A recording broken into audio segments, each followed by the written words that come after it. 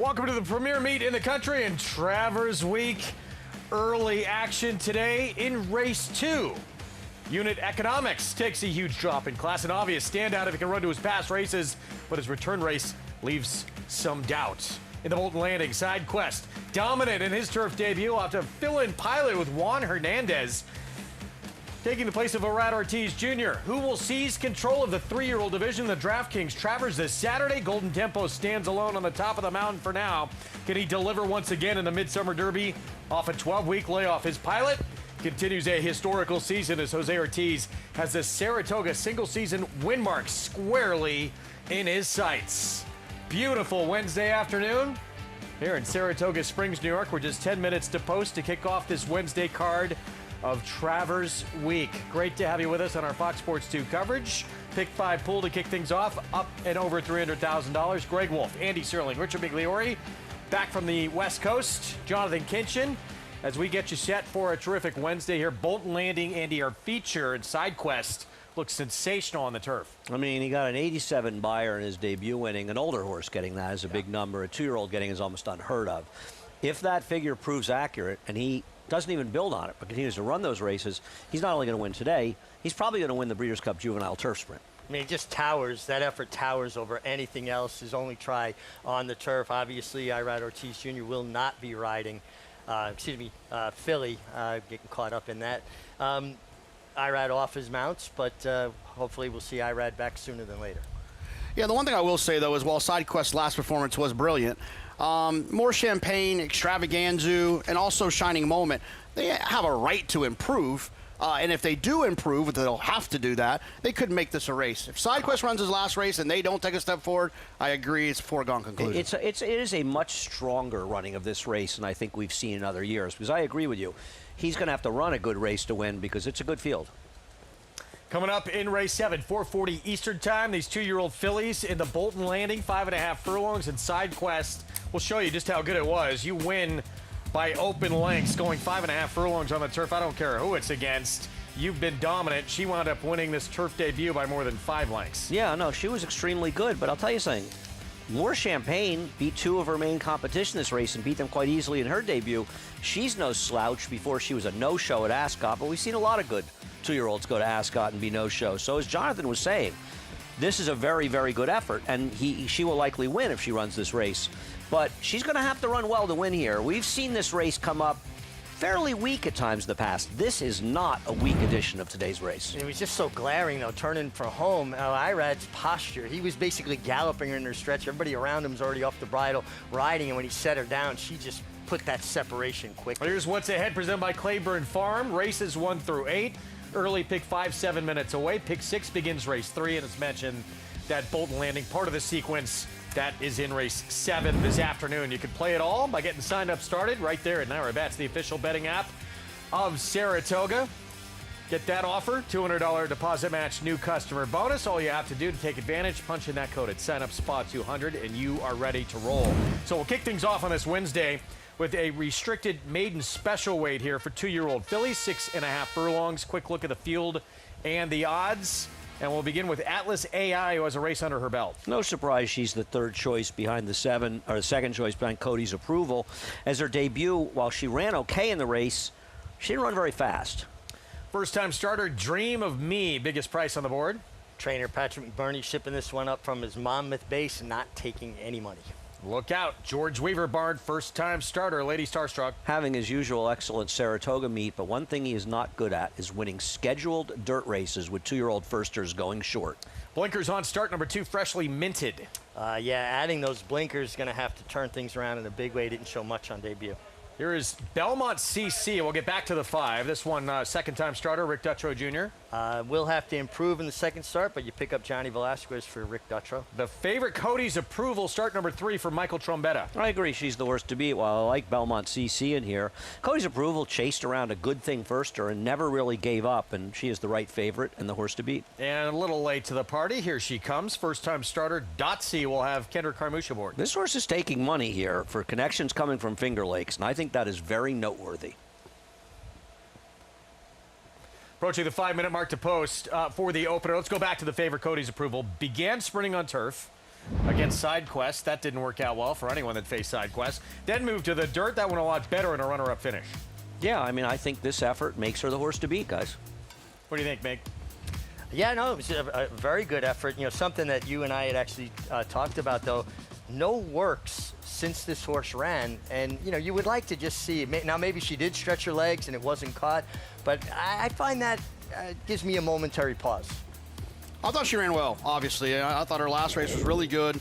She got a nice number, but it's the problem you have with maiden races all the time is it's easy to gravitate towards the horses that have run because you have something tangible you can hold in your hand, and you have a figure for a horse. But the problem is well, what if one of these horses that has never run before runs faster? And that's the thing you have to try to figure out. 5 minutes from kicking off this Wednesday card. Let's check in for the first time today with Maggie Wolfendale. And we'll take a look here at horses who are making their second start, so not your favorite. Cody's Approval, who I won't be shocked when she wins, but I just thought there was a lot more upside with some of these second-time starters, including the horse that will be my pick in here from the rail is Atlas AI for Riley Mott. I did like her first time out. She just looked a touch backwards, like she needed to strengthen up. She needed to come up over that top line. But in hindsight, she actually ran very well that day in my estimation. I know it's a slow figure, but that's kind of the par for the course when you're dealing with these restricted maiden special weights a lot of times because they're restricted for a reason. But she's really gone on from that first start. And I like the fact that she did have a bit of natural speed, though she was asked hard for that, because it sets her up well to now switch to that inside post position. And she's moving very well out there, very professional in her second start. As we'll move on and take a look at number 6, Belmont CC for Rick Dutrow, as she's one that also ran pretty good, but a bit more of a greener type of performance in that she just seemed as though she wasn't handling the kickback. She seemed lost for the first quarter of a mile. And then Luis Saez took her to the inside, got her to move, really started asking her around the turn, and she was able to make up some ground. She's another one that I didn't think looked particularly fit at first asking, but boy, has she really kind of come up and gotten more defined overall, as John Velasquez will be aboard for her second start. As far as first-time starters go, number 3, Lady Starstruck, as she has gotten away from the pony, looks a heck of a lot better. She was acting up pretty badly when they were making their way the wrong way down the stretch in front of the stands for the first time. She was a perfect angel back in the paddock, but now we're seeing that professionalism that you often get to see when you're dealing with George Weaver and his juveniles. He just brings them over so, whoa, oh, I may have jinxed her. He typically brings them over just so well prepared mentally and physically. She's a big girl. There's a lot of substance to her. She's a daughter of B Jersey. The dam, it's more of a turf family, to be honest, though, so I'm sure George knows that, and I guess it might be a positive that she is showing up here on the dirt. However, watching the workout at the OBS June sale, to my eye, she did move a little bit more like a turf horse, so we'll see if this is really the surface that she wants, is warming up very nicely over it. And then that horse from Finger Lakes, almost picked Dotsy here, because Dotsy, number 5, is very, very impressive. She's big. She looks like a 3-year-old filly, if not even older than that. Hopefully we can get her on screen here in a moment. But she has been handled with kit gloves, to be fair. She's come over with the pony. They took her out last, so giving me the impression that she can be a little bit of a high-strung character, but she has so far done nothing wrong. She comes in here incredibly fit-looking, arguably the most fit of the first-time starters, and just really beautifully put together. And as Andy said, she's taking money, and I do think that's meaningful as Kendrick Carmouche takes the ride here for trainer John Grabowski. She was a scratch out of that same race that Cody's Approval comes out of, but it was listed as a steward scratch, so I wouldn't be too concerned about that. Guys? Coming in, Mig Dotsy, from mainly training at Finger Lakes for a trainer that's striking at 21% on the year. Yeah, John Grabowski was a very good jockey, rode over 3,400 winners as a rider before turning to training. This filly was here she was naughty. She acted up in the paddock schooling, and that's why she ultimately was that scratch last time. They kept her here instead of shipping back to their Finger Lakes base, and she's been schooling here. She's been working here. She had a gate work here, and this is the one I landed on because I love her works. I love when a young horse can go 5 furlongs in a minute, particularly out of the gate. And the fact that they put all this time and effort leads me to believe that they thought she's worth the time and effort because of her ability. Meanwhile, JK, Atlas AI, always good to have a race under your belt, some experience, but that was a pretty slow figure that she earned for that debut. She did, but the one thing I think if you want to grasp onto something with her is that she did show speed, and I think that when you're looking at young horses, speed equals talent, and then it's the trainer's job, it's the rider's job to then find a way to translate that speed into a better overall performance. Yeah, I'm going to bet the 6, or I have bet the 6, Belmont CC. This is the kind of second-time starter I like to bet on, for better or worse. A horse that was just not really ready for the first start. She broke slow. She got a little bit shuffled out in the race. And I thought she ran a little bit in there. Just didn't take any money for Rick Dutrow. And to me, this is exactly the kind of horse, especially from a trainer like Rick Dutrow, that it's reasonable to expect significant improvement second time out. And subsequently, you're getting a good price. Now, listen, if she's the horse that ran the 27 Beyer in her debut, 7 to 1's an underlay. But if I'm right that she's a much better horse than that, she's an overlay. With improvement, certainly could take a big jump. That's what makes these 2-year-old races so difficult here. 2 to 1 favorite outside Cody's Approval. Excuse me, the most experience of anyone, but just the second dirt start overall. Jose Ortiz, and there he is, Mig, will be aboard. 64 wins. He has until Sunday to get there. That would be the 40-day marker of this meet. 4 back of Ramon Dominguez for the single season record. And the fact that he's been winning races in bunches, it doesn't seem out of the reach at all. Yeah, I'm certainly going to pass that, I would imagine. Let's kick off our Wednesday card here of Travers Week. Send it upstairs on our Fox Sports 2 coverage. Frank Miramati, take it away. Thanks, Greg. We've got Belmont CC coming up. And Cody's Approval at 2 to 1.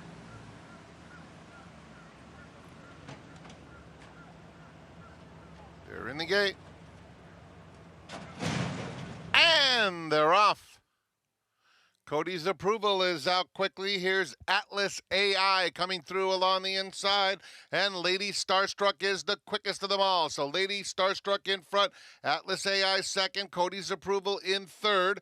Belmont CC steadying just a touch. Now has some breathing room in fourth.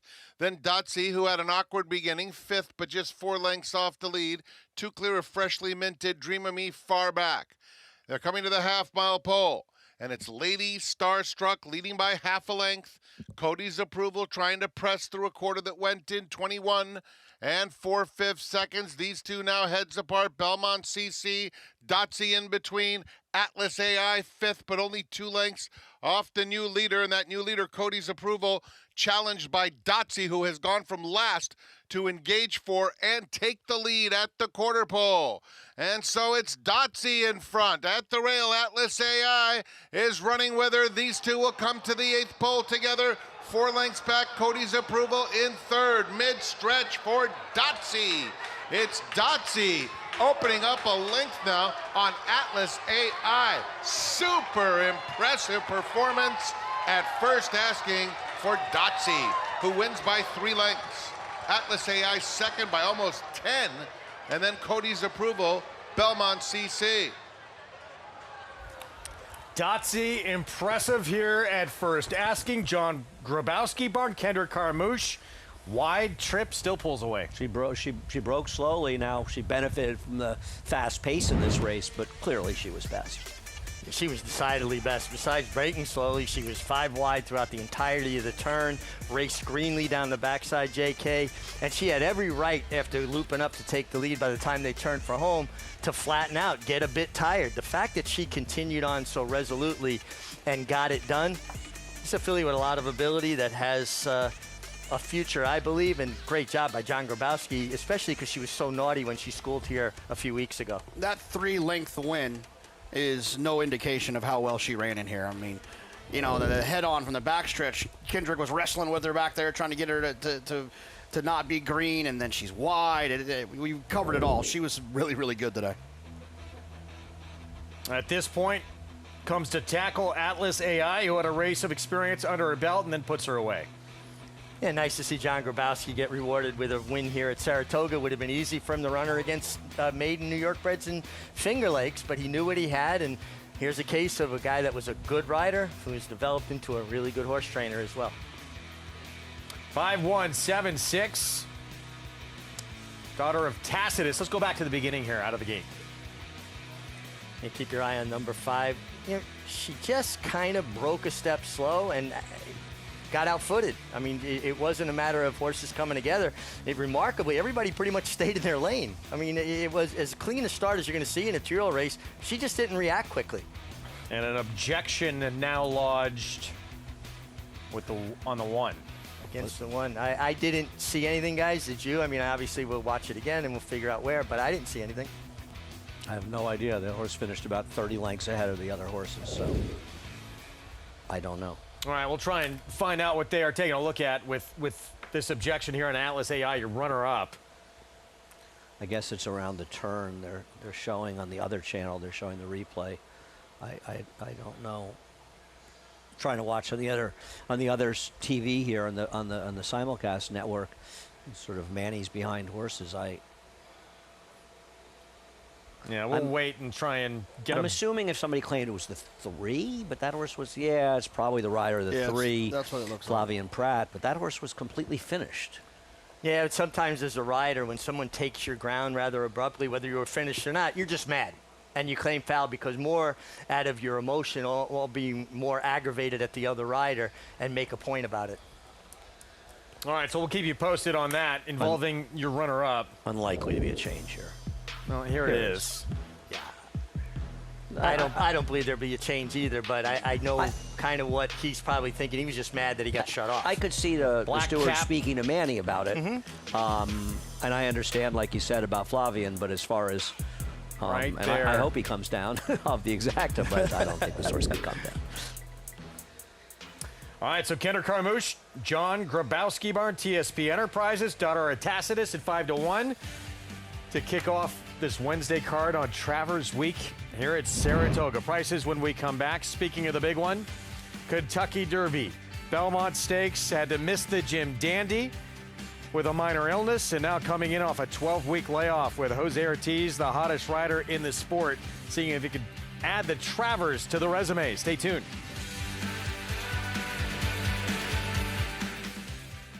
Golden Tempo has won the Belmont Stakes. Kentucky Derby and Belmont Stakes winner Golden Tempo faces Kentucky Derby runner-up and Jim Dandy winner Renegade in the DraftKings Travers.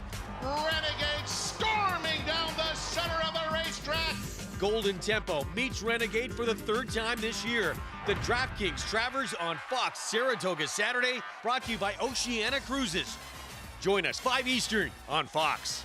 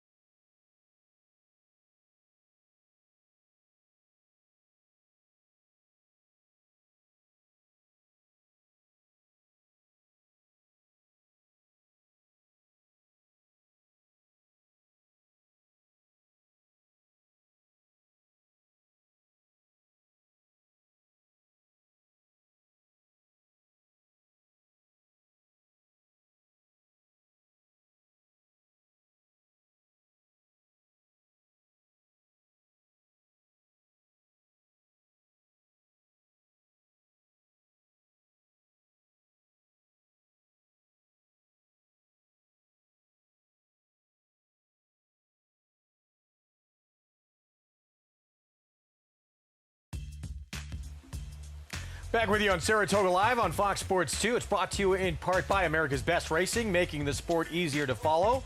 Explore stores, betting tips, and race day insights at americasbestracing.net. It's .c to kick off our Wednesday coverage. Kendra Carmouche for John Grabowski. Let's go to Maggie. And I'm so pleased to be joined here by John and his daughter Piper. And John, you were telling me the unfortunate set of events that happened earlier this month that led to her being a late scratch in this same spot. But boy, have you done a great job getting her back to the races today. Thank you so much. It's been a long haul. I kept her here for the last 3 weeks. I didn't take her back home just to school her, and obviously it worked out. So. It did, and she wasn't that quick away from there, but she found her stride so easily and put Kendrick in a good spot. She really did. She's a big horse, and I that was my only fear, because she's so big. It's going to take her a few strides to get out of the gate. Once she was going and she was rolling, I knew it was over. It really was, and really gapped out this field. As you said, it's been a long road with her as you bought her and picked her out going back to last year. Yeah, I sure did. And Tom Pollock was the owner. I owe everything to him. He sent me to the sale, and I got lucky and picked her out, and it worked out great. I'm thrilled. As you should be. Well done. And Piper, this is not your first time on Fox Sports. Daddy was just telling me that you were on the Big Fox show for Belmont last year. Yeah. Yep. Yeah. Yep. Old hack for her. Well, congratulations. Looks like Daddy has a really nice horse on his hands. Yeah, thank you so much. Greg? Good for these connections. Nice win and well worth the wait, Mig. Yeah, and like I said, she made some mistakes, and she was still decidedly best and not having the most ideal trip. But it's nice when you see, lower profile connections we're not as familiar with, come up with a nice horse. There was a time when you came to Saratoga and everybody was always waiting for a couple of Finger Lake shippers to come here and win. Not necessarily first-time starters, but Rich and I are old-timers. We've been coming here longer than you guys. You've been alive, Jonathan. And that was always a thing, And it wasn't just because Fio Rito, won the Whitney, but there were always a Finger Lakes horse or two, and this was a job well done by them. Congrats. Race 2, mile and 16th. One of the more interesting races on the card because of who's favored right here and what do you do with unit economics. JK, huge drop in class here. Second off a lengthy layoff. What do you think? I mean, look, the same thing that everyone else looked at. Like, this horse is supposed to win, but these horses get beat sometimes. And, I wouldn't want to try to beat the horse in any multi-race wagers. I'm not sure I would bet the horse to win. I guess the 8 is a little bit interesting to me as a price type, but it's going to take unit economics to just really not want to win, not win this race. Right. I didn't have anybody I wanted to bet against him, so I picked him. I'm with you. I wouldn't bet him. I think if he loses, Brigadier General is going to wire the field. All right, we'll talk more about it in a moment. 22 minutes away. Let's talk the big one on Saturday here. And the Travers first run 1864, named after, of course, William Travers, one of the key founders of this racetrack. Also had the first ever Travers winner, Arrogate. Still can't believe how fast he went. Track record for a mile and a quarter, went by 13.5 lengths. That was not the biggest margin. That was Damascus, 22 lengths, although most of the top 3-year-olds, including Dr. Fager that year, did stay away. Burt Mulholland, 5 wins, twice winning it back-to-back, including with Belmont winner Jaipur. 3 owners have won it 5 times, including Rokeby Stable, a Sea Hero, one of the more than 1,000 stakes winners that they have had. 7, it's Mr. Travers himself and Javier Castellano, a chance to add an 8th with the Puma. The Dead Heat, Alpha and Golden Ticket. Golden Ticket only ran in that race because the 2 other races he entered didn't fill that summer. And he was at 33-1, part of a Dead Heat. Dramatic upset, yeah, Keen Ice beating the Triple Crown winner American Pharaoh. Does not get bigger than that. Breeders' Cup Classic winners who had won the Travers, Arrogate, the only one to do it. Running down California Chrome, 15 named champion 3-year-old, including Sovereignty last year.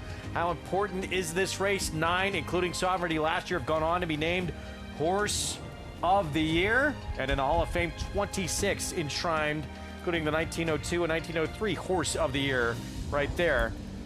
What a history this race has. The importance, it gets no more important, certainly in this 3-year-old division. The official fourth leg of this Triple Crown, this Midsummer Derby. And Andy, of course, you have to start with a horse who comes in the leader of the division, the Derby and Belmont winner, Golden Tempo. And probably only Napoleon Solo, because he won the Preakness, can make a case that he's eligible to be three-year-old champion if he were to win this race. Golden Tempo pretty much has it sewn up. He does, but I think most of us can agree that while he has that likely sewn up, he doesn't have these races that scare anyone else off, right? His figures are not daunting. He's just a good horse who keeps winning races. And it feels like if he's going to be the favorite in here, and he probably will since Irad's not riding Renegade, he just feels like a bit of an underlay because he doesn't have such a demonstrative edge. Let's meet the field. We'll start with Emerging Market for Chad Brown. Ricardo Santana Jr. will ride. Yeah, I think he's an interesting horse at a big price because his last race was probably a little bit better than it looks. Leading Change, big pedigree, comes in undefeated for Brad Cox. Oh, Brad Cox taking a confident hike, obviously in class, but he undefeated. He hasn't had to lose yet. Preakness winner Napoleon Solo coming off that narrow defeat will have a rider change with John Velasquez. I'm shocked how underwhelmed I am by a horse that won two Grade 1s that I respect so much in the Champagne and the Preakness. I just have never really gotten him. Javier Castellano trying to get an 8th Travers on the Puma. There is a case to be made for him that he needed his last race. I thought he was a dangerous horse for the Derby. Why shouldn't I think he's a dangerous horse here? Runner-up Kentucky Derby. Winner Jim Dandy, but he'll have a new pilot with Tyler Gaffleone because of the injury to Rad Ortiz Jr. Here's Renegade. Now, Renegade is one of the major players in this class of three-year-olds. Tyler Gaffleone, a tremendously talented rider, but I think it hurts not having a rider as familiar with him and allow him to drop out as much as Irad did. Richest maiden in the history of the sport, and he was 3rd in the Kentucky Derby, Oselli. It's funny to me, there's a world in which he could wake up on Sunday morning a millionaire having never won a race. He's run some pretty good races against top competition despite having not yet won. Sea Strike, that big figure in the Curlin, is he for real? He is the now horse. Everyone I run into likes this horse, and I don't disagree. He is a very dangerous horse. But sitting off of Golfy and then putting that one away is a lot different than sitting off of Napoleon Solo and putting him that away and holding off the closers in this race. Baby Vino, he just keeps improving every single time out for Lindsey Schultz. Yeah, I mean, he's been a work in progress. He wintered at Oaklawn, and his last race was his best yet. Can he do it again? He gets a change of rider. Jorge Vargas gave him such a good ride, he was rewarded with being replaced. Who's this guy? It's Golden Tempo, he's won a couple races.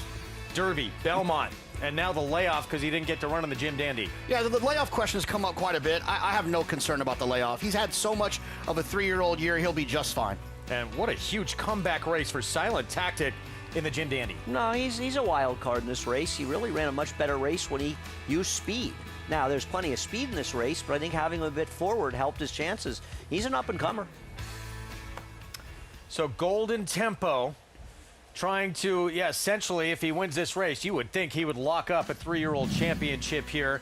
He'll try and do it again off the bench, not a concern, as JK says. And this was the race, Richie, in the Belmont, where he really proved a lot of his doubters wrong. Yeah, I mean, I was of the mind, like a lot of other people, that he got, just a lot of pace to run into in the Derby and, maybe kind of fell into it. Well, that wasn't the case. And he came back and proved that was no fluke in the Belmont Stakes.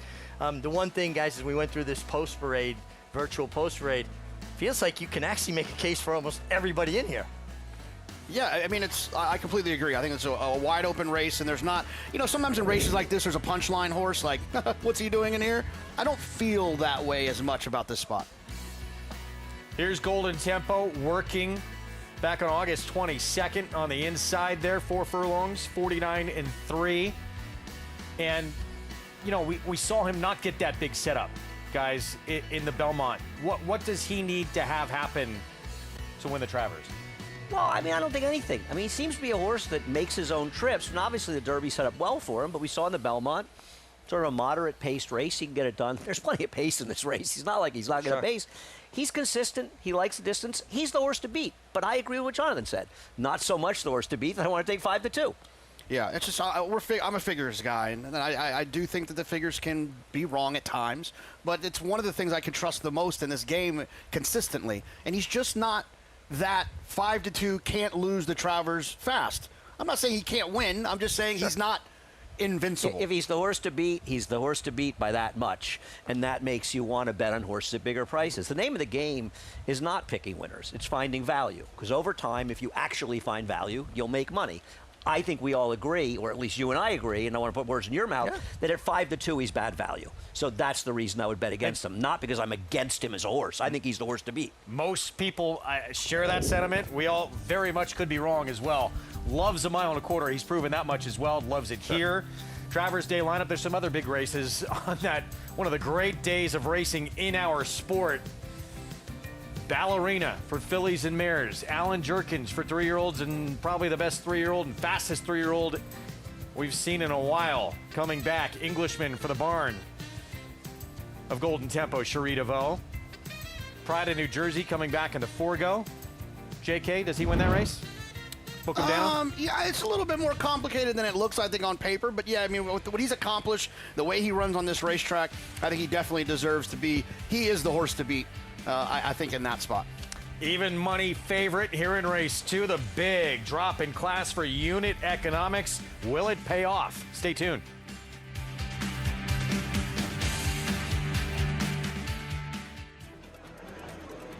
This is where it all begins. These are the recruits for next year. They're going to be part of our roster, part of our team. The pavilion, it was jam-packed. It has remained jam-packed. Phenomenal feeling in the pavilion, on the grounds, in the back ring. You have a chance to make 5, 10, 100x. Big sale with a lot of quantity, but they're going to sell over 4,000 horses here. We had quality racehorses today, I believe, that will go on and we'll be reading about in years to come. Keeneland sale. You got to be here.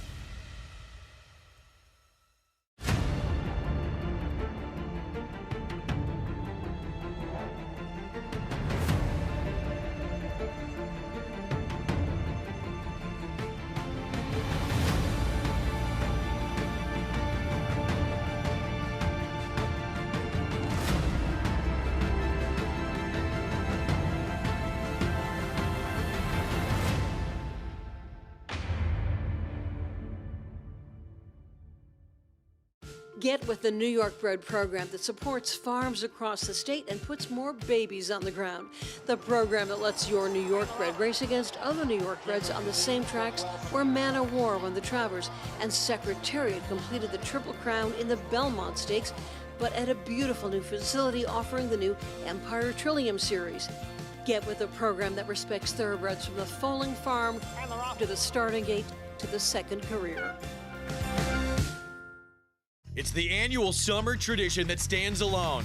Make plans for DraftKings Travers Day at Saratoga on Saturday, August 29th, featuring 5 Grade 1 events. Save $5 on admission when you buy in advance at NYRA.com/Travers.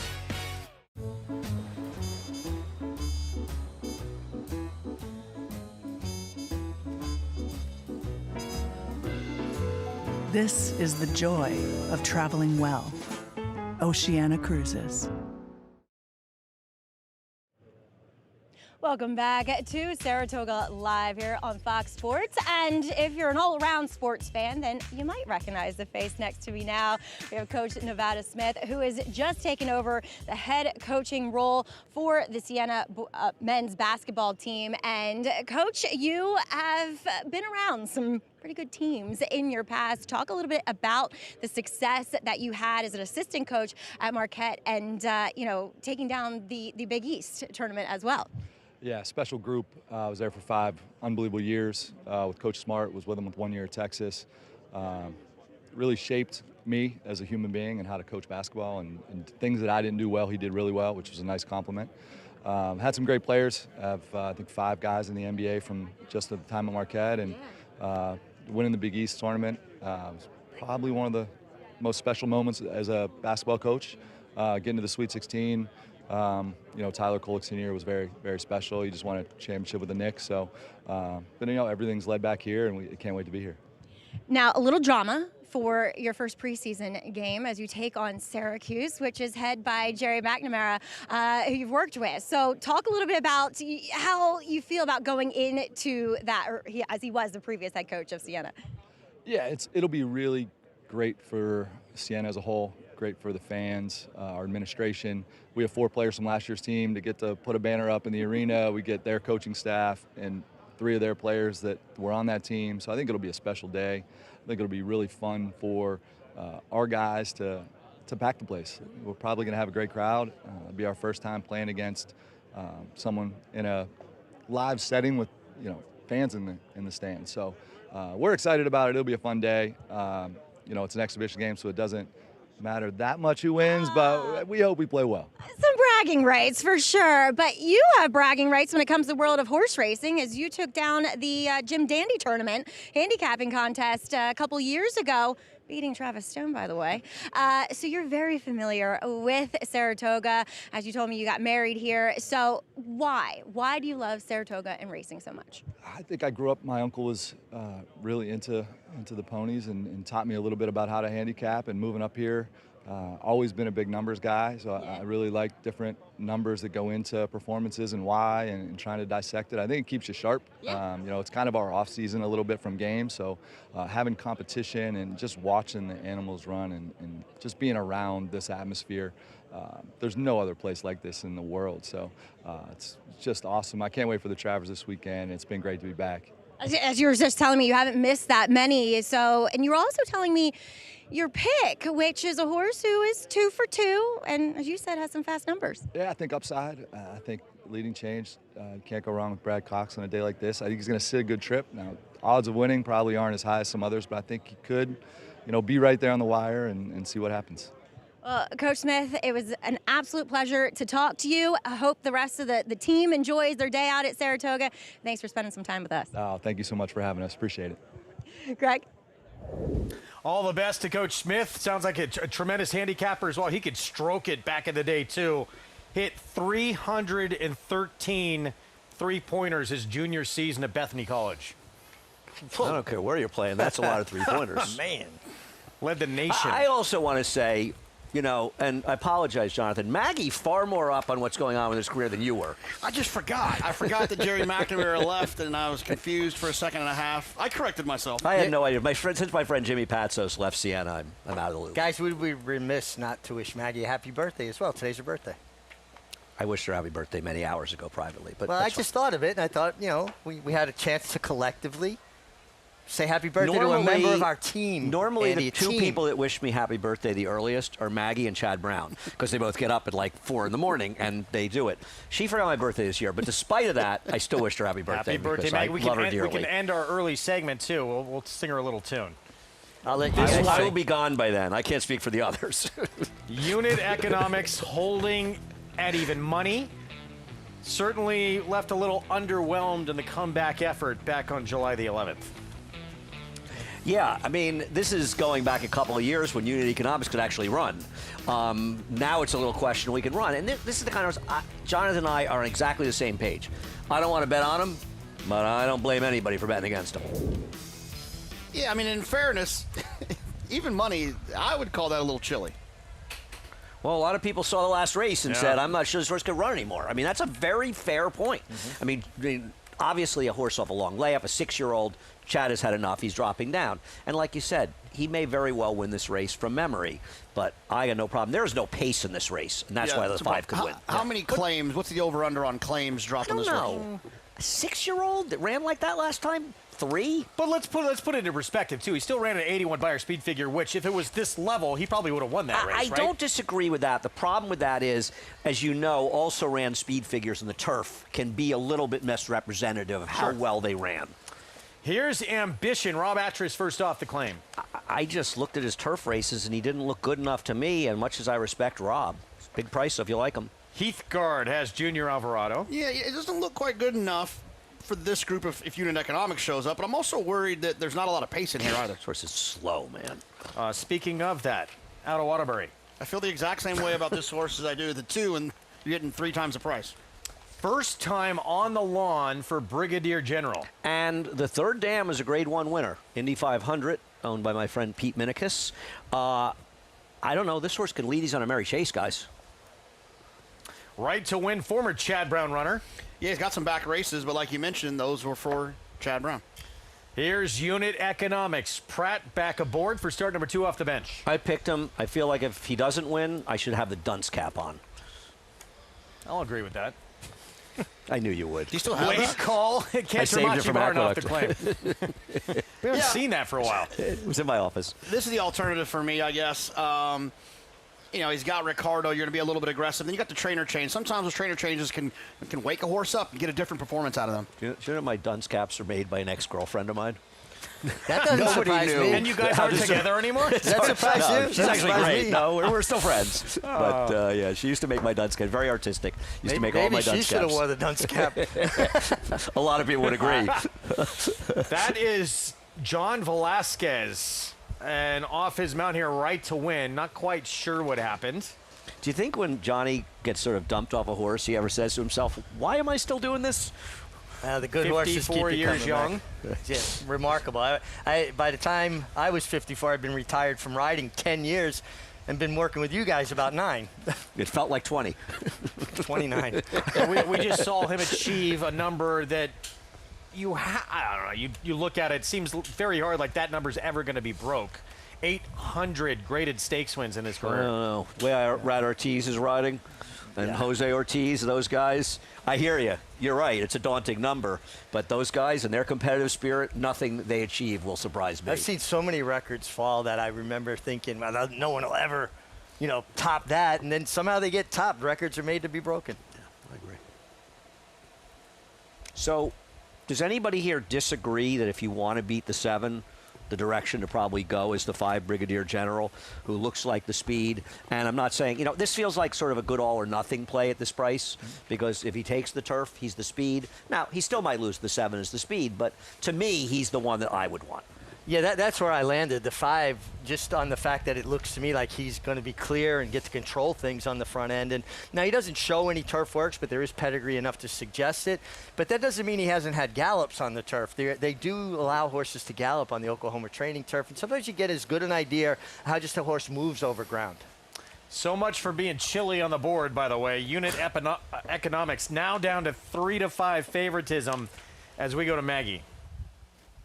I want to check in with a horse who was being a little naughty when he first came out on the track, and that was the gray, number 6, Right to Win, as he actually unseated Hall of Famer John Velasquez, but they kept together with the pony at least. He just kind of started rearing up and going sideways, and he looked like a wiggly worm up in the air, so I don't blame Johnny for not being able to sit what he was doing, but commend the pony person for being able to keep a hold of him. So Johnny did what you do, and you get that energy out, as he really galloped him strongly the wrong way down the stretch, and he is seemingly behaving better now. He was a horse that I didn't love the way he was walking behind. He just looked like a horse that was struggling a little bit with his hind end, whether it's stifles or hocks, which you sometimes see. But now that he's gotten moving, he does look far better, as he is second off of a layoff. And I just thought he broke a bit slow last time out at Ellis for Lauren Robson, and he was wide the whole way, and that race eventually won by the horse who was left alone on the lead. So willing to forgive him for that effort. Then again, I don't know how good he ultimately is. It feels like he's a horse that is going to have to expect everybody else not to run their best and him to run his very best to win here, but does look good now that all the shenanigans are over out on the track. As we move on to the horse that I picked, like Andy said, Brigadier General and Mig, he appears to be a horse that should be forwardly placed in here as he tries the turf for the first time. Now, he didn't have that much turf pedigree for me to get overwhelmingly excited about him. There's some, they didn't really win or perform great on it. They just handled it. So, if that's the case, if he just handles it, then his dirt races make him very playable here. He's going to have to get back to some of his better ones, but ultimately I landed on him because physically he looks so much like a turf horse.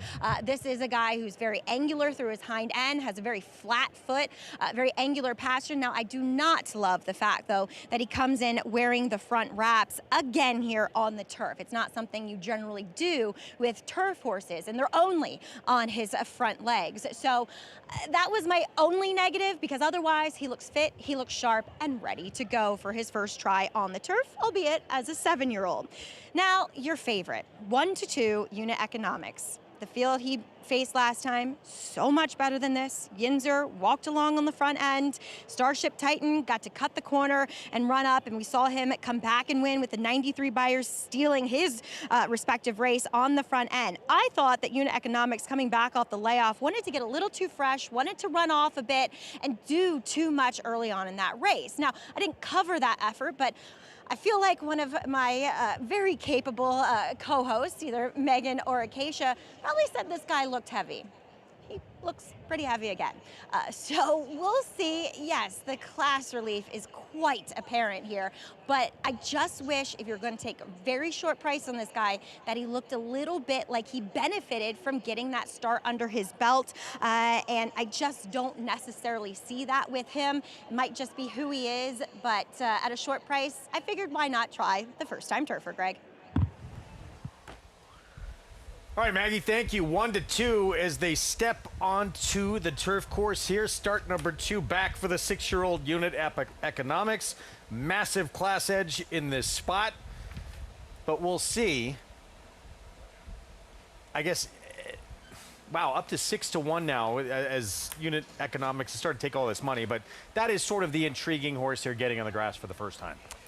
The 5. Yeah, I mean, you know, I was going back to the pedigree. Second dam was a horse named Red Barchetta, and she's out of Indy 500, who was herself a really good runner. Not a great producer, but there is turf. So there is enough to say that he could handle it. And you put him on the front, and good things could happen. Well, pace makes races, right? And you go through this race, and it really does look like he gets a free ride on the lead. Now, if he handles the surface, that's a pretty formidable combination. That's the big question, but I'm willing to take that risk at 6-1. I have no argument with anybody bets this horse at 6-1. I'd rather bet this horse than Right to Win. I just feel like the 7, you know, but listen, maybe the 7 doesn't do any running at all. In that case, I guess a lot of horse could win, right? We on our shift till 3:22 today about? I thought the races we're covering early, this was this question here, this 7, this favorite, one of the more intriguing question marks on the whole card early on. The biggest favorite on today's card and the biggest question mark. Absolutely. See what happens here. Second back off the bench. Unit Economics. Let's go upstairs. Start of the pick 4. Frank Miramati. Right to Win goes in. And here is that heavy favorite, Unit Economics. 1-2. Late call completes the lineup.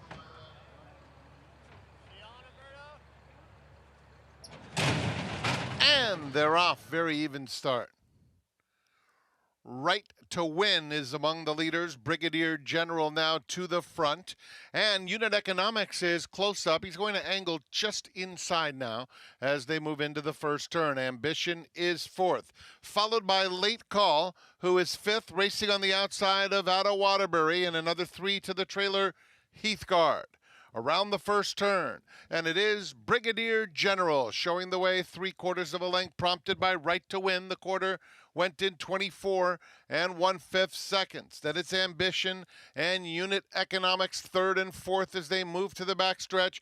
Out of Waterbury is 5th, 5 lengths off the lead. Inside Late Call and Heathguard. Down the backstretch, Brigadier General leads at 3/4 of a length to Right to Win. The half in 49 3/5 seconds. Another length back. Ambition in the pink. Unit Economics still 4th and on hold. They are followed by Late Call, Out of Waterbury, and inching up is Heathguard as they take closer order. Heathguard between horses now is only 6 lengths off the battle up top between Brigadier General and Right to Win. They've been 1-2 the whole way. And now Unit Economics is tugging hard at Flavien Prat as they reach the top of the stretch. Unit Economics on the outside of Right to Win. Brigadier General in the center. Heathguard continues to finish with interest. They're inside the 8th pole, and it is Unit Economics to the front. Heathguard is chasing nicely in second. Unit Economics fully extended, but will hold on. It is Unit Economics to prevail. Heathguard was 2nd, Late Call 3rd, Ambition 4th. Unit Economics pulls away to get this win. 2nd back off the bench. Number 30 of the meet for the Chad Brown barn, and Flavien Prat, number 48. Flavien got him into perfect position in that great stalking spot. and was able to overtake the leaders and run well and get the job done.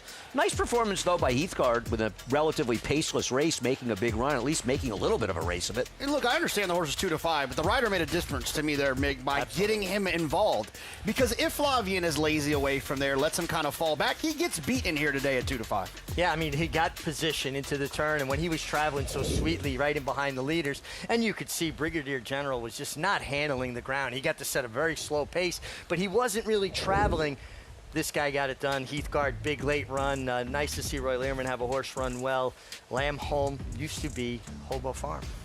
Really? Yep. And now Roy Lehrman's farm. Roy Lehrman's place, Lamb Home. Unit Economics will be returning to the Chad Brown barn. Was not claimed. Runner-up Heathguard, the only one claimed out of the race. Well, is he now eligible for some starters or something? So this works well. Ran for 25.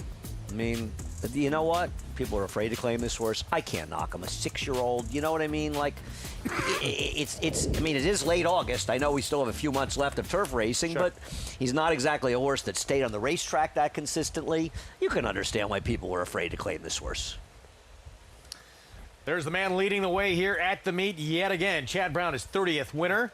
Can he get the big one he's coveted? What he says, even more than a Kentucky Derby, JK. Yeah, I mean, look, Strike. Yeah, growing up in Mechanicville, not too far from here, it's a race that I would imagine has been big for Chad throughout his entire life, but also now. All of his friends, his daughters are in this community, and to be able to win a race like that means so much to this community, I can understand how it could be right up there with the Kentucky Derby. It's a giant race, and you take it to the hometown. It's big, yeah, obviously. And Chad's got a lot of live runners in the stake races here on Saturday, most of them for Klarovich. Pretty good one named Ways and Means. Ways and Means, who's going to be in the Ballerina. Yep, it's fully subscribed as favored in the Personal Ensign. A lot of live runners this weekend. 2-5 Unit Economics with the victory and the big drop down. And the barn gets to keep this one as well. 7-2, 8-1 finish. We'll be back with prices next.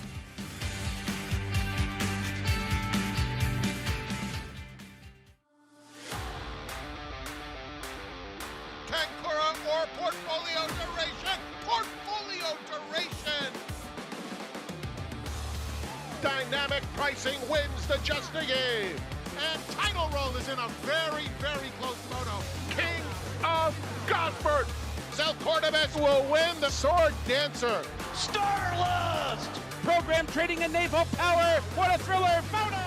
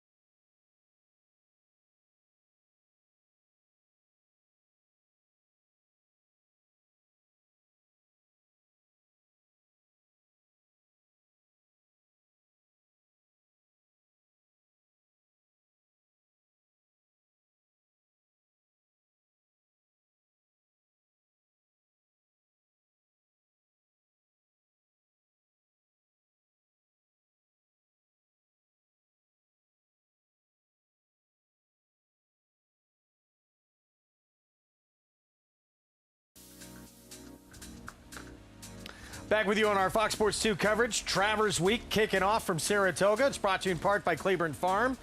100 years of doing the usual unusually well. 2-5 in the end. Unit Economics bouncing back in the second start, and the huge drop down to $25,000, and they get to keep him. No one dips in for the claim. So third career win. Chad Brown, Pratt, Klarovich, Stables. Let's go to Maggie.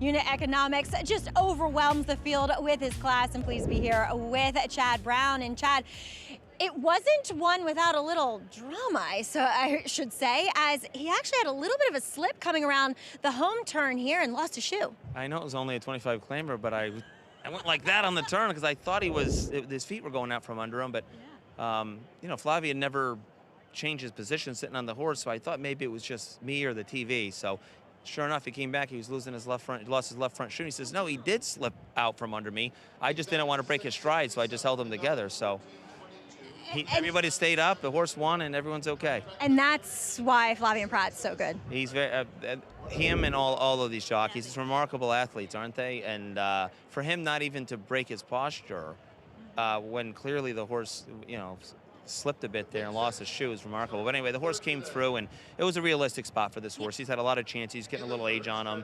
I'm sure he was claimed, and he's got some more. He wasn't. Oh, he wasn't claimed.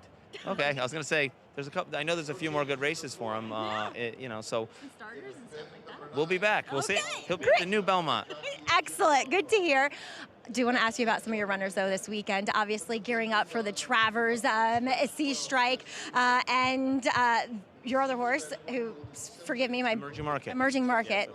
Seth always saying something about Are people getting tired of him? a little bit. Just don't worry about it. One more. He's finally got a good post. No excuses. He does. Talk about Sea Strike, though. He was so impressive last time out. He was. I know he's only run 3 times, but the horse is so impressive. Freaky good breeze horse, Murcat horse in the morning. Everyone sees it. One of the best I've seen.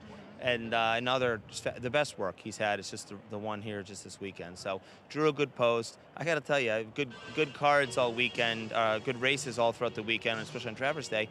And I didn't draw a bad post. I mean, all the horses are where they're supposed to be.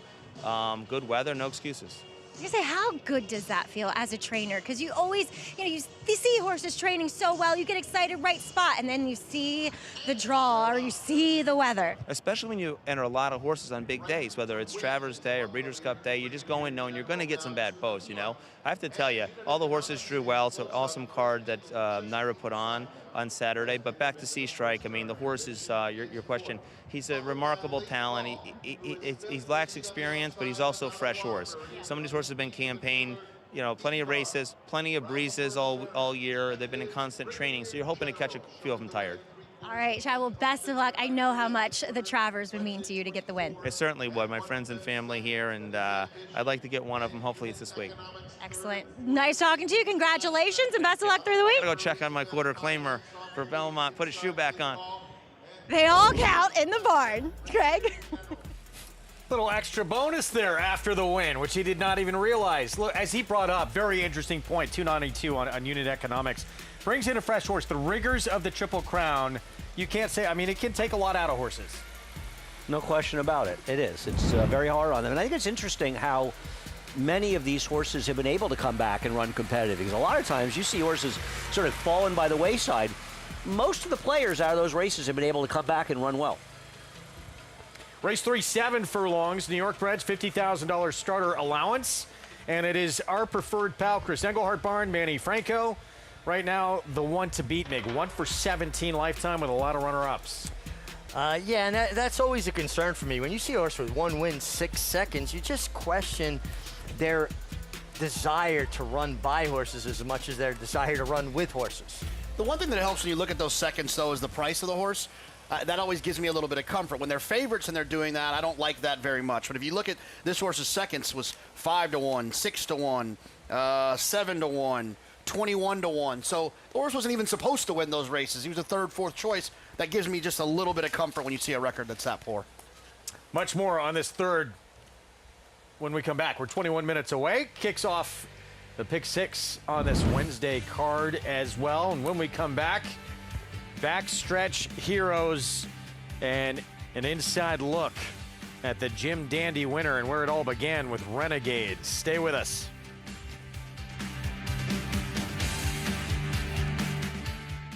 the sun shines bright on Caraconte. His versatility is evidenced by winners on all surfaces across the globe. Spandarella turns it into a procession. Yet another grade 1 for this magnificent daughter of Caraconte.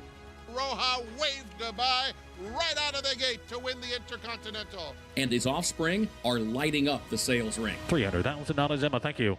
Caraconte, standing at Gainesway. Bet any track, anywhere, anytime. Download the NyraBets app to play today and get a $200 deposit bonus. Watch and bet on live horse racing from over 300 tracks worldwide. Get expert picks, play live money betting contests, and boost your bankroll with daily promotions. NyraBets is the official betting partner of Saratoga Racecourse. Sign up now. New members use promo code SPA200 to claim your $200 deposit match bonus. You bet with NyraBets.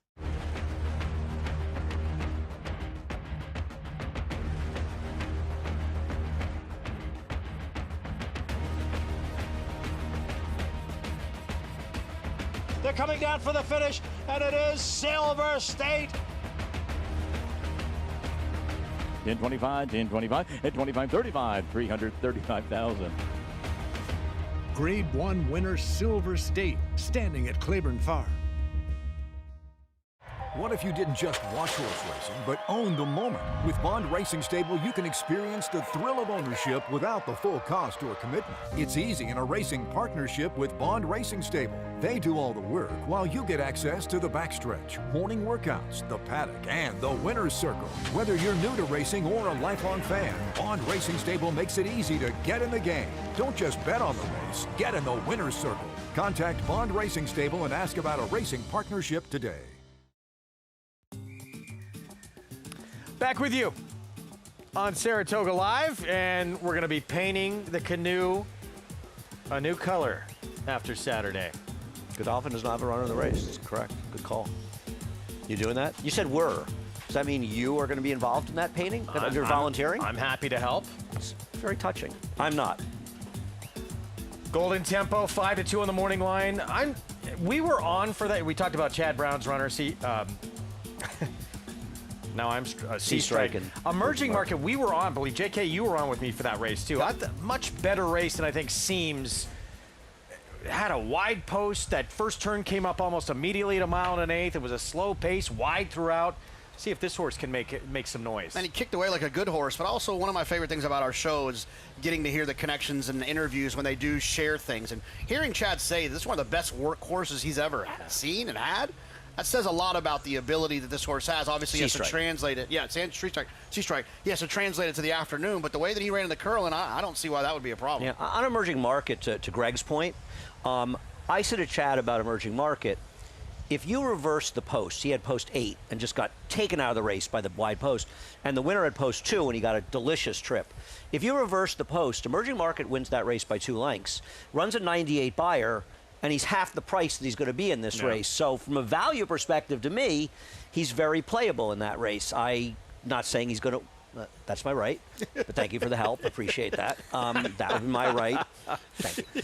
I think. Anyway, I just think he's going to be value in the race, so I think he's very, very playable. And they're in a race where you want to sit around, I'll sit around and make a case for just about every one of them. Yeah, as we talked about, certainly could do that, including the horse who was runner-up in this year's Kentucky Derby. Whether it's prepping a young horse for a career on the racetrack or continuing the development once a thoroughbred joins a trainer's program, it takes an entire team every step of the way.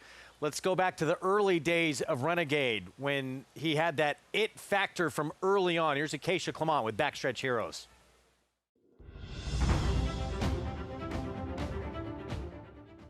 Well, when we've been doing this Backstretch Heroes feature, we love getting a chance to meet people who have worked with these horses behind the scenes. So we are over here at the TaylorMade consignment at the Fasig-Tipton sale, and I'm so happy to be joined by Josh Franks, who knows a little bit about Travers Contender Renegade that many people probably don't. Josh, you actually got a chance to work with him at the farm at the beginning. He was raised and sold through TaylorMade. That's correct. Yeah, we got to foal him there on the farm. I remember him when he was a younger foal. He's kind of got a mind of his own. He kind of stands out. He stands out in the herd. So I got to work with him hands-on and groom him and get him ready and off to the yearling prep. So we got to raise him at TaylorMade. And he's been sensational on the racetrack, of course, big contender going into the Travers, but you said he really stood out at the beginning. You can kind of see that dominant presence sometimes. 100%, yeah. You can look at a foal and tell he's got it, right? He just stands out a little different than the rest, and he has it. Tell us a little bit about your day-to-day on the farm. I'm over 4 barns and about 10 employees, so I watch the horses come up, make sure there's nothing going on. I'll have to interact with the vets, schedule the things for the vets, the blacksmiths. You never know what's going to pop up, right? You're always running into problems or something, so you got to address those. How rewarding is it for you and your team, having worked with horses, see a horse sell well and then be able to follow them on the track? It's super rewarding. I get to come here and I see them as they've grown up and they've matured some, and then they go in the ring and they do something special for the client, you know, and that's what it's about. We're trying to make people's dreams come true here at TaylorMade. So when we see one go through the ring and it sells big and well, that's a home run for us. And hopefully from there it goes onto the track and knocks it out of the park.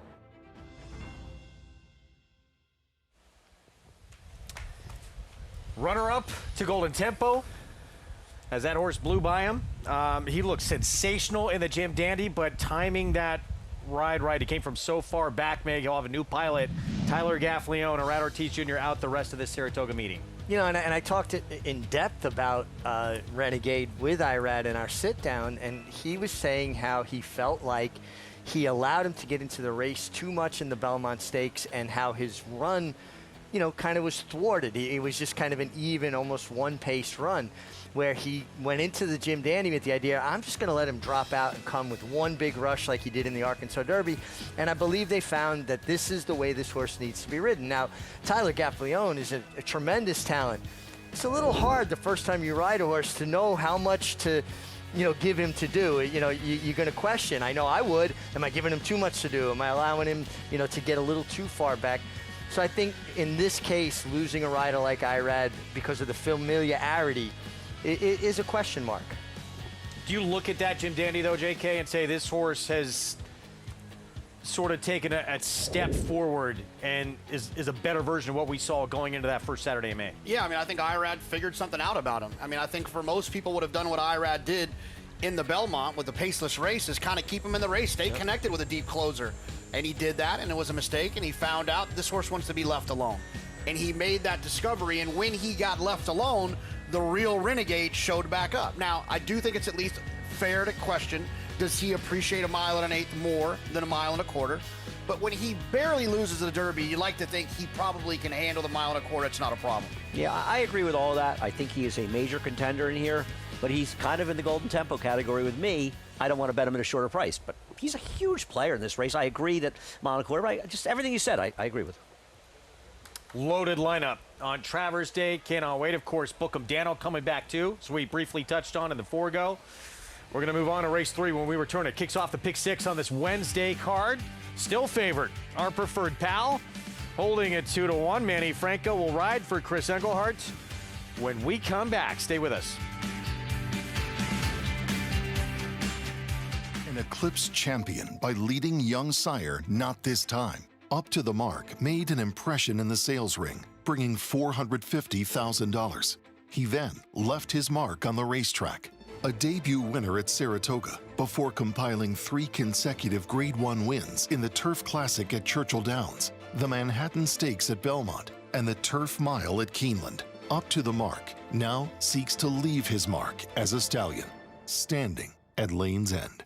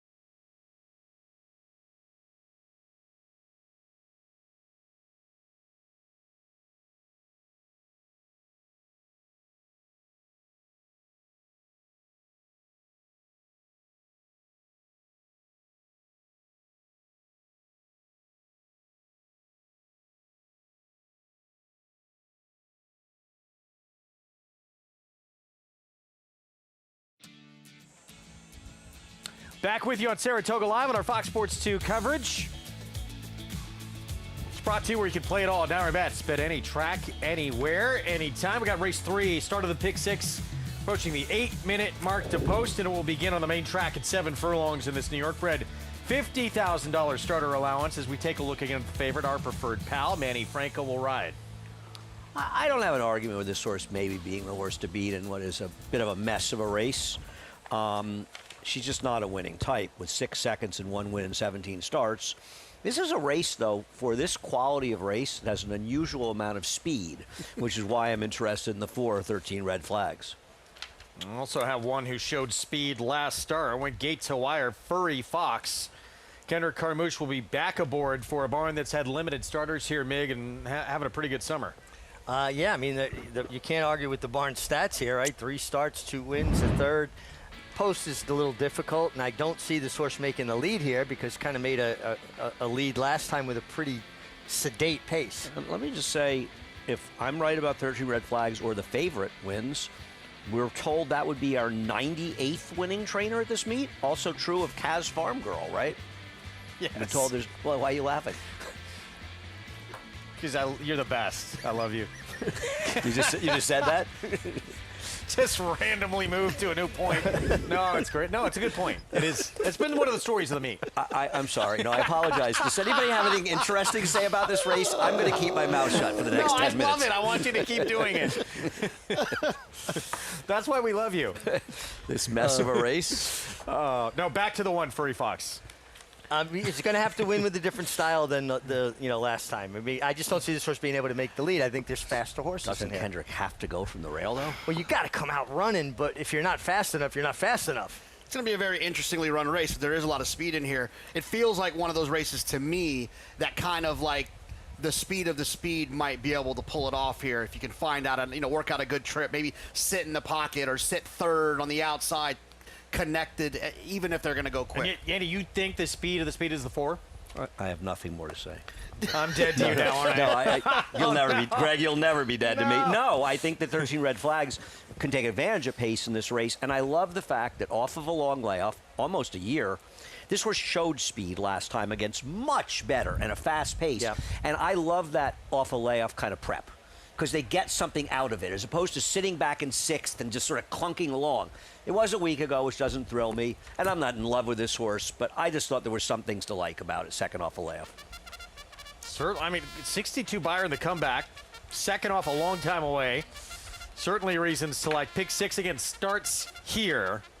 And here starts our post parade. Furry Fox from the rail, Kendrick Carmouche. I feel like Kendrick has nowhere to go but forward in this race. We'll see if he's fast enough, or she is. Calling an audible, Eddie Barker and Christopher Elliott writes. Eddie Barker is one of these trainers that wins in bunches, and he had a huge win here with a big figure with a maiden on Sunday. And I kind of wonder if maybe the barn's getting hot. Here is 13 red flags. Omar Hernandez Moreno. Well, should get a lot out of that start off of that elongated layoff, but turning around in a week is a little bit worrisome for me. Timmy is very cold on the board. 7 Yeah, to 2. I could never bet this horse in this race. I get that she has the figures to win it, but she's another forward horse that doesn't like to win and loses, like Jonathan talks about, at short prices. Our preferred pal went by, more pace with a 7. Yeah, has speed, doesn't look good enough. And our Kaz Farm Girl on the outside, Ricardo Santana Jr. Also has speed, but maybe that outside post gives Ricardo the luxury of being able to kind of see how it's taking shape inside of him, and maybe can find a stalking kind of trip. Wager AI has put together a play here for this third race. And let's see what they came up with here as we get set for the pick 6 coming up. They pitched my horse. Jacked, huh? Okay.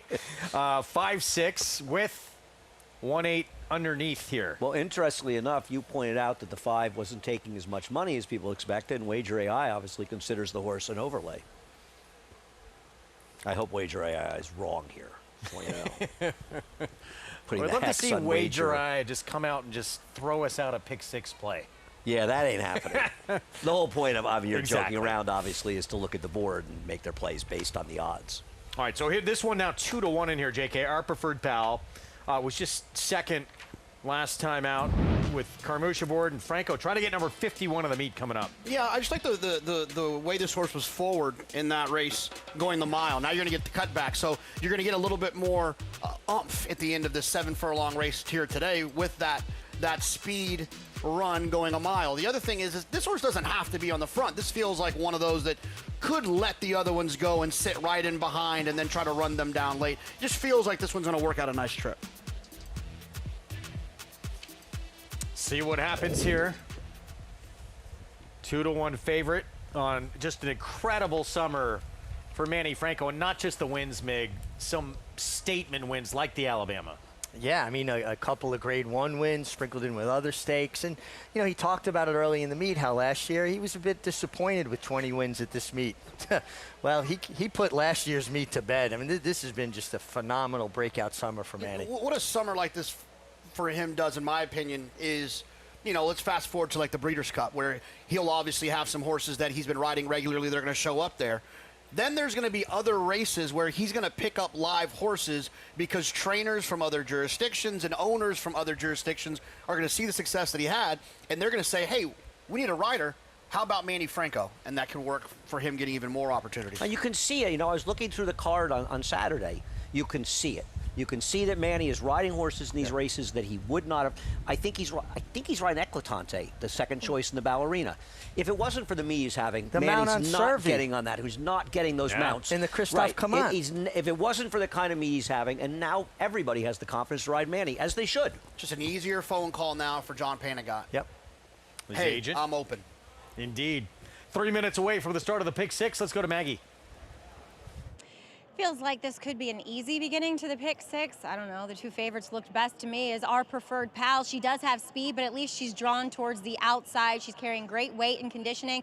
Wish she warmed up maybe a touch better, but ultimately I'll land on her as number 1. Is coming in off the back of a win, and Furry Fox is a horse that I've never liked in the past. And today, with that kind of confidence builder in that non-2 for 25, she just looks better in her weight. I know they've opened up her blinkers a bit. She was one that in the past had worn an extension blinker and then thereafter a full cut. Now she's wearing more of like a French cut blinker. So maybe that has added to a little bit of success, but I do like the way she looks compared and relatively speaking to what I've seen from her in the past, Greg.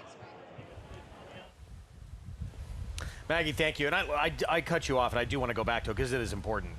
Go back to the number of trainers who have won here. Right, we were told it was 97. We thought it was Unreal. 96. It's 97. That includes John Grabowski, who won the first race today. It is amazing, and it's sort of interesting. There's 7 horses in this race, and there are 3 trainers. One of them is 7-1. The other one is 2-1. And the other one is 6-1. So based on the betting, there's probably better than a 50% chance that we're going to have a 98th winner. We could get to the magic number 100. It's pretty incredible when you think about it. It's great, I think. I think it's great, too, because, you know, for years, Saratoga has been dominated by higher profile connections, higher profile stables.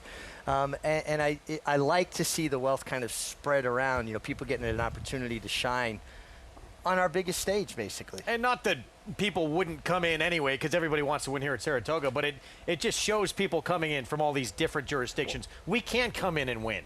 Right, exactly. You want people to feel like they can come here and win. You know, you don't want people shipping in and feeling like they have no chance to win. You want them to think, I can come here and win, and I think this meet is proving it. Yep, I agree. I like it. I enjoy it. There's a lot of good horsemen and women out there that, you know, they only have so much talent to work with within their barn.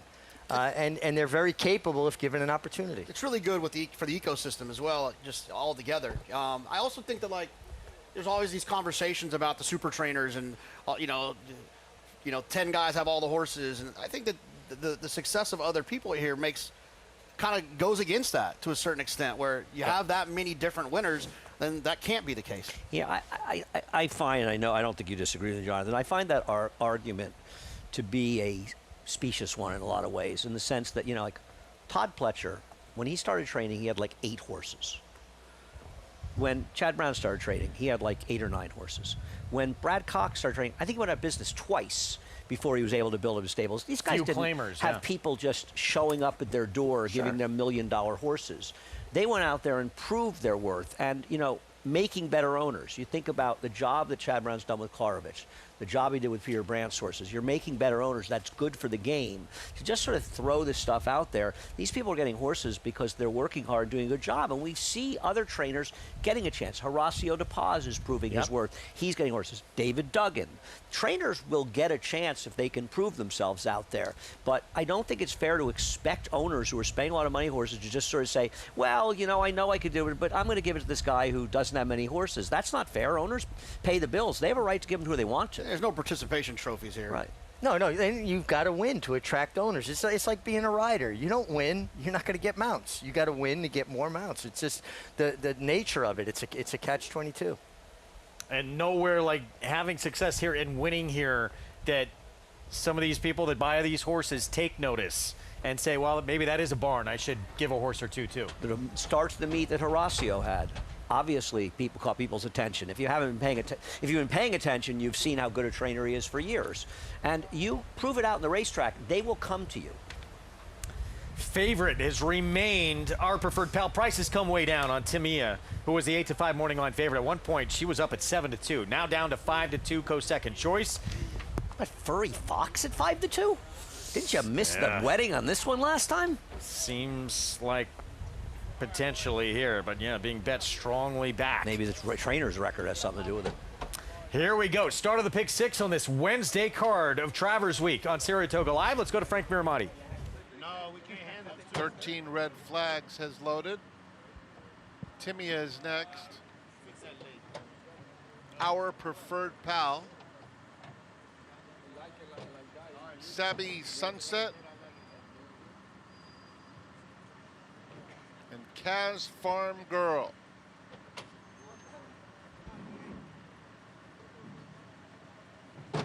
She's in.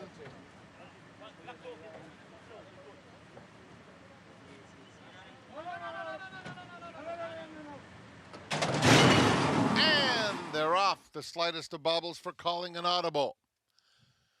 Sabby Sunset is vying for the lead. Here's Furry Fox flying through along the inside, and Furry Fox is first down the backstretch, with Sabby Sunset now 2 lengths behind in second.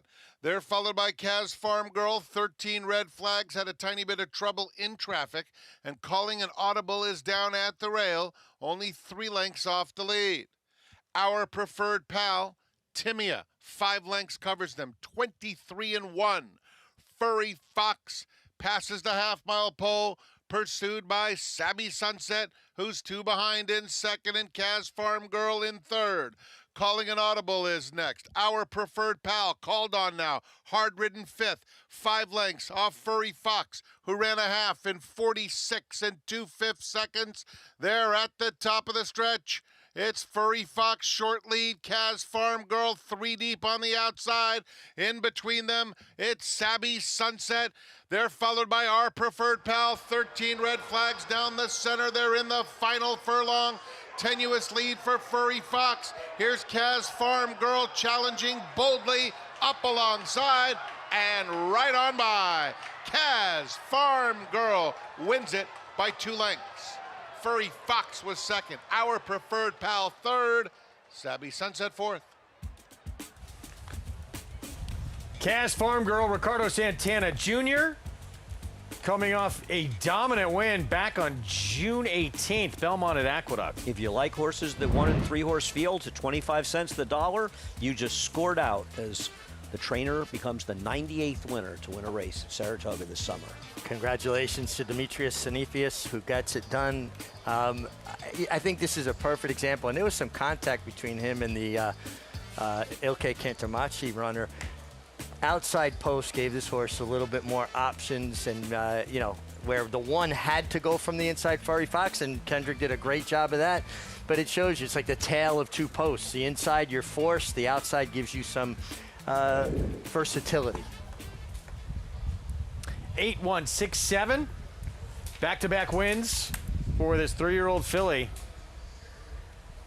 Coming out of a state-bred maiden claiming win downstate. And now backs it up here off the short layoff.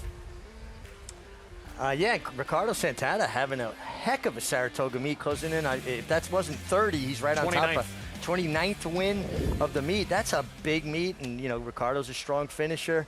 His agent, PJ Campo, doing a really good job with him, and Kaz Farm Girl. Now, hey guys, a pretty good chance we could hit the century mark here with trainers. Again, for the record, that is number 98. So 2 away from the century mark of different trainers to win at this meet.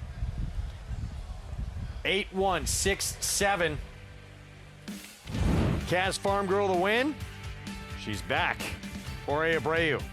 Scottish Lassie returning in the personal ensign this weekend, trying to turn the tables on fully subscribed who got the better of her in the Shuvie back in July. We'll be back.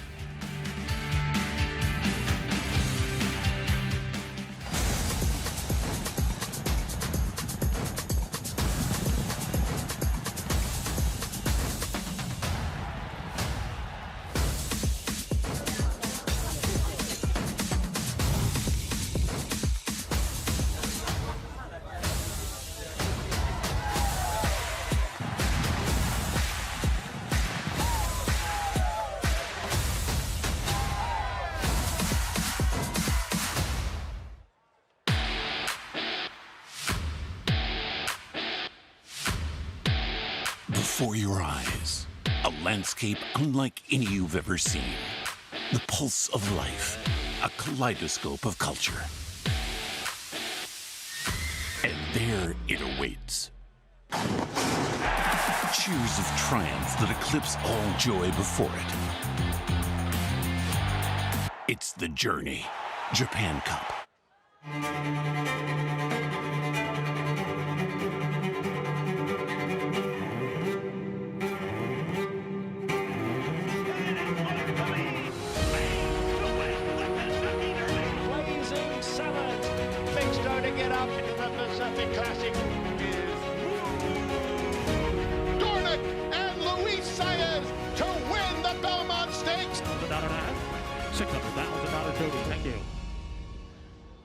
Racetrack Television Network brings you every race, from every track, on every screen, every day. With monthly packages starting as low as $5, RTN gives you great value and access to more live HD streaming and race replays than anyone. Visit RTN.tv today to sign up and watch on almost any device, including Roku and Amazon Fire. RTN has packages that start at $5 per month.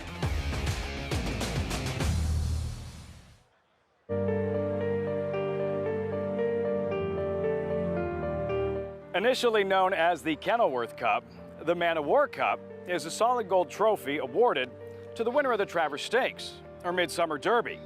Commissioned by Abe Orpin, co-owner and manager of Kenilworth Park in Windsor, Ontario, the trophy was created by Tiffany & Company in 1920 for the match race between Man of War and Triple Crown winner Sir Barton. Man of War won the contest by 7 lengths and drank from the cup in the winner's circle. In 1936, Samuel's wife, Elizabeth, donated the cup to Saratoga Racecourse. That same year, Granville became the first Travers winner to receive what is known now as the Man of War Cup. Each year, the original trophy is presented by a member of the Riddle family or the governor or lieutenant governor of New York to the winner of the track signature event. A smaller gold-plated replica of the Man of War Cup or Travers Trophy inscribed with the winner's name is prepared for the winning connections to commemorate one of the most prestigious victories in the sport.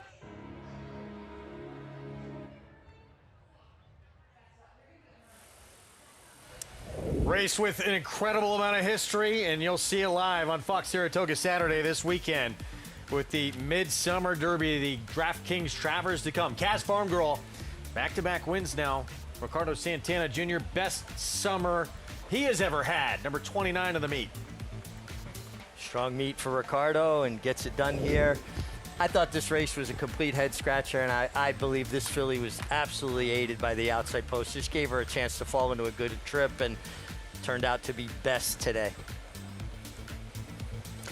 8-1-6 finish. We move on to the late pick 5 on the turf, sprinting 5.5 furlongs, maiden special weight. And wow, Phil Antonacci barn, look, very successful summer. Taking a lot of play here with this one, cutting back in distance, Saint-Tropez. Yeah, I get why people like this horse. I picked second. I'm on the fence with her. But she comes out of a tough field where the race really did fall apart. So, I could see her winning this race. I just don't, just not really the horse that I want to bet on in there. I like the number 8. Yeah, really good effort, My Divine Spirit, Mig. 2 starts back and then had an excuse, bobbled a bit out of the gate next time out off the bench. I guess you can make that an excuse. I didn't think it really cost her that much personally. But I thought it took her out of position in the race. And Jose tried after that. She just didn't have any run. But I feel if she can run her race 2 back, she can win it. But I'm sort of between what you're saying and what you're saying. Oh, she runs her race 2 back, and right. she has that in her. She has a little bit of an excuse last time, but I think as Richie's saying, and I'm kind of with you, she didn't have that big an excuse. Yeah. So 4-1 from the outside. We teased going to break. Rematch coming up in the Grade 1 Personal Ensign. Big one in the Distaff division coming up on the Travers undercard. Fully subscribed, Scottish Lassie. Snow White was third in there. They go at it one more time. It was fully subscribed. Andy, who came away with the win in that 1 1/8 contest. And Scottish Lassie, she's been a little hard to figure out over her career.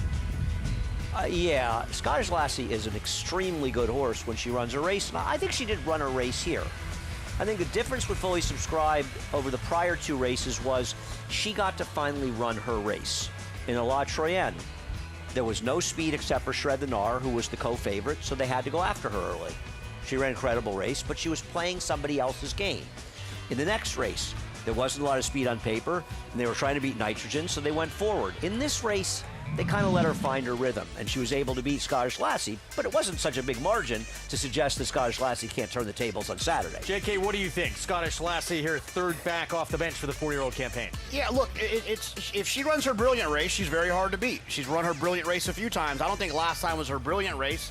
I think it was her good one. It's all about whether you think the brilliant Scottish Lassie shows up. The one that showed up last time likely gets beat again by Fully Subscribed, but if the one we saw on a couple occasions last year shows up, she could definitely win.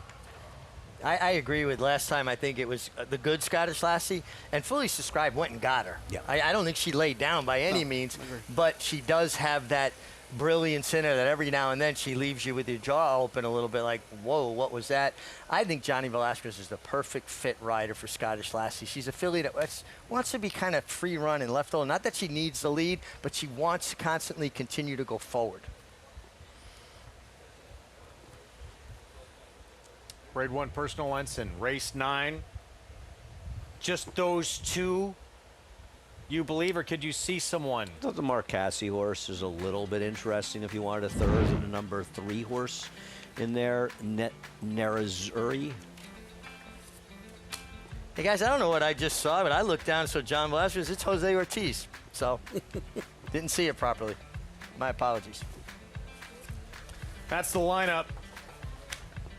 Golden Tempo Renegade, the rematch from that first Saturday in May.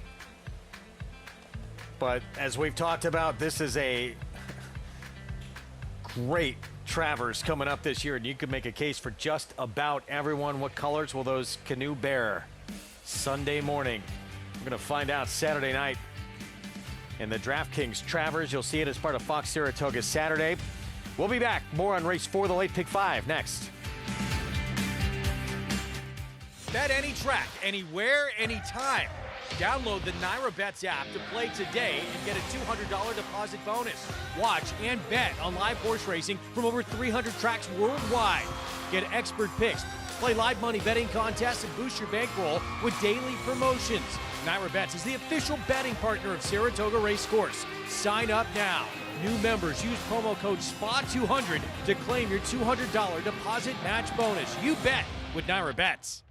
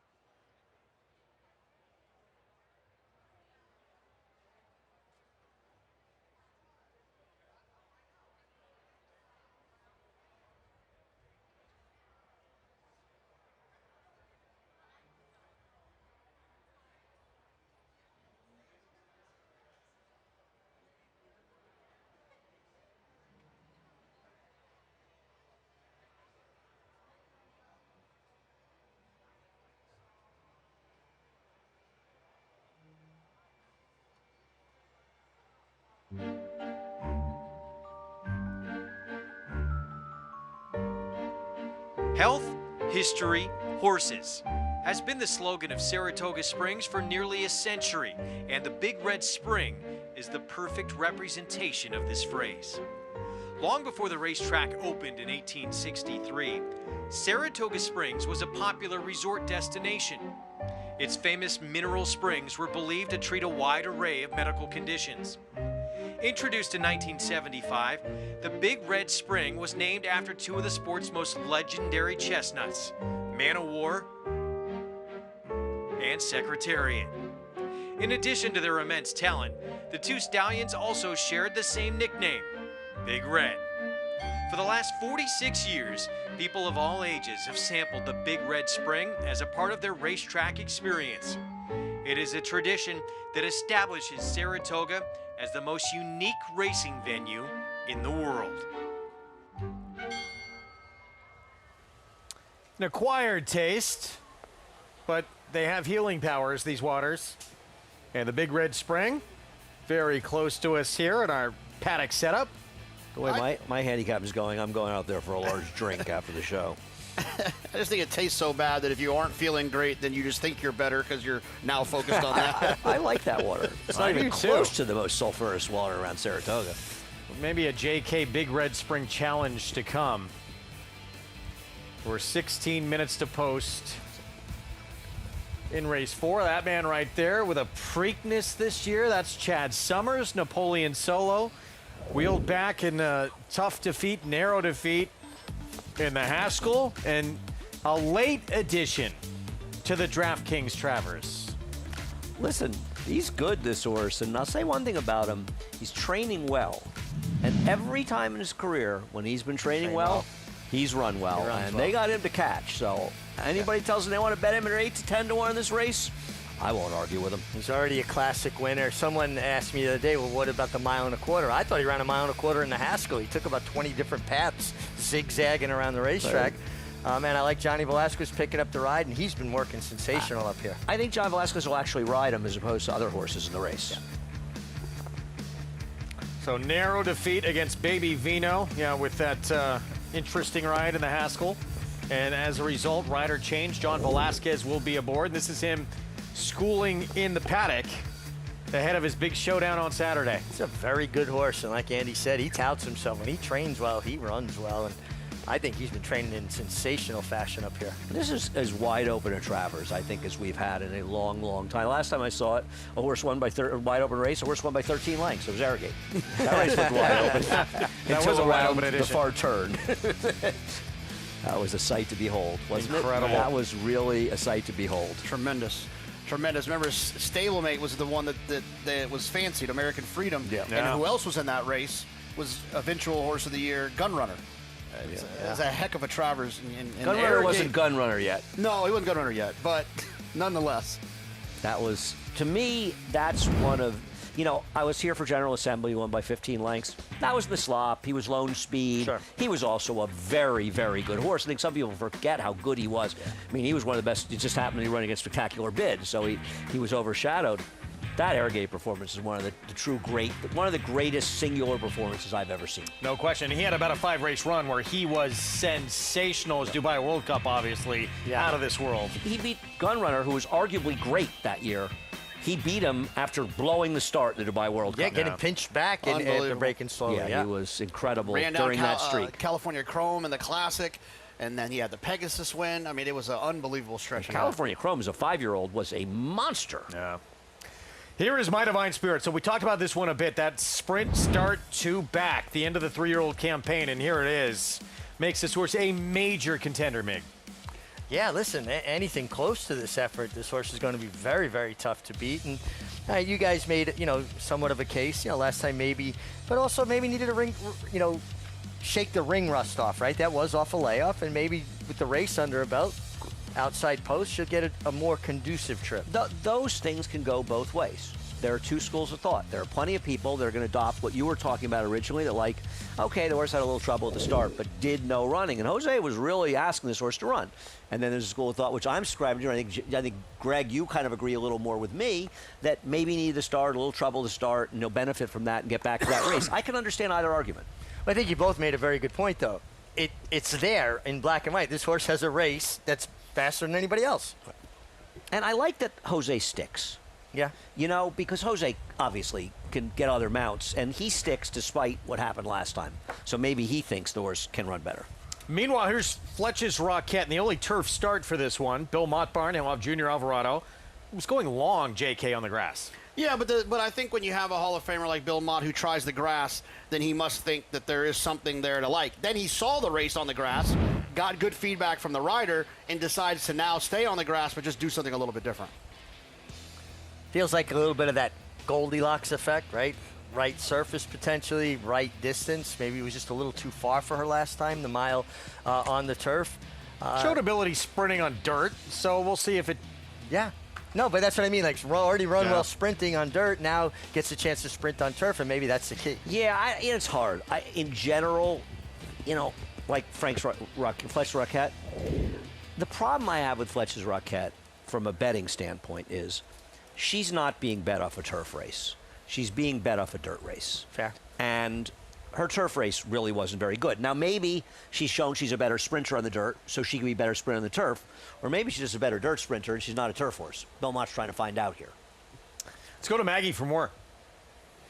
Feels like Bill thinks she might be a turf horse, though, because off the back of that last performance, I agree. Why would you immediately go to the turf then? However, I know that performance on the turf, going the mile at Gulfstream, wasn't great, you know, within the, you know, relative to the final result. But I like the way she moved over it. She really kind of bounded along, very free, a lot of cadence to her stride. My problem is, and it even goes deeper than the Goldilocks effect that Meg's talking about, I'm concerned that 5.5 is actually going to be just a bit too short for her. She looks like a filly that would really relish, you know, the 6 to 7 furlongs that we're going to get in a couple weeks at the new Belmont, which I'm excited about. Can you tell? Other than that, she looks tremendous here, and I do think she deserves another shot on the turf. I'm just not sure about the distance today. As we'll move on to number 6, Chestnut. Of course she's Chestnut, as she will try the third surface of her career and only her 4th start. Now, she was rained off in her first 2 tries to the Tapeta at Gulfstream, and she ran okay, actually in the context of the last race. I just think she was meeting a couple of very nice dirt sprinting fillies who, when you looked at her relative to those horses that day, she looked a cut below. Today, she fits. She fits with this group here, and on top of that, she does have a massive turf hoof. There's really not that much pedigree to write home about leaning in any direction, but she is a daughter of a coma, whom I like his progeny kind of doing anything, but on the turf as well, and she just looks like a turf sprinter to me. So I'm excited to see what Chestnut does getting to this surface for trainer Fernando Abreu. Guys? Maggie, thank you. Pick 5 again. Like pick 5 starts here, over 250,000 in the pool. And here is Vajra Andy from the inside. Pratt for Rudolph Brissett, who is an enormous underlay in the pick 3 at $50, making about 3 to 2 based on the prior results. We don't think she'll be. I guess you could say her 2-year-old race, when she was second to stakes winner Cadenza, if she built on that race, she'd be very hard to beat. The problem is she came off a layoff and didn't improve off that race at all. So has she shown improvement from 2 to 3, or did she need a race? Well, I mean, it's all very fair questions. I'm of the mind that she probably needed a run. I do think she'll run better. My question is, she's very fast. Is there anybody that could run with her early, like for a sprint? On paper, she's the clear speed. Right. I agree with you. And so that may be part of the reason. No, yeah. no, I agree. She should be the speed in this race. You never know, but she's supposed to be. And Flavia Pratt doesn't rate speed horses. How quick Chestnut is, who's sort of the X factor here, first time on grass. Yep. We usually feel like the dirt speed isn't the same as turf sprint speed, but doesn't mean the horse can't be forward here. I think that's a valid point. I think Collective Bargain may try to go in this race a little bit. Does have some significant dirt speed, and I wouldn't be surprised to see them be aggressive here. Meanwhile, Phil Antonacci barn and another one who was going longer on turf, now cutting back. We talked about Fletcher's Rocket, whose turf start cutting back. This one will try 5.5 after going a mile and a 16th on the lawn in the debut, JK. Yeah, I mean, look, this horse made the front. But don't get it confused. Those pace figures were not very fast. It was a slow pace. So this idea that this horse is going to cut back and then be really, on the muscle here, I think the horse will be forward. But I wouldn't project this horse is going to make the lead like they did last time. I don't see how this horse can be in front. I agree with you, Jonathan. The one thing I'll say is even though the pace wasn't that quick, which I agree with, that race fell apart. Now, maybe just the best horses were the ones that ran 1-2 in there, and the second place finisher had a bit of a trip, had a very impressive win the next time, and is trying the stake on Saturday. But I don't know. These are the kind of horses to me that they used to suck me in. The turn back, showed some speed, now cutting back, and I just got buried betting them. Well, I think Andy, what you've probably missed that you'll get back very quickly is the 6 and 7 furlong turf sprints downstate. I agree. Those are very different animals. Yes. Different animals. The difference between 5.5 and 6 and 6.5 and especially 7. 7 are the ones that horses, you milers, mile and 16th horses, they can win those races. It just intensifies their closing kick, going 7 furlongs. I used to love, they didn't run them very often, but I used to love riding 7/8 on the turf at Belmont. They're the most fair races for as far as bringing sprinters and routers together on the turf. I'm with you guys. I'm a little surprised the 4 deserves favoritism here. I think to me, it's a case of betting a horse on the turf based on a dirt race. None of us are saying this horse can't win. I picked this horse 4th. I certainly think she can, but I think at 3-1, I mean, at least you know that the 1 has some turf ability. The 8 has some turf ability. Turf sprint. Yeah. The 2 is an unknown sprinting. I don't know. I didn't like this horse's 1 turf race. I thought it was a poor effort, but maybe it was too far. We shall see. Coming up, there's Flavien Prat, back-to-back Eclipse Awards. And he'll be on Vajra from the inside. Quick from that inside slot. And 2 very good efforts sprinting on the turf. Not the favorite to win the Eclipse Award this year, though, I would say. That would be Not Jose Ortiz. Ortiz. But not the favorite. By a landslide as the favorite to win. Not to say things could not change. No, they could always change. A lot of big races left to go, but right now, Jose's having an Eclipse Award winning season. Call to post, we hear in the background. And we'll kick things off with Vajra and Prat for Rudolph Brissett. The 2 reasons to like her is maybe she needed her last off the layoff, and she could be the lone speed. The reason to be suspect at a short price is her last race wasn't good. Post parade brought to you by the new Belmont Park. Go to newbelmont.com, September 18th, that opening day. Here's Saint-Tropez. I'd like to go to Saint-Tropez. Look, I think this inside post in a forward trip for this horse is the key. Collective bargain to the background for Preakness winning trainer Chad Summers. I wouldn't be surprised to see this horse a factor early. Probably not a factor late, though. Fletch's Rocket still favored. She has shown some toughness running well on the dirt. If she can handle the grass here, I think she could be tough. 4 tries, routing on turf for the 5 so far. If this horse can effectively turn back and improve, I guess she has a chance. Savvy Joseph not 0 for 15 with maidens turning back on the turf over 5 years. First on turf for Chestnut. Yeah, they tried to get this horse on the turf 2 back, but that race was rained off. That's why they ran on synthetic. A little bit of pedigree with Foster Lane. Yeah, though Hightail has not had a lot of success as a turf stallion. And My Divine Spirit, that big effort and a runner-up finish sprinting 2 starts ago. Yeah, if they can find that one, they're right there in the mix. Notice in the Clocker report on DRF, this horse has been working with Big Handsome, was that horse that was bet that didn't run all that well. However, also with Baby Beth, who did run very well. I wish he was working well against Big Handsome that ran 10 years ago for Tony Dutrow, was running against Bricks and Mortar.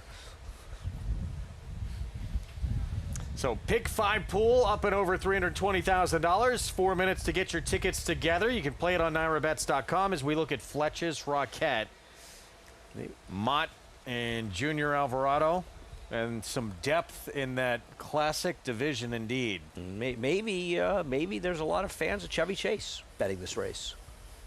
Fletch lives. Okay. huge Fletch fan.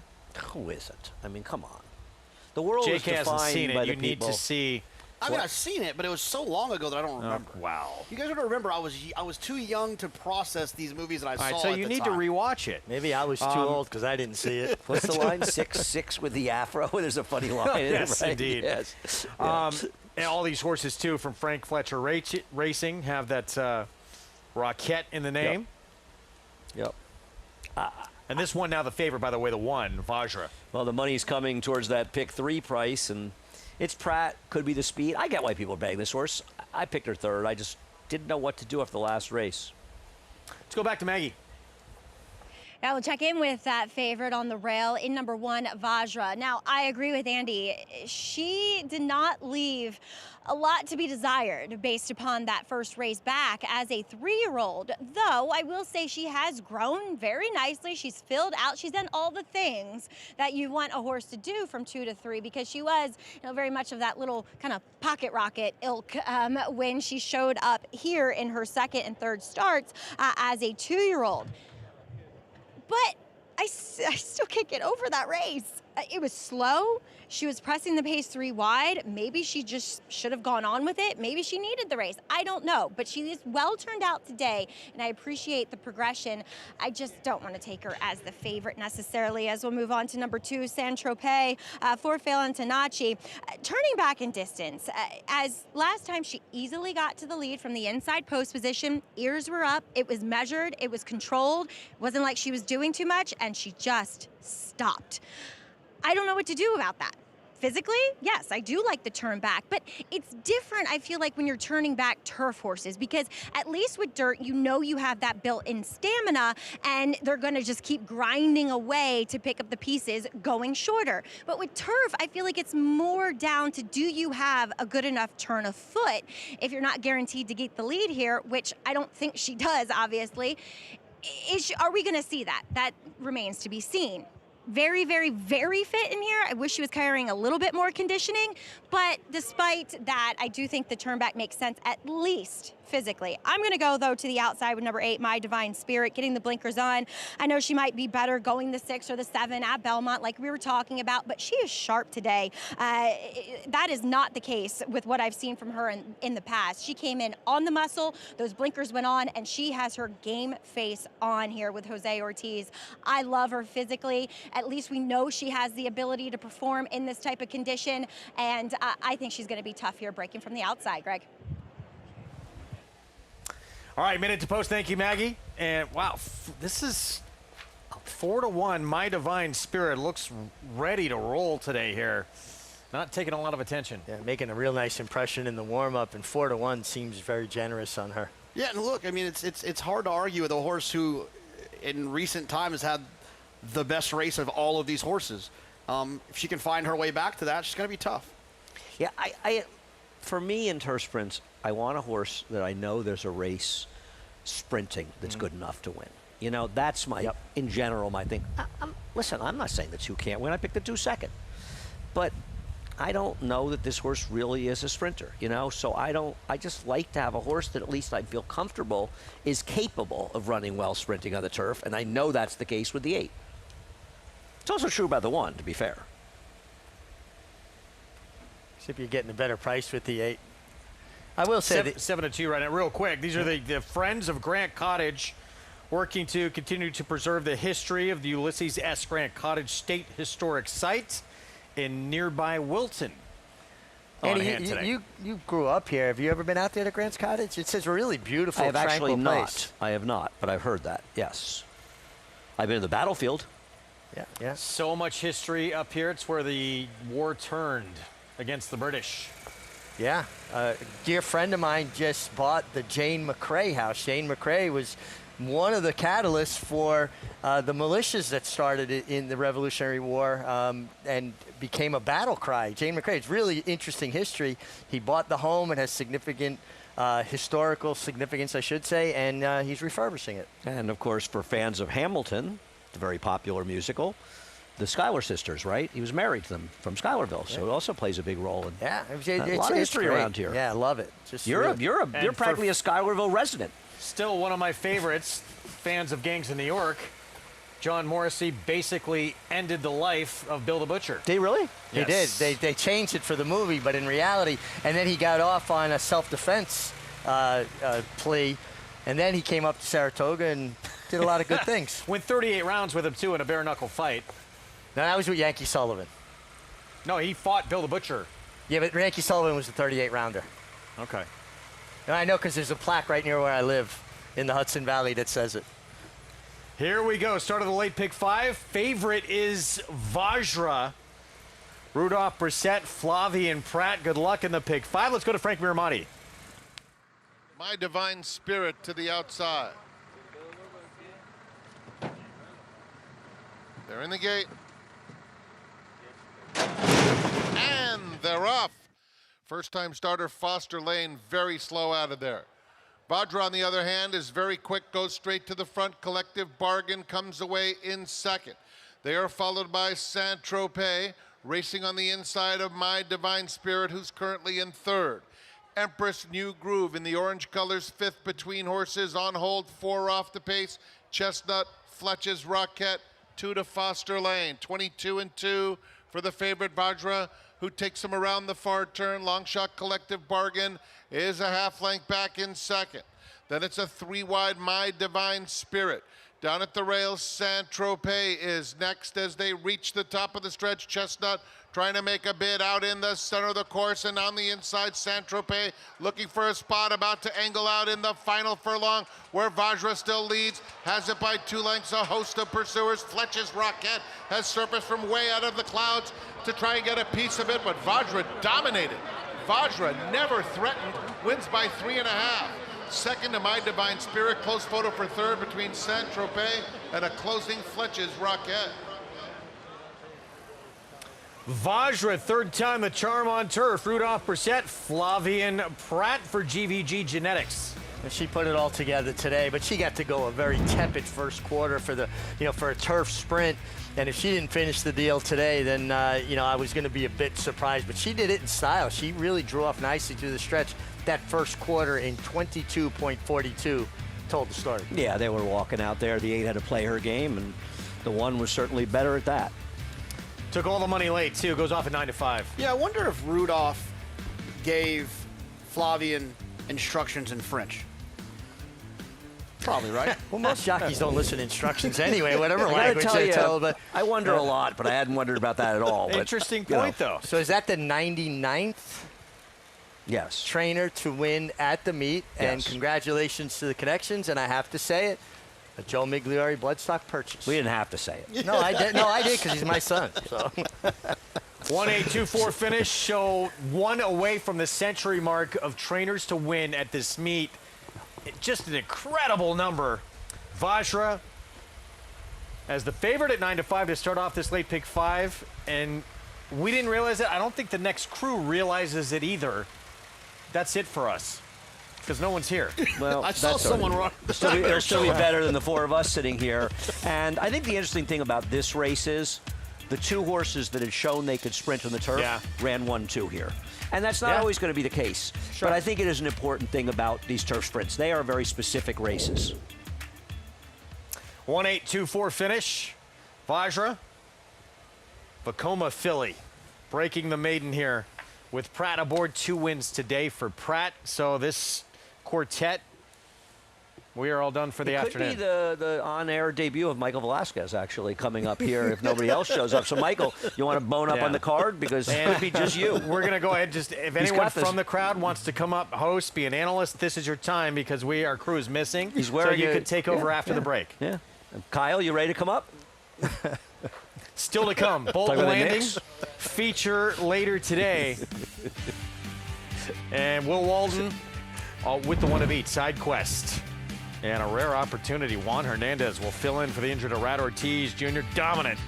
5 3/4 length score in the maiden debut turf effort. Next crew taking over after this timeout with a Bolton Landing still to come.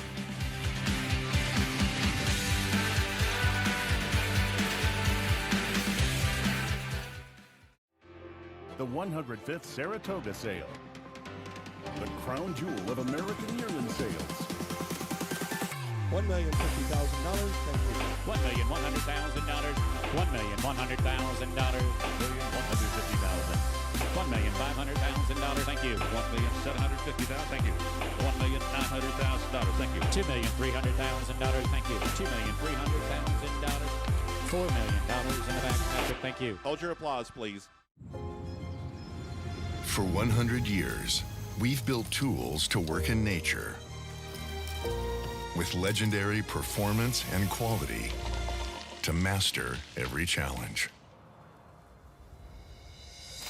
Tools for people like you who work like a pro with heart and soul. Built for nature, trusted since 1926. Steel.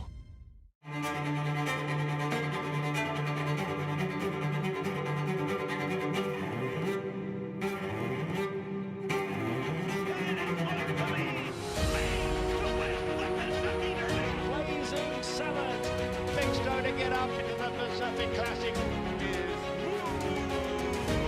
Dornick and Luis Saez to win the Belmont Stakes. $600,000 total. Thank you.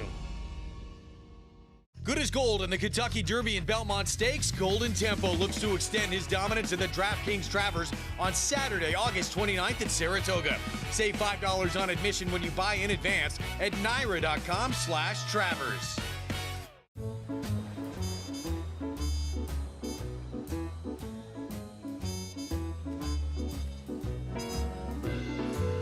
This is the joy of traveling well. Oceana Cruises. Welcome back to Saratoga Live at number 99 when it comes to the trainers. Getting wins here at Saratoga was Rudy Brissett as he set out Vajra to break her maiden today in style. Flavien Prat aboard for GVG Genetics, and I'm proud to be standing next to the man who selected Vajra as a youngster. That's Joe Migliori, bloodstock agent, and you were telling me about Mr. Graham Gochner, who is from Texas, and genetics, I think, is the right word to use in his ownership profile. Yeah, absolutely. I've been lucky enough to meet Graham a few years ago and started working together with him, and he's just an exceptional guy who has actually been doing a lot more focusing kind of on building a broodmare band.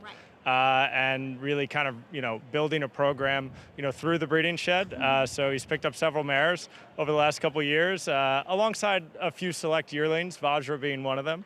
And happy to say that she's a winner now, and excited for the future of GVG Genetics. And he really seems to like pedigrees, right? Of finding horses and kind of bringing along some pedigrees and obviously some young horses. So when will we be able to see some of the horses that he has bred and foaled?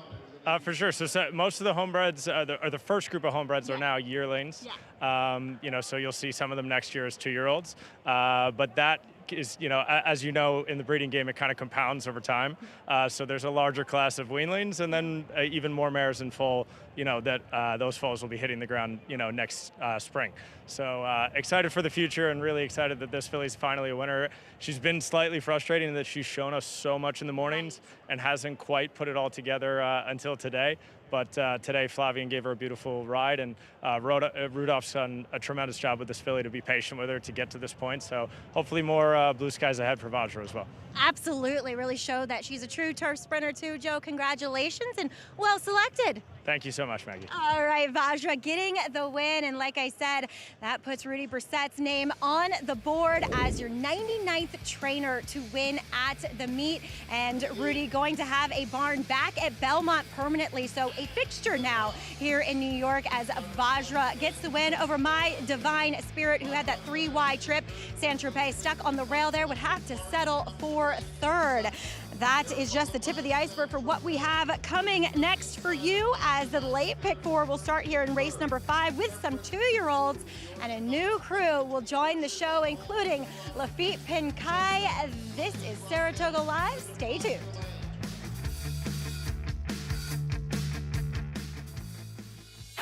Coming this fall, the upgraded Naira Bets app. Sleeker, seamless, smarter, designed for a better wagering experience, whether you're new to the races or a seasoned horse player. Navigate with ease, get expert picks and analysis, bet over 300 tracks worldwide, and opt into weekly bonuses and promotions, all in one elevated experience. The upgraded Naira Bets app. A better way to bet is coming this fall.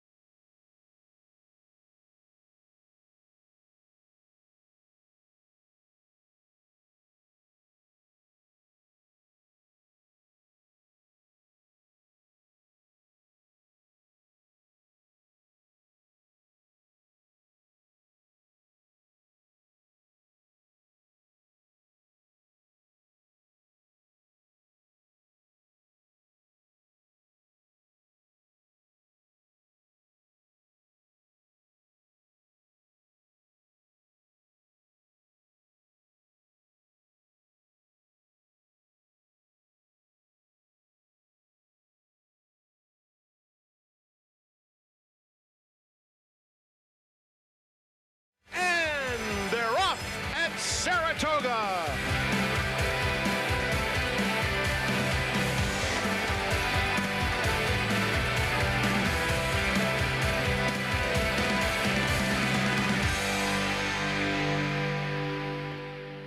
Great time to be a horse racing fan. DraftKings Travers Week at Saratoga. And what better way to start 2-year-olds? That's Side Quest, runaway maiden winner last month, the favorite.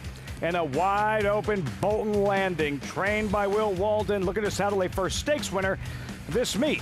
And young Globetrotter More Champagne, back from the UK. What'll she do in the Wednesday feature? Ridden by Johnny Velasquez today, seeking a 4th win in the Bolton Landing. Saturday, seeking a 4th win in the Travers. As for fellow Puerto Rican phenom Jose Ortiz, yet to win the Travers. Maybe that's about to change. Rides the favorite, Golden Tempo, in the Midsummer Derby. Be smiling too. What a summer, what a year. What a day. Live look, Saratoga Racecourse, August place to be, right? Especially on this week in 5 days, the 157th running of the DraftKings Travers. Great to have you with us on FS2. This is Saratoga Live. Very loud 2-year-olds entering the paddock. Welcome, everyone. I'm Lafitte Pinkai. Lots going on this Wednesday afternoon. You're just in time for the late pick 4, included the 12th running of the Bolton Landing. 2-year-old filly sprinting on grass. Take a look at the field. A solid edition of the Bolton Landing. Number 7, Luminous Beauty, out. Significant because of her speed. Number 3, Side Quest, 5-2. Morning line favorite with Juan Hernandez aboard. More on that in a moment, as I am joined by an all-star cast. Acacia Clement, Paul LaDuca, Tom Amos. Guys, exciting way to kick off Travers Week here. This Bolton Landing, Tom, these 2-year-old fillies. The race is good, and then for those who perform well in this particular event, like where could this all be headed? I think ultimately it leads to the Breeders' Cup Juvenile Turf Sprint at the end of October at Keeneland Racecourse. And to get there, you're going to look at a number of horses that are just starting out, as Cyfair was when she was in this race. She was a big favorite of the Bolton Landing last year, 3-5 to be precise, and she got beat. But these are young horses. They're learning their way. They're not educated athletes yet. They're still kind of testing the water, and a lot of development can happen between now and when the Breeders' Cup Turf Sprint is, and that's how it went for Cyfair. Still one of the best turf sprinters in the game, Cyfair, guys. All right, so I'm not asking if there's another Cyfair in the field, Paul, but of these fillies, which have the potential, that kind of upside to make a run at a race like the Breeders' Cup Juvenile Turf Sprint? Well, I think this is a good addition to the Bolton Landing. There's 4 fillies you can go to in here. Obviously, Side Quest getting first time on the turf. She ran an 87 buyer. That is a monster number for a 2-year-old, let alone a 2-year-old filly. Some older horses wish they could run 5.5 furlongs this fast, Acacia. But you have this horse, Extravaganza, the 4, who won by open lengths too as well. And then More Champagne, who beat a couple of these horses. And I'm leaving out the Wesley Ward runner. You have 4 fillies in here that could be very, very good. I completely agree. I think it's a really wide open field, and we were just kind of discussing this versus the boys edition of this race tomorrow in the Skidmore. I thought the fillies came up tougher and more wide open. Side Quest, with that 87 buyer speed figure, you don't see turf sprinters pull away like that, like she did on debut. Juan Hernandez to ride. You spoke with trainer Will Walden. How did this come about? Well, I thought Will's response was pretty clever. He said Juan Hernandez just went halfway across the world to win a Group 1, of course talking about Baccio and the Nunthorpe, for WW, meaning Wesley Ward. So thought he could come halfway across the country to win a listed stake for the other WW, meaning Will Walden. Very good, love it. Big opportunity, Juan Hernandez, and there's More Champagne. Her debut, late April, Keeneland. She's 6-1, Shining Moment, odds on favorite. Paul, More Champagne drills Shining Moment. Yeah, you can see Shining Moment kind of back down, maybe a little confidence, and then More Champagne came right to her outside, and the race was over, and she won this race by open. Now, the theme in the Bolton Landing is the sire of a lot of these horses, Golden Pal. He's got 3 in this race. You know, she went over to Ascot. It's a tough ask, right? Now back here, draws the 1 hole, another tough ask against some fillies, but obviously, as you see here, she's very talented. If this was 20 years ago, Tom, whether it's a younger horse or an older horse, More Champagne here, horses doing that kind of traveling, the conversation would be, yeah, but how taxing, how demanding. It doesn't seem as though that conversation or that's as much of a focal point in 2026. It's funny how times change. You know, there used to be the narrative that if you go overseas, you're going to need another 6 months to recover from that as a horse and as a trainer that can put a horse back in. But now in today's world, we have horses ship over there. A month and a half later, they're running here in the United States, and it doesn't seem to faze them.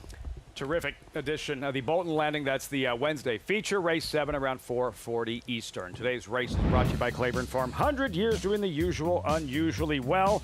As promised, late pick 4 on tap. You have about 16 minutes. Bolton Landing in about an hour and a half. Main track, fast, turf courses, firm temperature around 76 degrees. Still haven't signed up.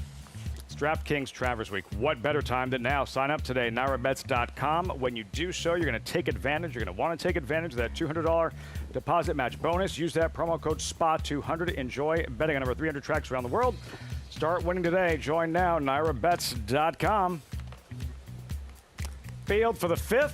New York bred 2-year-olds, mile and a 16th on a firm inner turf course. Scratch the 10. Jordan the caddy. Just You Baby out as well. Current favorite, Al Mawasha. Something along those lines. 8-5 favorite with 15 minutes out. Tom, it's about that time. Let's see the ticket for the late pick 4.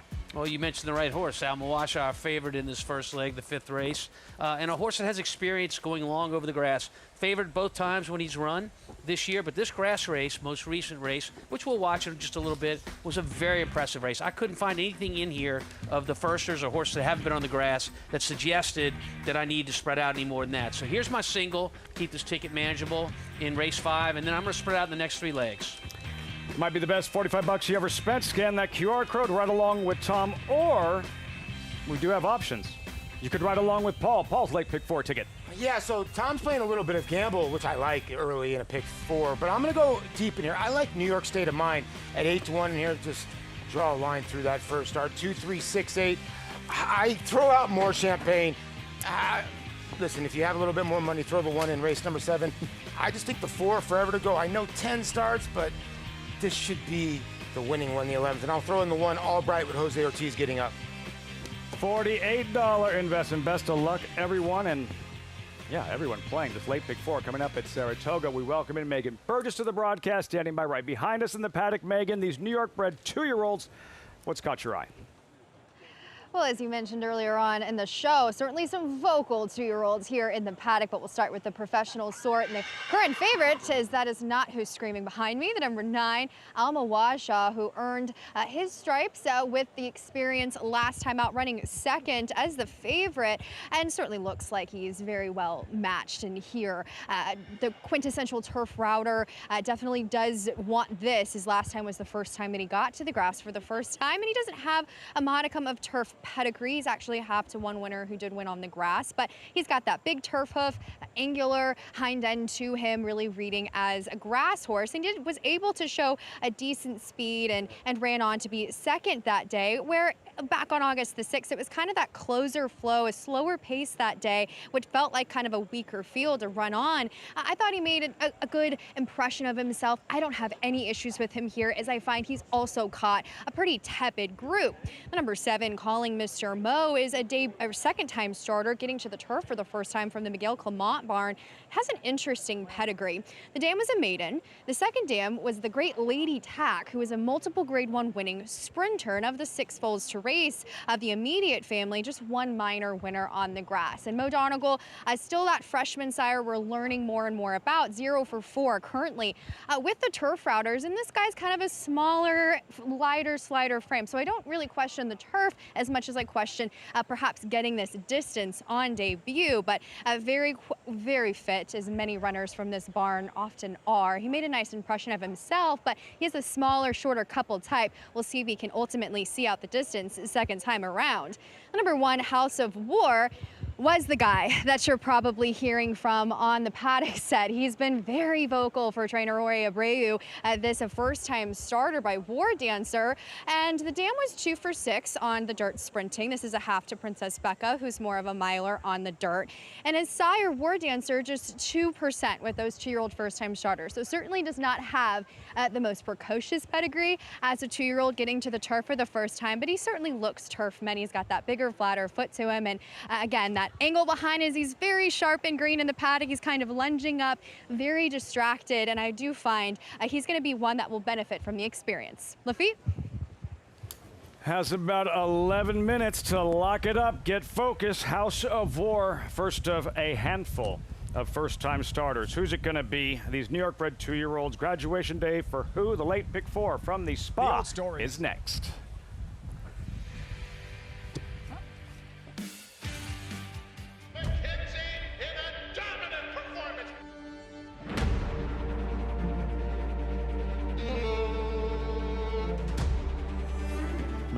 Million two, right there. 1,200,000. Baeza gets his moment in the sun in the Pennsylvania Derby. Chancer Mick Patrick wins the Champagne impressively. Spectacular display from Scottish Lassie, who's in front by 15 lengths.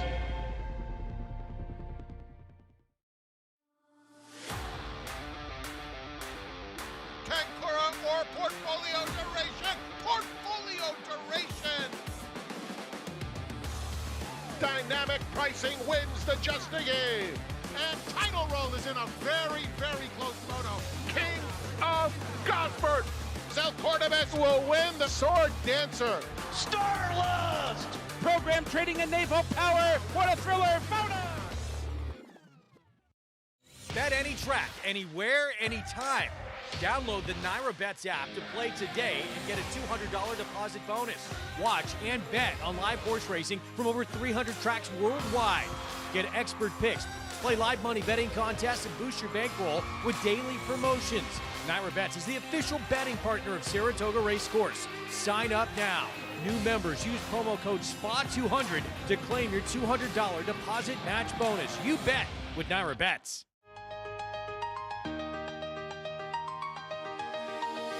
Whether it's competing on racing's biggest stages or in the sales ring, there's only one name to remember.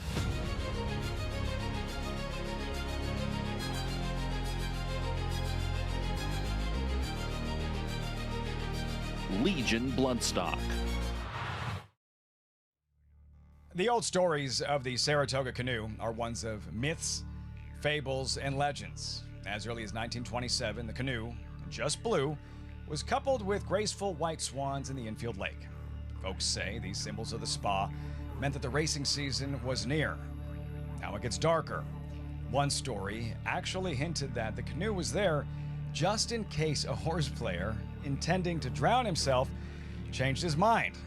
Another myth was that the canoe provided unlucky bettors with transportation home to Manhattan via the Hudson River. Enough of the speculation. The story of the canoe in more recent times is easier to tell. In 1962, fans returned to the track to find that the blue paint had been covered over with the colors of Calumet Farm, whose horse, Beau Prince, had won the 1961 Travers. Since that year, the old canoe gets a new makeover after every running of the Travers Stakes. A 55-year plus, more palatable standing tradition.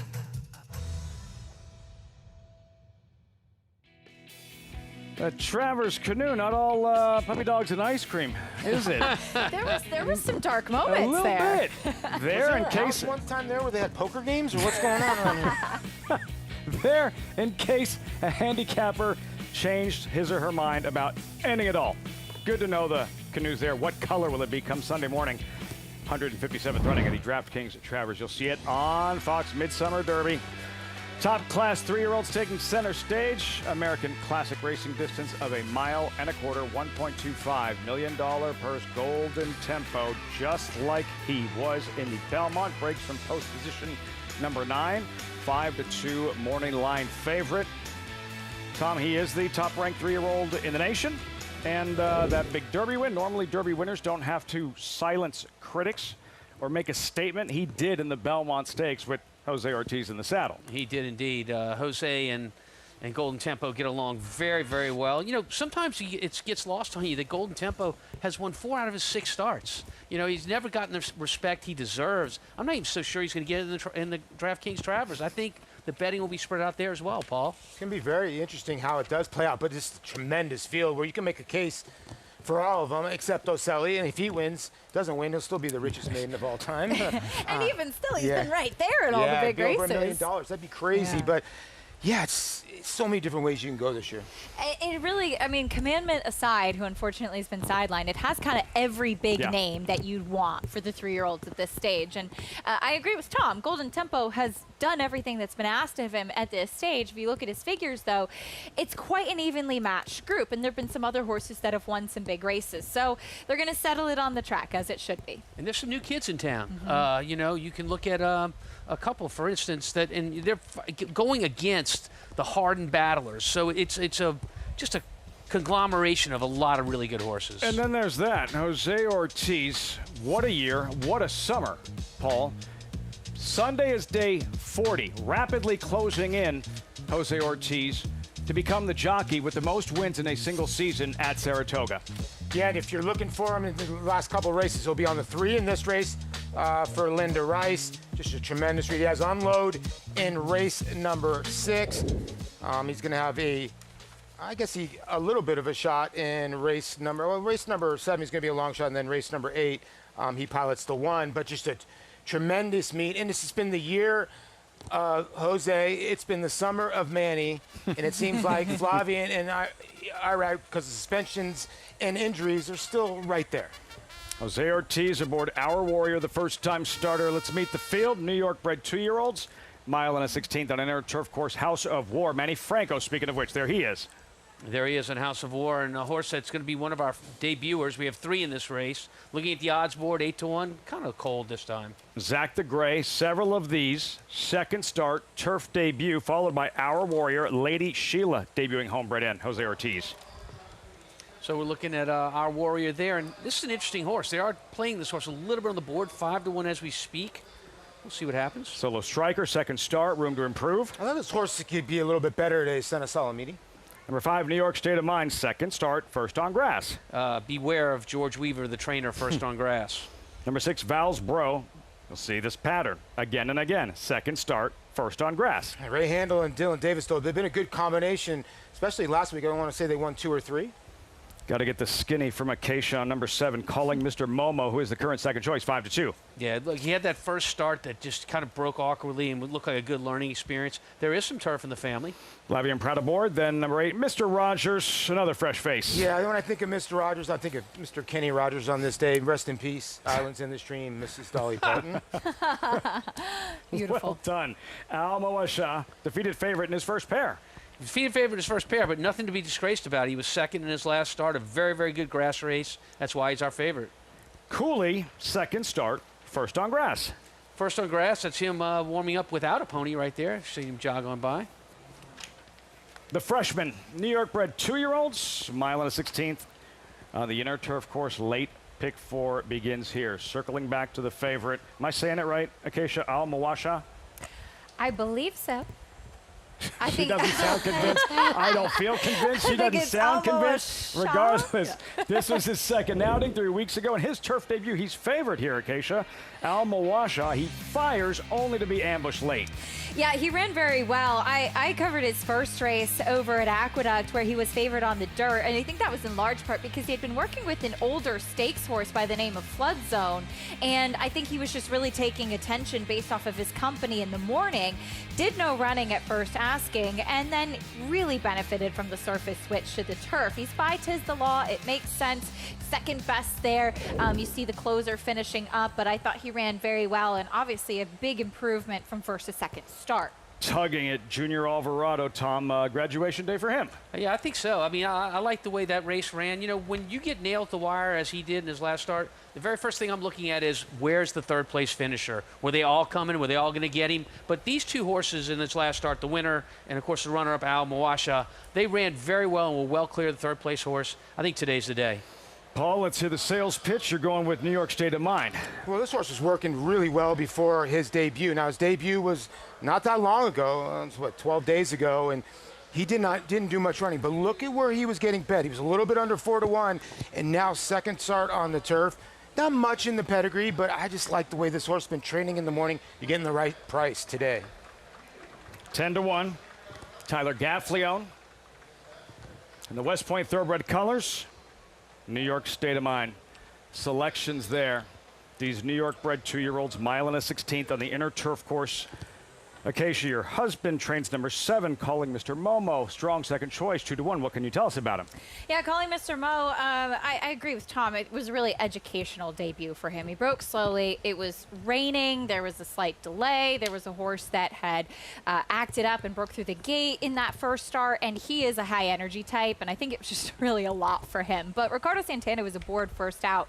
Really made sure he learned something from that start.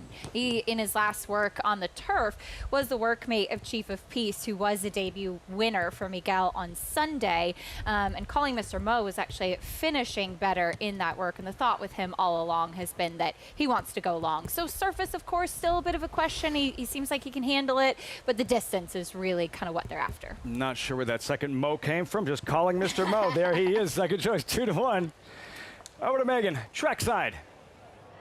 And we'll start with one of the other firsters in here, the number 3, Our Warrior for Linda Rice, getting to the turf by Charlatan, and a horse that typically with the sire is certainly one that maybe benefits from going a bit shorter than this on the turf, though they do well on the surface. But this guy has a nice big elongated frame to him. I like him going the route of ground, even though it is sometimes difficult to do so for the first time. He's been a super professional, has that flat turf hoof, just reads turf. The dam, Lone Wind came on dirt. Actually, Linda Rice trained the first and second dam.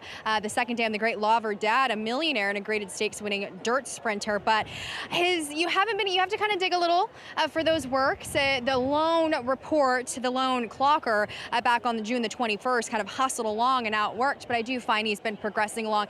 I thought he was interesting at a bit of a price, and he has been one of the cooler, calmer, collected sorts of the group.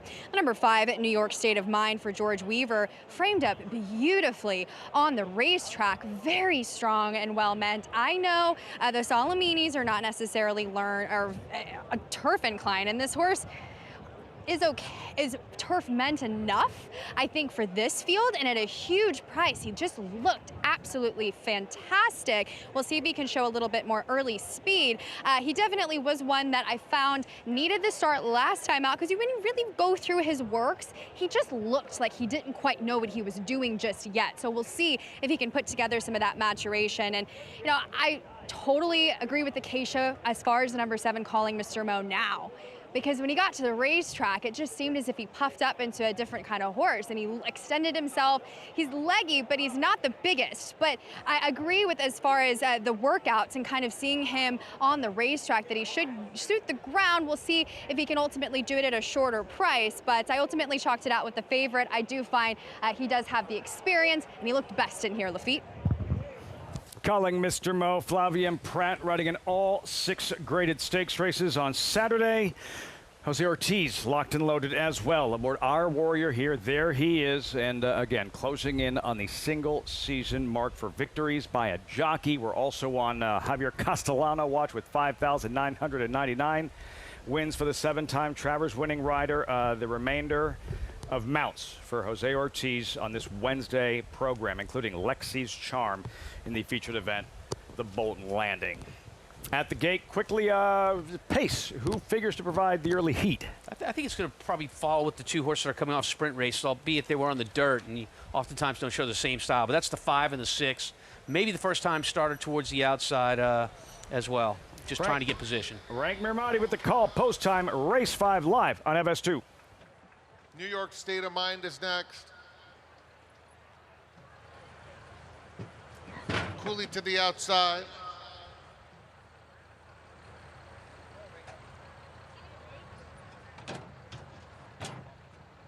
They're in the gate. And they're off. New York State of Mind sprints out of the gate. So does Val's Bro, flashing plenty of early speed. And down at the rail, House of War is up close. They're joined by Calling Mr. Mo, who is now 3 wide. Mr. Rogers 4 wide. Al Moasha is just in behind this group, trying to tuck in as they speed into the first turn. Al Moasha having to steady while getting a little bit closer. Some greenness, no doubt, with that first flight as they round the first turn. And then it's Cooley, who is 3 deep and about 9 lengths off the lead. It's a gap of 5 back to Our Warrior, Solo Striker, and Zach the Gray at the back. 23 seconds flat. It's New York State of Mind on the inside of Calling Mr. Mo. They're head and head for the lead. 2 more lengths. to Valsbro and Mr. Rogers, who are side by side. Al Moasha is racing in 5th, 6 off them. House of War is down on the inside, racing 2 in front of Cooley. The half went in 48 seconds flat. At the back of the field, our Warrior Solo Striker and Zach the Gray. Around the far turn, New York State of Mind pressed intently by Calling Mr. Mo. These two have sped 4 or 5 lengths clear coming to the quarter pole. And now Call Mr. Mo on the outside. Calling Mr. Mo turns for home and takes the lead under a firm hold too. New York State of Mind not done. He's battling bravely along the inside. It's 4 lengths back. House of War is starting to finish well too. A 16th to go. And now House of War is really gathering momentum. Trying to get to Calling Mr. Mo, and he's probably going to do it. House of War with a terrific stretch kick to run down Calling Mr. Mo. New York State of Mind was next, and 4th was between Solo Striker and Almoasha. Distracted pre-race, all business when it mattered most. The stretch, House of War and Manny Franco in the 5th at Saratoga. Wow.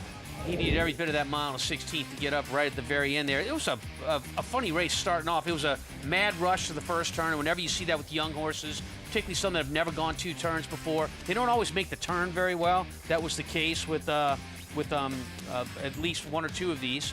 And it just set up for someone to possibly close because these 2 horses battled it all the way around there. Yeah, so the 5 and the 7, just tough beat for Miguel in the 7 because kind of put away the 5. The 5 was just a problem the whole way around the racetrack, kind of in and out, running in spots.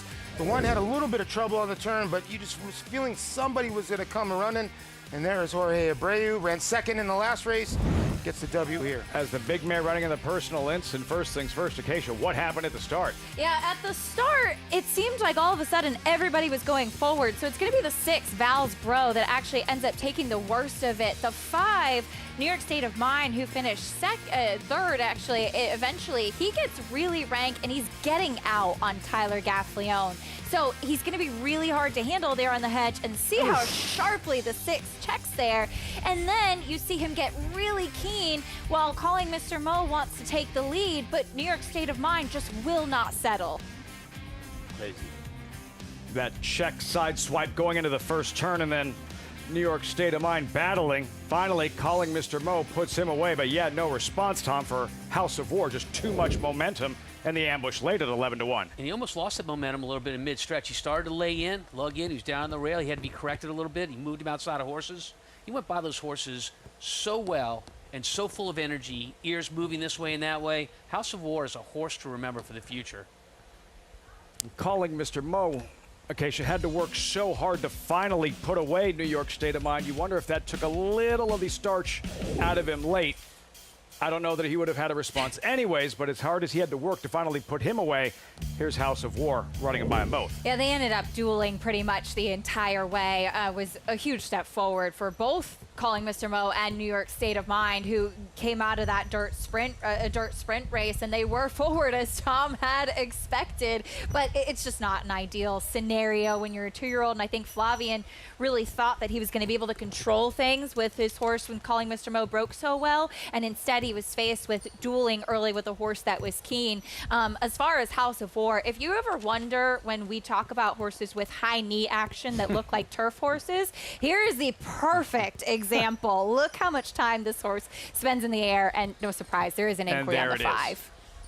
It's got to be going into the first turn. Yeah. Yeah. So often, you know, horses like the 5-horse New York State of Mind that have only sprinted in their life and never run a 2-turn race in their life, they're used to hitting that wire and then drifting out. Makes it easier for the rider to pull them up. But in this case, he hits the wire. Hey, man, you still got to keep going, and you got to negotiate that turn. It can be a problem for beginners that haven't done it before. And my worry about this is it got so tight in the first turn, and there's really not a straight-on angle that you can really definitively say that the 5 hip check to 6 that were so tight going in. You can see the rider on the 7 when we get it up there. He kind of looks to his left, Flavien, because obviously they were hollering at each other when they go in the first turn. It's going to be very, very interesting.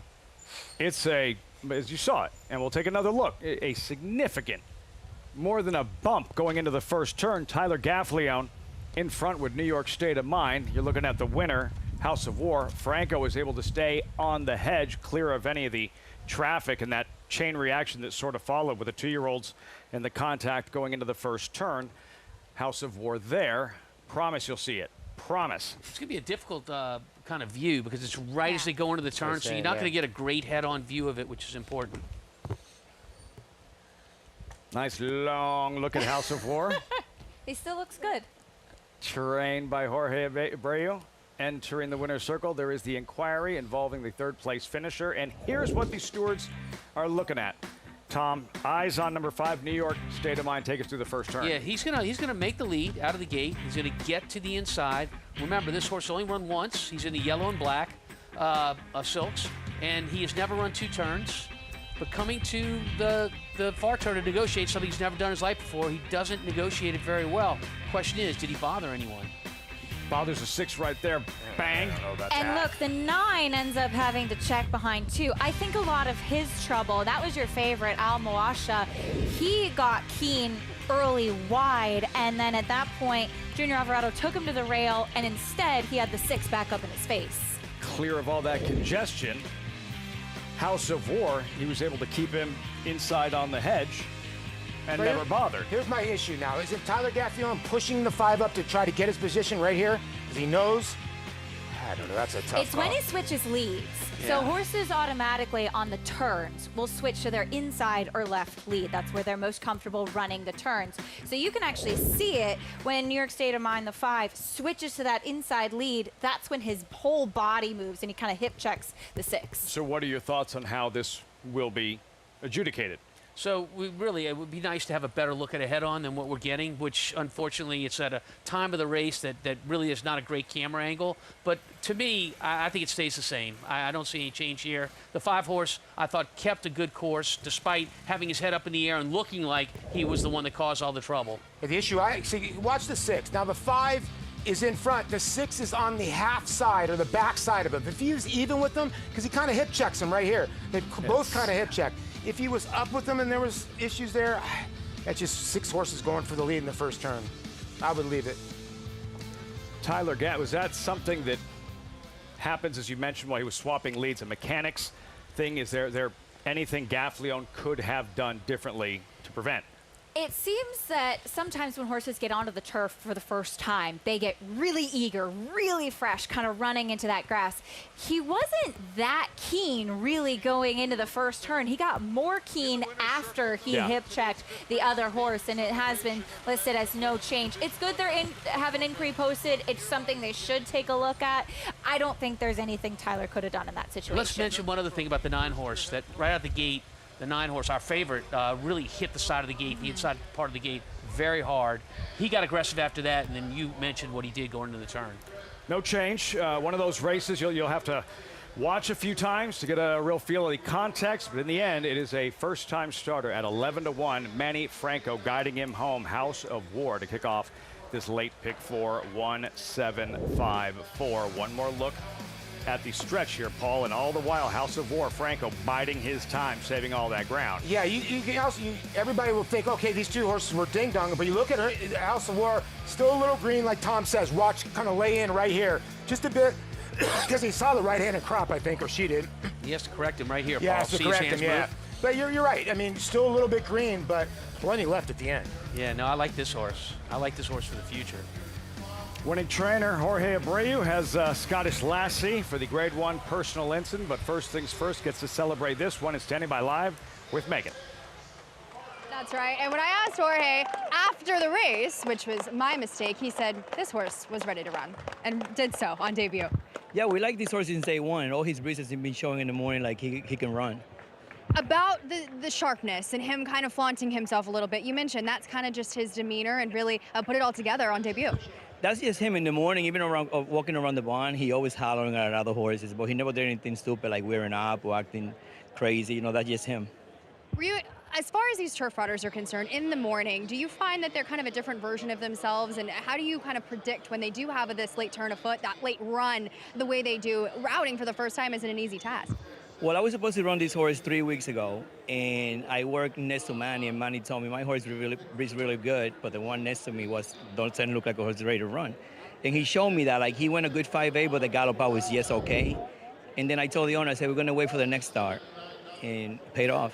Absolutely did. We'll talk about your princess coming up on Saturday. Just makes him smile. Scottish Lassie in the Grade 1 personal ensign. Tough to beat last time out. What have you seen from her and her progression coming in here? Well, you know, her last race, I don't want to take anything away. People say Jose got a little too confident. I don't think that was the case. The filly ran 7/8 of a layoff, and I don't know how much that race really got her out of, how much she got out of that race. But I think this time around, we're 100% ready to go. Scary stuff, Liffey. TT, always the best to catch up with, and Scottish Lassie does loom large on Saturday. Most prestigious race for older fillies and mares on the main track. Grade 1 personal ensign, Scottish Lassie. House of War just getting started for him. First day on the job, he scores. It's winning trainer Jorge Abreu. It's winning jockey Manny Franco, Acacia, and the owners. Yeah, absolutely. Coming up in this next sixth race here, too. Fun little storyline to follow as well. Wesley Sigler, owner of the number 6 Glen Airy, first off the claim for Linda Rice. If you follow the Naira circuit, odds are you've seen the bright orange of Winning Move stable and their silks owned by Steve Sigler, his grandson Wesley, now taking kind of his own ownership track here, as we saw a nice feature that our Sam Shore in production did on him, and fun to see the next generation. Imagine being in college and having your own horse, Tom. He's gonna, I mean, this horse is gonna be tough to beat in here as well, but this kid is sharp as can be. He's at South Carolina. He has, it's pretty cool. So this is his first horse he has under his name, but he's been doing this for a little while, and I'm sure everybody there in the South Carolina, he might be here though, but if he's not here, the South Carolina Gamecock faithful are gonna be rooting for him. I went to school with a kid from LSU. I didn't get to be great friends with him until after school when we got out, but he had a filly that made about $250,000. And every weekend I would hear about this guy leaving LSU to go to Vegas with a different girl. I'm like, who is this guy? That's what got you into well, racing, I'm going huh? to reveal it. His name is Scott Willis, and he had a filly named Powder Doll. And Scott is a close friend, and he had a great time at LSU, but he has nothing to show for it in the way of dinero from that filly's great wins. You could quarterback LSU. You could quarterback South Carolina. You own horses, winning races here at Saratoga. You are the big man on campus. We'll see how it all unfolds. Coming up next in about 19 minutes. Much more as we're just getting started on DraftKings Travers Week. The Man of War Cup, the hardware awaits. Who will claim the 157th edition of the DraftKings Travers? You find out Saturday evening on Fox.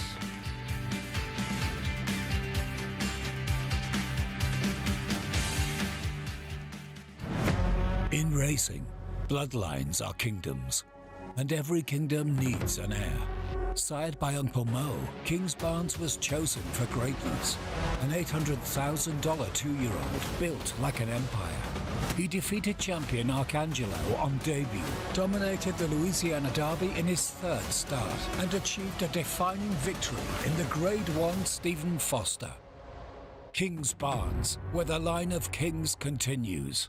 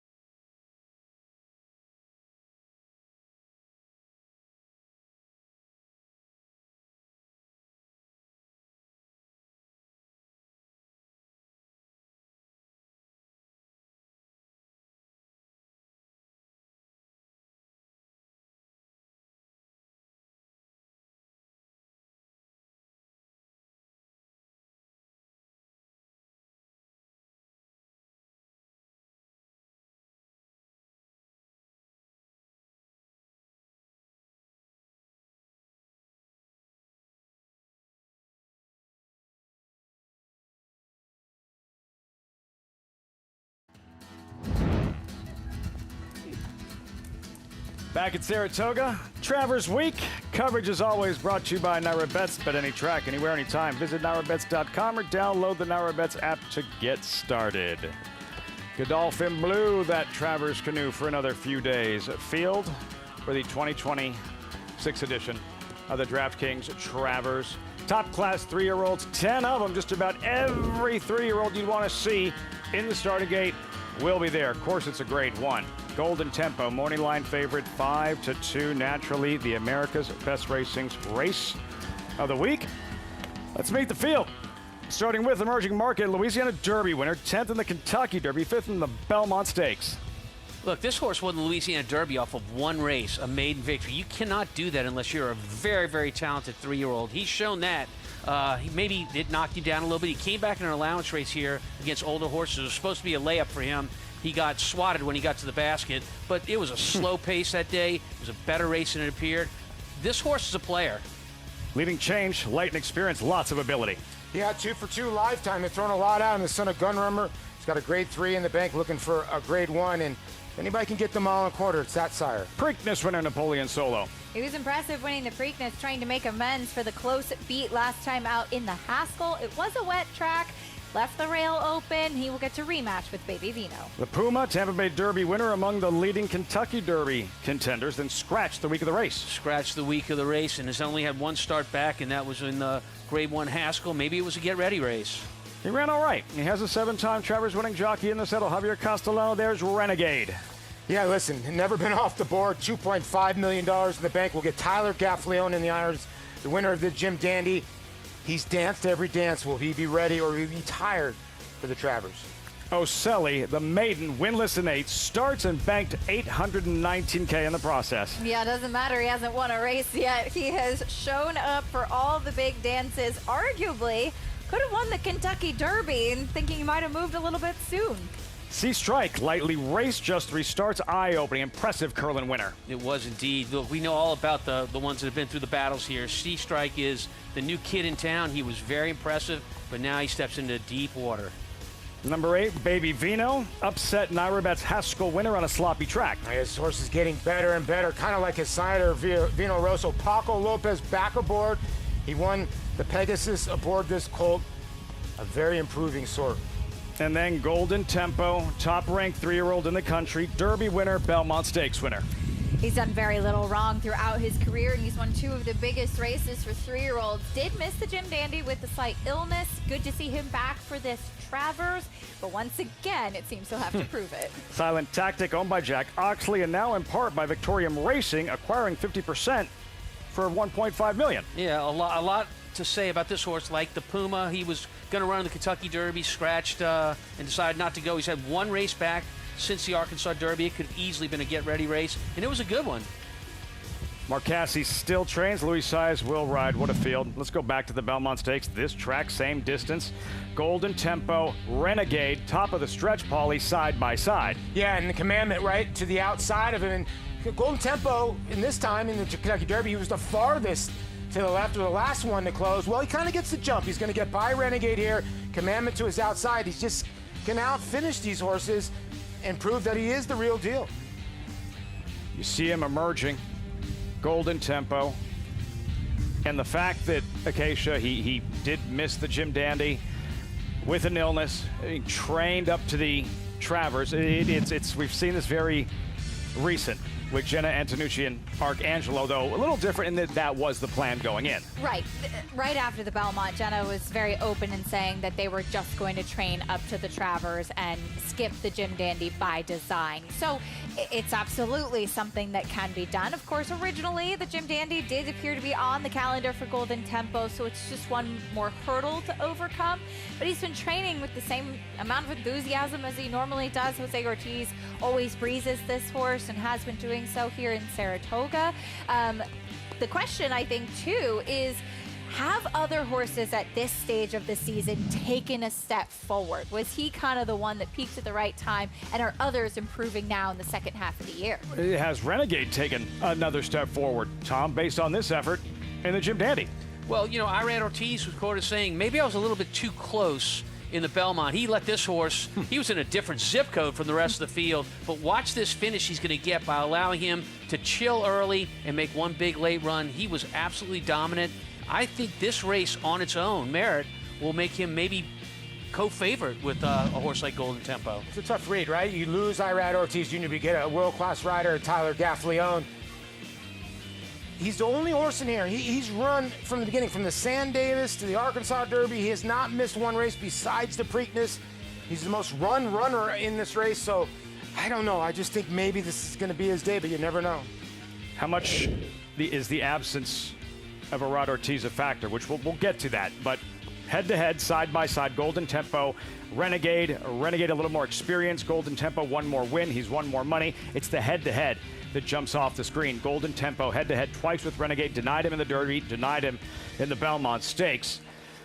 Here at Saratoga, Tom, the big question for Renegade, like why this time? Why should this be any different? How can he flip the script on Golden Tempo, who's beat him twice? Well, Lafitte, you mentioned that he's going to have a new rider in Tyler Gaffalione. Irad Ortiz had ice water in his veins in the last start, as far back as he was, and Tyler Gaffalione has got to do the same thing. He's got to be willing to lay back, allow Renegade to run his race from well back in the field. It's so tempting when you have horse underneath you as a rider to put him a little closer than you want. So Todd Pletcher is going to give very specific instructions. I think this could easily be a rematch where he might flip the script. I don't know. I think Golden Tempo's just got the upper hand. And the reason why is I think they're both southpaws, and he's just throwing the best left punch each time, right? They're both dead closers, and he's outclosed them both times. Now, I get it. In the Jim Dandy, Renegade didn't get off to the best starts. But again, Golden Tempo, I think it might be a blessing in disguise. He missed that race. He's outclosed him twice, and you might say, okay, it set him up for the Derby. There wasn't one race on Belmont Day when anybody came from behind on the dirt, and those horses came motoring home. And he's the most proven horse at 1.5 miles, which means he's already gotten the 1.25 miles. Yeah, I think Paul brings up a really important point that they have the same running style. Now, there is a case where maybe Renegade is progressing in the right direction. Todd Pletcher was adamant in speaking to me several times before the Jim Dandy that he thought Renegade had put on weight, that he was doing better than he was before the Belmont, and all that showed in the way that he was warming up before the Jim Dandy and in how he ran as well. But he's got to do something that he's never done before, and that's outkick Golden Tempo in the stretch, because they do have the same running style. History in Renegade's favor in terms of Todd Pletcher, 3 Travers victories, each with Jim Dandy winners. Will Renegade become the 4th? We'll find out Saturday evening. You'll see it live on Fox Saratoga Saturday. 157th running of the DraftKings Travers. Wednesday program rolls on. 6th race coming up. Horses in the paddock. Looking at Glen Airy, the current 5-2 favorite. Riders up. Post parade in the 6th of 8. Next at the Spa. Charge. There is the weight, the stillness, every muscle ready. They have carried us through every fight we ever dared to begin. 250 years ago, on this ground, a new nation found its footing on the backs of horses that would not flinch. Their kind still stands here. His name is Bucero. Bet any track, anywhere, anytime. Download the NyraBets app to play today and get a $200 deposit bonus. Watch and bet on live horse racing from over 300 tracks worldwide. Get expert picks, play live money betting contests, and boost your bankroll with daily promotions. NyraBets is the official betting partner of Saratoga Racecourse. Sign up now. New members use promo code SPA200 to claim your $200 deposit match bonus. You bet with NyraBets. Some places stay with you and make you want to relive every moment. These are the places you want to get lost in. The ones that feed your curiosity, blow your mind, and tempt fate. Places that make you keep coming back. Because every time you're there, anything feels possible. Racetrack Television Network brings you every race, from every track, on every screen, every day. With monthly packages starting as low as $5, RTN gives you great value and access to more live HD streaming and race replays than anyone. Visit RTN.tv today to sign up and watch on almost any device, including Roku and Amazon Fire. RTN has packages that start at $5 per month.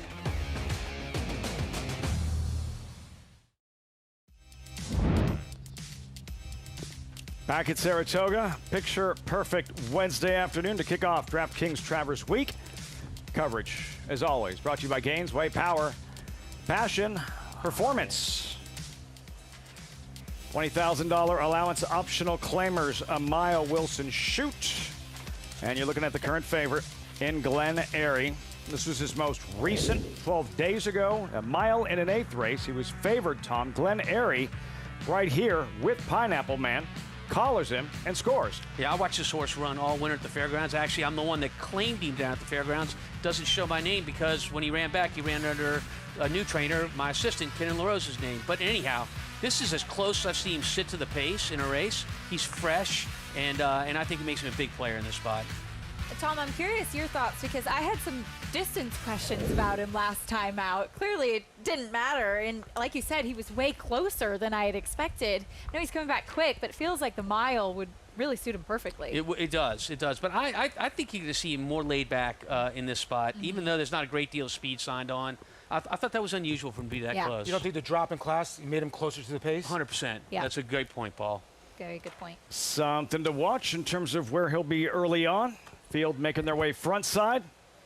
We'll meet these $20,000 allowance optional claimers. 5 minutes to post race 6 of 8.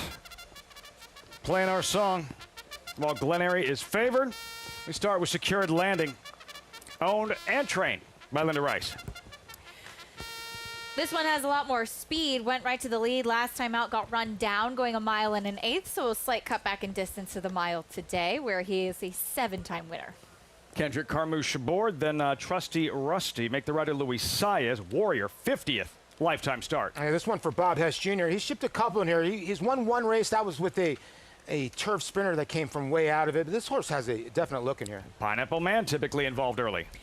He was 4th in the race won by Glen Airy last time out, so they're both coming back quickly to meet once again. Smile and Say Cheese typically far back early. Yeah, I mean, I get this horse 27-1. If you want to include this horse in the bottom of your tries, I don't see why not. Another look at the favorite, Glen Airy. As we mentioned, first start for Wesley Siegler in his name. He did not go with the bright orange as far as his silks go, like Winning Move does have. 5-2 current favorite, then Unload, owned and trained by Steve Asmussen. This horse has been going a mile and 16th, went a mile and 3/4. Then last ran at Lone Star, cutting back in distance. Now off the layoff, Jose Ortiz aboard. And Gino Hollander, Kentucky Invader, Flavien Prat takes over. Off slow last time out, it just seemed like he was run off his feet. I wonder with the stretch out in distance if he'll be able to get involved into the race a little bit more. Arky bred. Yeah. Arkansas bred here in Saratoga Springs. Off to the Wilson Shoot they will go. Veteran crew, race 6 next, Saratoga. And Paul, Tom, you're sticking with, you're going with Gino Hollander. I claimed him as well. I claimed him, and I actually ran him a few times and got in a pretty good roll with him. Acacia mentioned it. He didn't leave the gate well. He's not a good gate horse.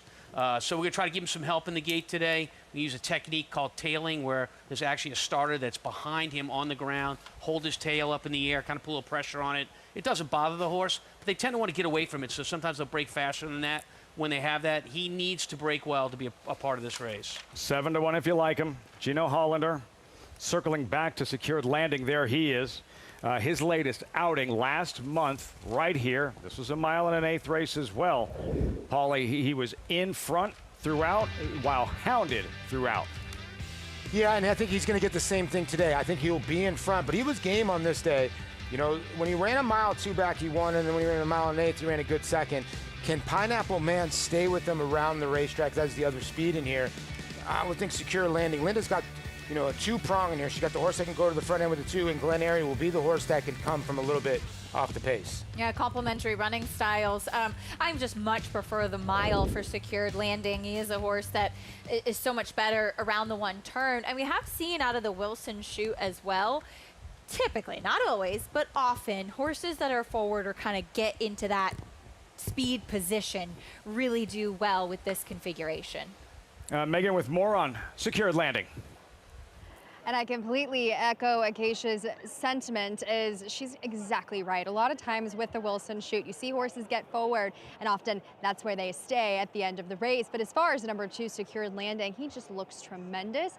I completely agree. He's a shorter couple type. I think the 9 furlongs was stretching him a little bit, getting back to his home here at the Flat Mile, where I also agree with Paul. He looks to have pace pressure from Pineapple Man, but he's been able to put away pressure before. Makes a lovely impression. I like what I see from him, as he's a horse that, again, getting back to what he wants to do.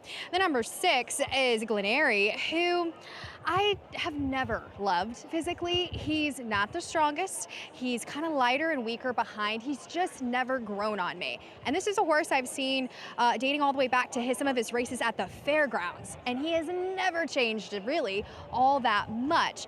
Kind of just stayed the same now as a 6-year-old. Now, he was a scratch back on July the 26th, a couple of weeks ago. Then he was just kind of just dropped aggressively by Linda.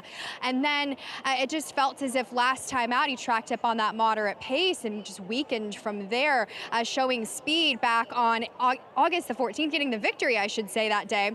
He's got that handier frame. I know he got the distance last time out. I agree with the comments on the desk as far as him getting back to the mile. I do prefer from him. He has the races. He can certainly win. He's not my cup of tea physically. The number 3, Trusty Rusty, is my cup of tea. He is my selection in here, as he does click over to favoritism up there at 5-2 for Bob Hess. Does wear those front wraps on all 4, I should say. And when talking to Bob and Peter Proscia, Paradise Farms in the paddock, it just felt as if this mile was exactly where they wanted him.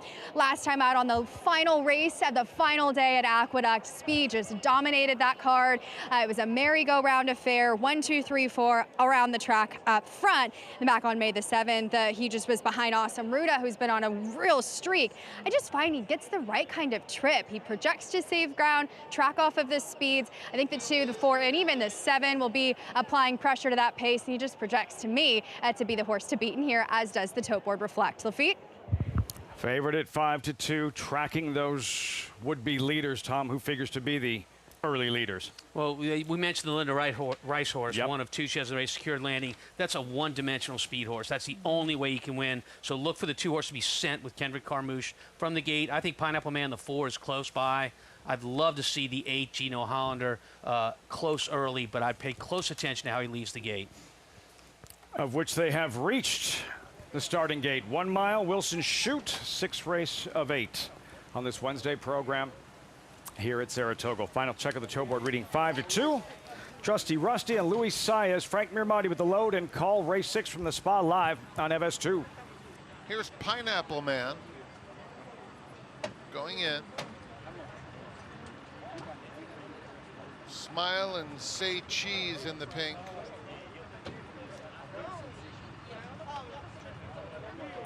Glenary. Unload. And Gino Hollander goes in. They're all in line.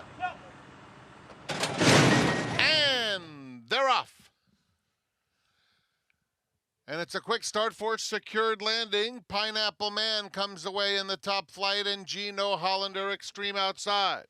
Trusty Rusty is 4th, 4 lengths off the lead, followed by Unload in the 5th spot. It's a gap of 3. Back to the 2 trailers, Glenary and Smile and Say Cheese. Secured Landing takes him onto the backstretch through a quarter that went in 24 1/5 seconds. Pineapple Man a half length back in 2nd. Trusty Rusty is 3rd. Gino Hollander is next. Unload between those 2 in 5th, heading to the half-mile pole, 3.5 or so off the lead.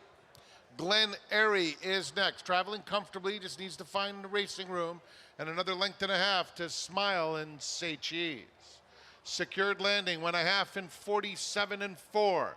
Leads 3 parts of a length. Pineapple Man trying to apply some pressure around the turn with less than 3 furlongs to run. Gino Hollander in 3rd. Down at the rail, Trusty Rusty, Unload between them. Now, Glen Airy taken to the outside. Will have to go wide, but starting to launch a bit as they reach the top of the stretch. Secured Landing has been the leader throughout. Opens up a 3-length lead. Make it 4 with 1/8 of a mile to go. Glen Eyrie unload head-and-head second and third. Coming to the 16th pole, Secured Landing still by 3. Glen Eyrie getting closer though, and Glen Eyrie's cutting into the margin with every stride, big strides, photo finish coming, and it went to Secured Landing, who held on. Glen Eyrie flew for second. Behind them it was Unload in third in front of Pineapple Man. Desperate finish, Secured Landing, reaching for the wire, holds off the late charge in Glen Eyrie in the 6th at Saratoga. Well, we talked about Secured Landing, the 2-horse, being a horse that has to have the lead to run his best race. He did make the lead out of the gate, and he held on just long enough from a stablemate in Glen Eyrie, closing strongly on the outside. Hey, things got dicey for you two. Your top selection. Where's the wire? Yeah, we liked the 2, but Linda Rice was the only one that wasn't overly stressed about this finish here. But I'm sure exciting for Wesley. I would have loved to win with his first horse, but he ran very well. Glen Eyrie finishing second, but Secured Landing, as we've talked about, pace is always really such an advantage, especially in these 1 mile distances. He got a little bit late there, but he dug in. Able to hold on top of the stretch here, Paul. Secured Landing has secured his position.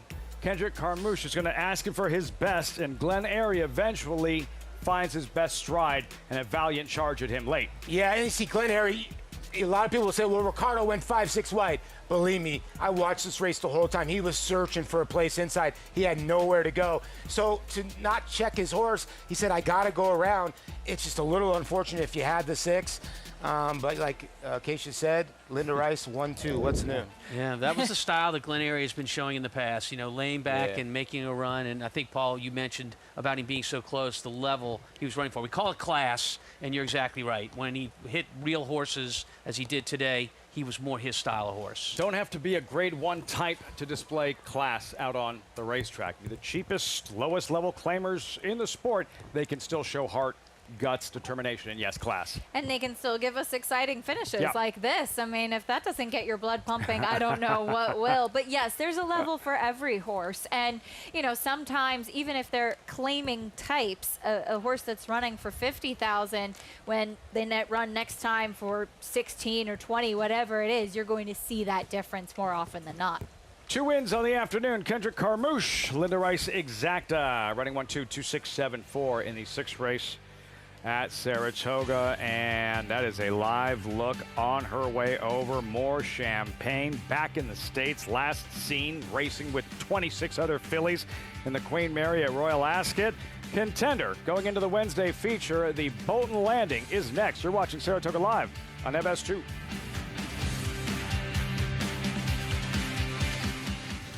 The joy of traveling well is feeling at home, yet a million miles away from home. Discovering new flavors, or savoring the ones you already love. Not knowing what lies beyond the horizon, but knowing what matters most to you. This is the joy of traveling well. Oceana Cruises.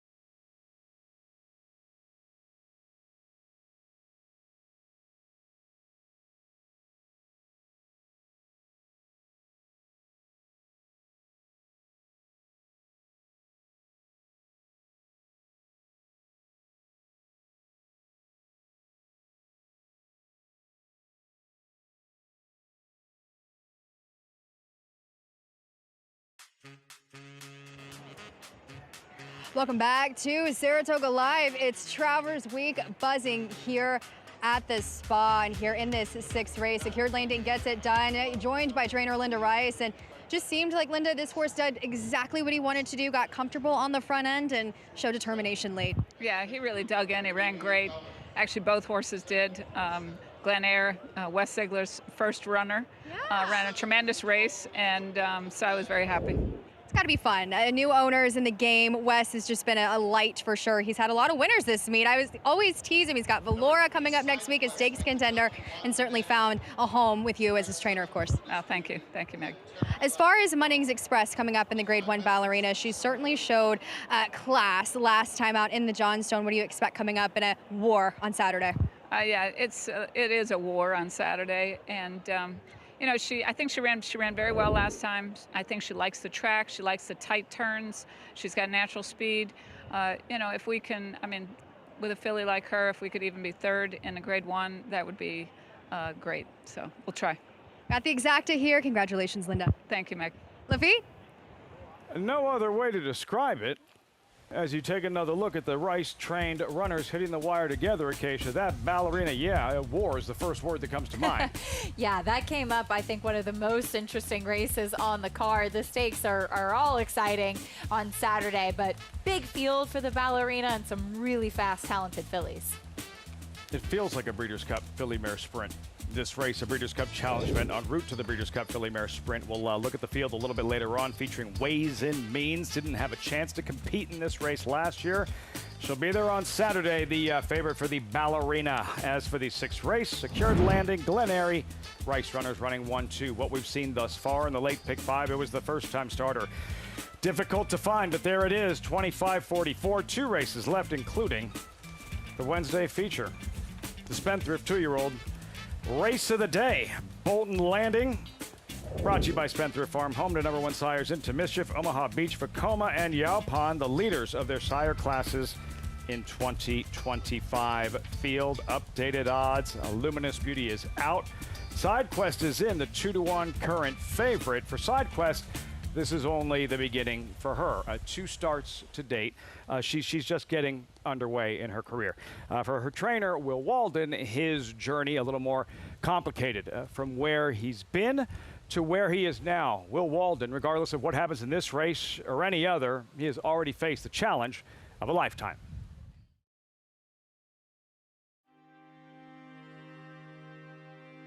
When I walked through the doors of Stable Recovery for the last time, I was done. Like, I was so beaten and broken as a man that I pulled out the white flag and I waved it. Unfortunately, it takes a level of pain for people to become willing to do the things to learn how to stay sober. And he called me, and literally the only 2 words out of his mouth were, "I'm ready." The journey to sobriety is not an easy one. No, it's not. It's a road paved with a bunch of potholes. Stable Recovery. It's really just subtly introduce him to the healing powers of the horse. That horse never looks you in the eye and judges you for the past you have or what you've done. It touches the soul in a way that very few things can, and it's really cool to watch that light bulb go off. Will's success is something that I knew he was capable of years ago. He didn't know he was capable of that. He has always gone out of his way to try to help people that are suffering. These guys, a lot of them have been through Stable Recovery. The thing about this barn is, you know, obviously with me in recovery, these guys feel safe. They know I'm gonna hold them accountable. If I see you slipping, we're gonna sit down and we're gonna have a one-on-one and we're gonna talk about it. And also at the same time, we can help build each other up. It's an ongoing thing. You gotta get to that bottom. And I did, and you know, just blessed we're on the road we're on now. Trainer Will Walden, as you look at SideQuest making her way into the paddock, Acacia, the time you spent with Will, that story, his journey, those struggles, what was your biggest takeaway? Well, I'm so impressed with the way that he handles himself now and how far he has come and how open he is about that journey. Him sharing his story has, as you've seen in that piece, made an impact on a lot of other people, especially through the Stable Recovery Program and people that have come to work in his barn and getting a second chance. And I think it's an amazing story to be celebrated. Obviously, he's not been through the easiest path to get here, but I think he's really taken some of those negatives in his life and made them such a positive now in the way he conducts himself as a trainer, as a dad, as a friend. The strength to own the mistakes, to accept it, to discuss it, as you mentioned, and a good trainer, Paul. And he trains a good filly. Side Quest, there she is. Her maiden win, just the way she ran away from her opposition, it left an impression. I would say it's probably one of the best 2-year-old filly races I've ever seen on the turf. You just don't get an 87 buyer. That is monstrous for a 2-year-old, but watch the way she wins this race. I mean, she's just a gray blur in the middle of the racetrack. And they only paid $65,000 for this filly by Charlatan. Her daddy was a fast racehorse. I would think she takes after her mama being the factor with that gray, but she was good, Tom, first time out. Level off, Tom. She levels off great when Irad Ortiz asked her to, but look at this right here at the finish. Irad is sitting back against her, not asking for the best the last 16th of a mile from her. That is a very impressive victory. Ortiz sideline, and we'll remind our viewers, perhaps, that are just joining us, how this all worked out with Juan Hernandez in the saddle of who is the current second choice in this upcoming Bolton Landing 2-year-old fillies in what could be a stepping stone to, who knows, the Breeders' Cup this fall, Breeders' Cup Juvenile Turf Sprint. It was last year with Cy-Fair. She was defeated in this race. She would come back a couple of months later, beat the boys out at Del Mar in the Juvenile Turf Sprint. Side Quest, 5-2, riders up, post parade. 12th running of the Bolton Landing, next on Saratoga Live.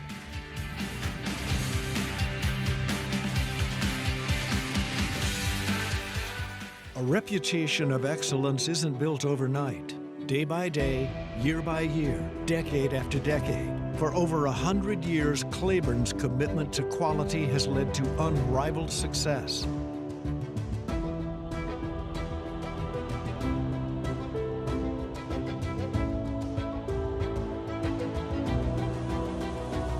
Building on the past, building for the future. Claiborne Farm. The tradition continues. Coming this fall, the upgraded Naira Bets app. Sleeker, seamless, smarter, designed for a better wagering experience, whether you're new to the races or a seasoned horse player. Navigate with ease, get expert picks and analysis, bet over 300 tracks worldwide, and opt into weekly bonuses and promotions, all in one elevated experience. The upgraded Naira Bets app. A better way to bet is coming this fall. Perennial leading New York sire Central Banker, sire of a $325,000 2-year-old colt in 2026, and the leading New York sire of stakes horses again, including Hot Currency. Hot Currency up by 4, 5 widening lengths, approaching that final furlong. No catching a geared down, dominant winner of the 4-star Crook. Give it to Hot Currency. Central Banker, standing for $7,500 at McMahon of Saratoga Thoroughbreds.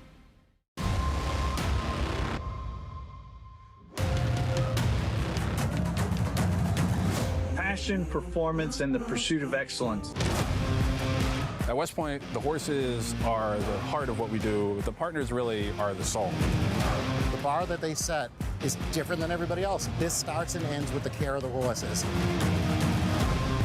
This is a real immersive experience.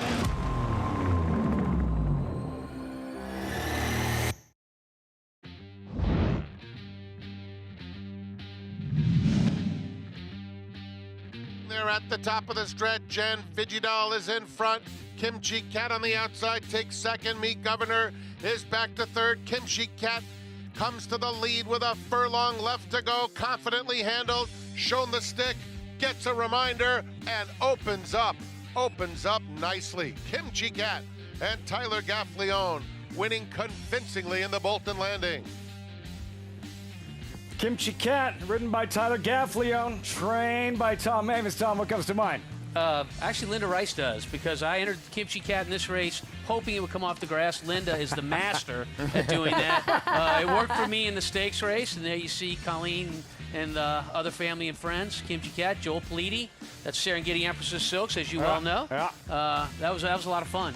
So Disneyland is not the greatest place on earth. That is the greatest place on earth, right, Tom? That winner's circle is something else. I don't care what kind of race it is. Tyler Gaffleone in the saddle, part of the story for the DraftKings Travers, the fact that he will be subbing for Arad Ortiz. What an opportunity, Paul, to ride Renegade, who figures to be no worse than the second choice in the Travers. Listen, he's very capable, and this will be the first time he's riding in the DraftKings Travers, and he's going to have to do it after he rides at Charlestown, the Charlestown Classic. He's going to have to take a plane back here, but listen, Tyler knows exactly what he's doing, and I'm sure he's going to talk to Irad before the race and get a couple cues from him. It's a tough ask. It's a lot of pressure. It's obviously a position you want to be in as a jockey. I'm sure was thrilled to get that opportunity. That being said, it's not the easiest horse in the world to ride. You cannot just be a passenger on a horse like Renegade. For Tyler Gaffleone, 6 graded stakes races Saturday, riding in 4 of them. And as Paul mentioned, he will be riding Skippy Longstocking the night before in the Charlestown Classic. So poised to do some damage there. None of those mounts longer than 6-1 on the morning line. So Tyler Gaffleone, yeah, what an opportunity. Renegade in the DraftKings Travers. To Megan in the paddock with this boat landing. Paddock report. Megan. And what a fun race this has turned out to be, Lafitte. I thought it was quite the puzzle with some really impressive sorts in here looking to get that stakes victory. We'll start, though, with the number 3 Side Quest, a powerful 87 Beyer speed figure she looks to build upon. As it's not typically normal to see that high of a figure assigned to a 2-year-old this early in their career, as she was impressive on the turf for the first time last time out for trainer Will Walden in a type where the blinkers were added last time out. Just a shortcut cheater blinker, nothing too overt, as it was just looking to get her a little bit more focused. As reading through some of the quotes on the dirt, she didn't run poorly, she just kind of didn't have that continuity on debut. And agreeing with some of Maggie's comments from last time out, where she doesn't immediately strike you as turf from her physical, but I surely love the charlatans sprinting on the dirt, and wow, does she just have that pocket rocket appearance. Very fit, just a short coupled, very typical strong sprinter from a very strong barn. And last time out, it wasn't as if she had to have the lead, and that's how she attained that 5-length victory. I do find she's good, has shown the professionalism to sit back and hopefully come off of horses forwardly placed in a race that surely has quite a lot of speed in here. The number 6, Allura, speaking of speedsters, was certainly that on debut, as she went gate to wire at 5.5 furlongs on the turf, where it was definitely a tepid field that day. Rockabye was well meant, but other than that, I mean, as far as the 6 to run back, there have been no return winners from that race, and she always traveled well. She always held off the charges of horses that were coming at her, and that's certainly what you'd like to see from a professionalism standpoint from a 2-year-old. But she was working like a freight train coming into that race, and that has been the same thing I've seen from her in her workouts coming out of that July the 3rd effort, where she worked incredibly well on August the 9th, B work assigned from the DRF Clocker report, and kept in hand back on August the 16th, that turf breeze as well.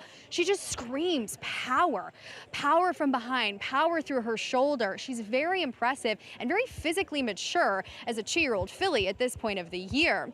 The number 2, Goal for Launch, certainly has the X-Factor pedigree of anybody really in this field, is the daughter of Canadian Horse of the Year, Sovereign Horse of the Year in 2019, Starship Jubilee, who's a multiple graded stakes winner, accomplished she was. A daughter of Flightline, where Acacia, myself, Maggie, we've seen these progeny of Flightline, and they've certainly lent themselves to their dam side a little bit. And if you can remember Starship Jubilee, she wasn't the biggest, but man, was she tenacious and very strong, just not the largest in terms of size. And that's exactly what I'm seeing from her filly, her daughter, and here as last time at Woodbine. Again, she was very quick. She did what she needed to do, but she was so professional in doing so. And again, not the best of fields that day. These are much more stronger waters that she faced, but just looking at horses and how they react and respond, especially when watching her finish that day, Lafitte, her ears were up. She was just doing everything the right way. I was really impressed with her, despite obviously not being assigned a buyer, as she's certainly strong on the muscle in here. Not who she beat, how she did it. Go for Launch. Yeah, Mom, a rock star. Starship Jubilee Megan, Acacia, Maggie, our eyes in the paddock. Acacia, I have to ask, like, how different is this for you being on set and trying to evaluate, especially with the younger prospects, versus what you see up close and personal right behind us in the paddock? Yeah, I was joking when you asked me that off camera. I said it's awful for me. And, you know, I'm a horse person first and foremost, so I always like being able to be up close to them. But it is nice from our vantage point here. You have the horses in the paddock right behind you. But one thing that I think is important is just the experience with notes and keeping notes, whether it's trip notes, physical notes, whatever it might be, and just carrying that on from race to race. It takes a lot of time to accumulate that information, but I think it really can be handy. And also you see different trends for trainers. Tom, you know this as well as anybody, you know, certain types of equipment that they normally use. Something that may be out of character is often what's most notable. Do you feel like you can, like, I always say it's like playing poker with the same group every week, trainers in the claiming game, particularly. When a trainer makes a move, do you feel like I've seen this move before by this trainer? I know what this is about, whether it's well-intended to win or whether it's well-intended to say, hey, I want to see this horse go beyond and go to somebody else. Yes, sometimes you say, especially if the horse is a shorter price and you say, I'm not really feeling this one, or if it's for a certain ownership, you say, okay, I understand they want to be aggressive in Saratoga or whatever the case might be. As trainers, we do the same thing. It's great stuff. Can't get that information anywhere else. Observations in the paddock. We're observing Flavien Prat. He's going to ride Allura in this upcoming Bolton Landing. Prat locked and loaded. The 6 graded stakes races on DraftKings Travers Saturday.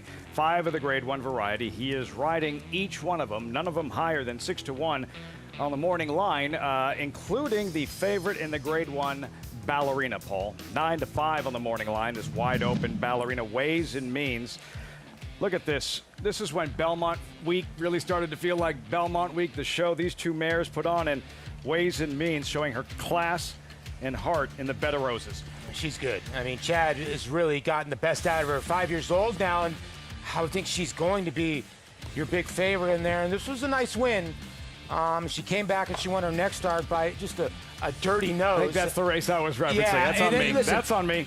But she's so talented, and Chad's kind of got everything where he can off the layoff. She's fresh. I think he has the keys to her engine, definitely. Yeah, look, it's one thing to be a talented racehorse. You're going to win races if you're talented. But when you get a racehorse that understands racing, understands competition, wants to fight to the wire, that's when you maybe can get a champion. And for Chad Brown, he trained the mother and the father of Ways and Means. I mean, it just means more when you have one go to the post like this. The problem with her, it's going to make her hard to beat. At least I think, Acacia, not only is she the best horse in this race, she's 5 for 6 at Saratoga. Yeah, she's done exceptionally well here. I think it's a really good point. And she is crazy fast, too. And look, last time out, Grand Job opened up on her, which it seemed like that might be the way to beat her, and she came and got that filly late in the stretch. And the thing about Ways and Means, as you look at the rundown, Travers Day, the 6 graded stakes races, 5 of the Grade 1 variety at Resorts World Casino Ballerina, Breeders' Cup Challenge event, winning you're in for the filly mare sprint. We knew who Ways and Means was before she ever ran. That kind of reputation she built before she ever debuted, and she's maintained that level of excellence throughout the course of her 2-year-old, 3-year-old, 4-year-old season. No flash in the pan. Yeah, it's kind of rare that you see that. Sometimes you hear a lot of buzz about a certain horse training before their 2-year-old season up in Saratoga, and we call them morning glories, and they don't necessarily pan out, or they have one impressive 2-year-old race and don't really kick on. Ways and Means, though maybe she's had some gaps in her form, she's always shown up with big efforts. She loves this track, too. 6 starts, 5 wins, and a second. I mean, she's a champion. Remember, Empire Maker, trained by Bobby Frankel, late great Hall of Fame trainer. This is when Medaglia d'Oro was the best 3-year-old in the nation. He had won the Jim Dandy. He would be the favorite and eventually win the Travers. He was being outworked, so they said, by Empire Maker. He ended up fulfilling his promise, an eventual Belmont Stakes winner, a Kentucky Derby runner-up. Palace Malice, the same thing. Sometimes you hear about these horses, they don't always pan out, and so often those stories start here at Saratoga with unraced 2-year-olds. They do indeed start here. I saw Devil's Bag break his maiden here when I just graduated from college in 1983. Wow. He was great, and the word was out on him, of course, with Woody Stevens. 2-year-old fillies, Bolton Landing moments away. Over to Megan. And a man in trainer George Weaver that knows a thing or two about quick fillies on the turf will send out the number 4 Extravaganza. What have you seen from her? She's trained well, really well since her win up here earlier in the meet, and we're excited about it. I mean, I really like the way she ran that day, and we're hoping to get a similar trip. Seems like there's some speed in here we can sit behind, and you know, first time against winners is always tough, but she's doing very well. Can you speak to just the physical maturity, the maturation that has to take place for these 2-year-olds to handle these kind of races in the way you've surely had success in doing here? Well, we ran our first time out of Keeneland, and things didn't go well there. Like, she really shocked me that, you know, she packed it in that early. And we just said, you got to take your time with them. When we try to teach her mentally what's expected last, and hopefully she shows up with the same way she ran last time. Looks great in here. Good luck in here. Thank you. Lafitte? Trained Cy-Fair, defeated in this event a season ago before capturing the Breeders' Cup Juvenile Turf Sprint. George Weaver with Extravaganza, currently 7-2. We meet the field for the Bolton Landing. More Champagne at 5-2. Then Go for Launch. Yeah, Mom Starship Jubilee, Canadian Rockstar. And by Flightline, epic pedigree here. She's been really on the muscle, though. Side Quest, the favorite in Juan Hernandez. Juan Hernandez takes over for Irad Ortiz, who's out. Very, very impressive winner. First time on the turf, as we showed earlier. Extravaganza for George Weaver. One against New York breds, but another impressive effort after a disappointing performance behind More Champagne and Shining Moment at Keeneland. Lexi's Charm, second start turf debut. Yeah, a bit of a forgotten horse here because she's never been on the grass, but her dirt race was very good, and there's some turf pedigree there. Allura, debut winner opening weekend. There wasn't much movement in that race, but she was quick out and was able to hold pretty comfortably and dug in late in the stretch. Shining Moment, Wesley Ward, 5-time Bolton Landon winning trainer. More on her in a moment. There's Army Salute, debut score on synthetic in Florida. Yeah, look at 22-1. This horse should not be 22-1, winning on the synthetic and having a family and a mom in particular that like the grass. 2-year-old fillies in the Bolton Landing. For those who perform well, maybe, just maybe, one step closer to the Breeders' Cup Juvenile Turf Sprint this fall in Lexington. There's More Champagne. John Velasquez, 3-time Bolton Landing winning rider, is aboard. Let's revisit her debut. And on the strength of this effort, Acacia wound up at Royal Ascot. The filly she beats, heavy favorite Shining Moment. More Champagne runs right by her. Yeah, and they actually met again over in Royal Ascot. And as Tom touched on early, it's not that uncommon now, especially with 2-year-olds, to see them take a shot over in Europe. Because if you break your maiden, in particular on the turf early, like they did in April at Keeneland, you don't have many options as to where to go next. So if you fancy a trip across the pond and going over to Royal Ascot, it kind of makes sense because you are still able to come back in time for a race like this and make the Breeders' Cup. Trainer Tom Morley of that effort at Royal Ascot against 26 other fillies says she's better than that. She's better than that. See what she does in this upcoming Bolton Landing. Drawn inside, then Extravaganza, you just heard from her trainer George Weaver. Her second career appearance, facing New York bred maidens last month. She was favored, Tom, in this one. And Extravaganza, she wins clear and impressive. She does. I mean, she broke fast, but she sat back a little bit and just kicks clear nicely here. This race, and it's a recent race from July, mid-July, makes her, based on her price, the horse I like. Yeah, I kind of like her too. I mean, I just think she sits in a good spot. She gets outside of her 2 main rivals with the 1 and the 3. But you got to look back. More Champagne did beat her on that day, first time out at Keeneland. Although Extravaganza was your favorite, and you're getting 3-1 today, the horse that's getting dismissed is the Wesley Ward runner here, the 8 Shining Moment. Again, Ward, who knows how to win this race, Paul. Yeah, he does. He knows how to win this race. It's just, you see a lot of fillies here by Golden Pal. He was such a good horse, too, as well. I'm surprised that the 1 and the 4 are biting into the 3 here, favoritism. And I want to point out quickly about the 5, Lexi's Charm, who I think is a little bit of a live long shot you may want to include. She, yes, as Tom pointed out, debuted on the dirt, but she's by Lexitonian, and the dam was good on synthetic, and there was a sibling that won on turf. Her turf work, two-back, the workmate was Golden Siren, who won on Friday for Mark Cassie very impressively. And I thought that this one was keener early, showing more speed. That one finished better late, but they kept up pretty well together on the turf. I thought she was a little bit interesting on the surface switch. Lexi's Charm, Jose Ortiz, 8-1. Megan, you just spoke with George Weaver, trains Extravaganza. What else can you tell us about her?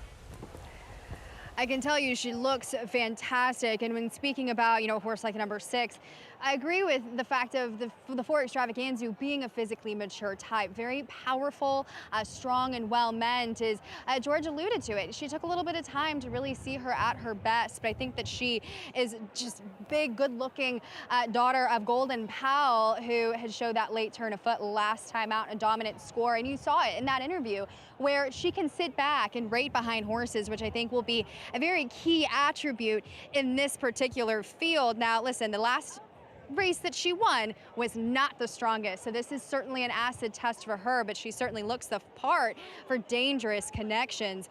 The number 1, More Champagne, is coming off that layoff, having last been seen in Europe, and she's a type that's incredibly handy in her appearance. She's very, very fit, just very well defined and well meant, and she's one that I just found her to have, to me, the most impressive debut, as the way she did it. She was able to stalk behind horses. 3 of those horses, including some she returns to face this time around, were next out winners that day. She's worked very well off of the layoff. Johnny Velasquez was actually aboard her back on August the 14th in a very strong work where she just was never really asked for her best. She kind of gives me the indication of a filly that's honestly more European in her appearance. I know that she's obviously a daughter of Golden Powell in here as well, but very impressive. I went ahead, though, with a little bit of a price with the number 6, Allura, in this wide open race, Lafitte. Allura 12-1, More Champagne contender 3-1, Acacia the favorite side Quest. And jockey Juan Hernandez, you did speak with trainer William Walden again. How did this all come together again? Yeah, of course, with unfortunately Irad Ortiz being sidelined for the remainder of the meet, you need to find an alternative. There's no racing in California today, so I asked Will, how did Juan Hernandez end up on his horse? He said, well, he just flew halfway across the world to ride Baccio in a Group 1 and win that for Wesley Ward, WW. Thought he could fly halfway across the country to win a listed stake for the other WW. And now aboard Side Quest, who is favored at 2-1. Frank Miramonti with the call. Post time for the Bolton Landing live on Fox Sports 2. Shining moment in the colors of Qatar Racing. Side Quest, Extravaganza,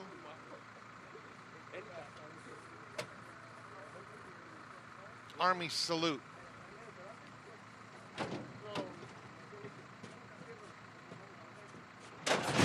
And they're off in the Bolton Landing. Lexi's Charm was off slowly. And it's Allura who is the quickest out of the gate. Go for Launch has speed along the inside, and Shining Moment comes away a close-up third, taking second now. Then Army Salute. Extravaganza is racing in between horses. More Champagne is 5 lengths off this loose leader. The gray is Side Quest angling to the outside. And another 2 back to Lexi's Charm. 22 seconds flat for Allura, who leads the way. Shining Moment hard-ridden in second. They are followed by Army Salute. Extravaganza is making headway, 1 from the outside. Behind them, it's Go for Launch and Side Quest. They're coming to the 8th pole. Allura short lead with a host of pursuers. Go for Launch right up alongside, and Go for Launch takes a narrow lead from Allura.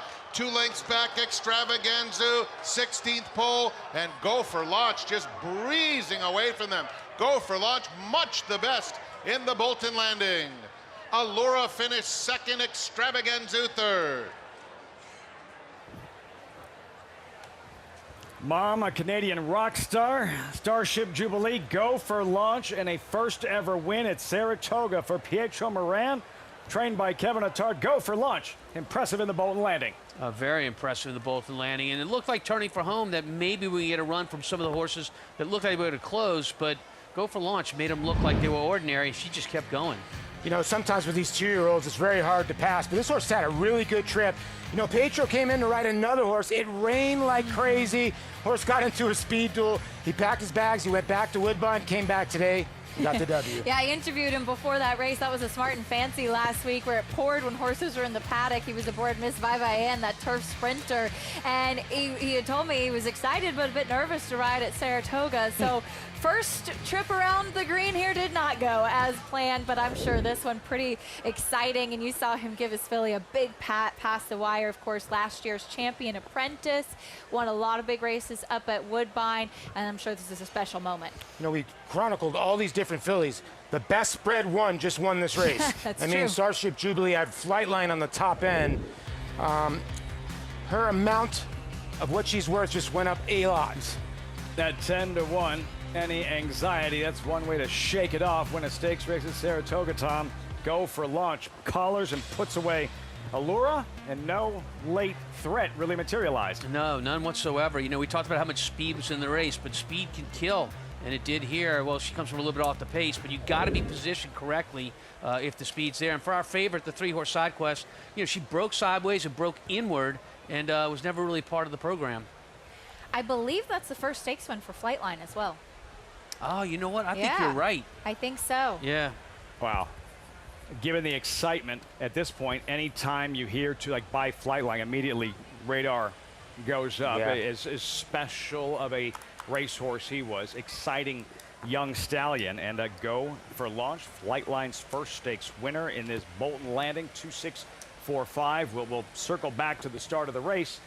In these sprints with 5.5 furlongs, Tom, where there's less room for error, anything goes wrong at the beginning, and not always, but it just makes your assignment so much more difficult. Well, you said it, Lafitte, particularly in sprints, but just in any kind of race, when you don't break well from the gate, literally 90% of the time a horse gets in trouble, it's because of they're out of position out of the gate, and that's what happens here. Watch the 3-horse, our favorite in Side Quest, going to break and go inward and not break correctly. You see it right there, drops over a little bit. And even something as slight as that, when you're talking about a 1/5 of a second being a length in horse racing, you can get a very good understanding of why that makes it so difficult. And now the horse is out of position, and we just talked about it. 90% of the time that horse get in trouble in a race, it starts the starting gate. Yeah, you're right. Good call by Megan, because she scoped out the 6. Yeah. And that horse broke the gate, and I didn't think anybody would be clear of this group. The 6 got clear of this group. Blue Heaven Farm, Flightline's first stakes winner, Pietro Moran's first win at Saratoga. Go for launch in the Bolton Landing.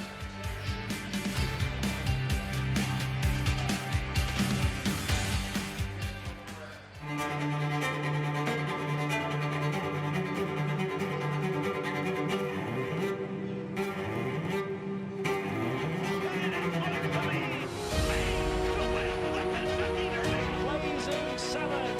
Big stone to get up into the Pacific Classic. Dornick and Luis Saez to win the Belmont Stakes. $600 Jody. Thank you.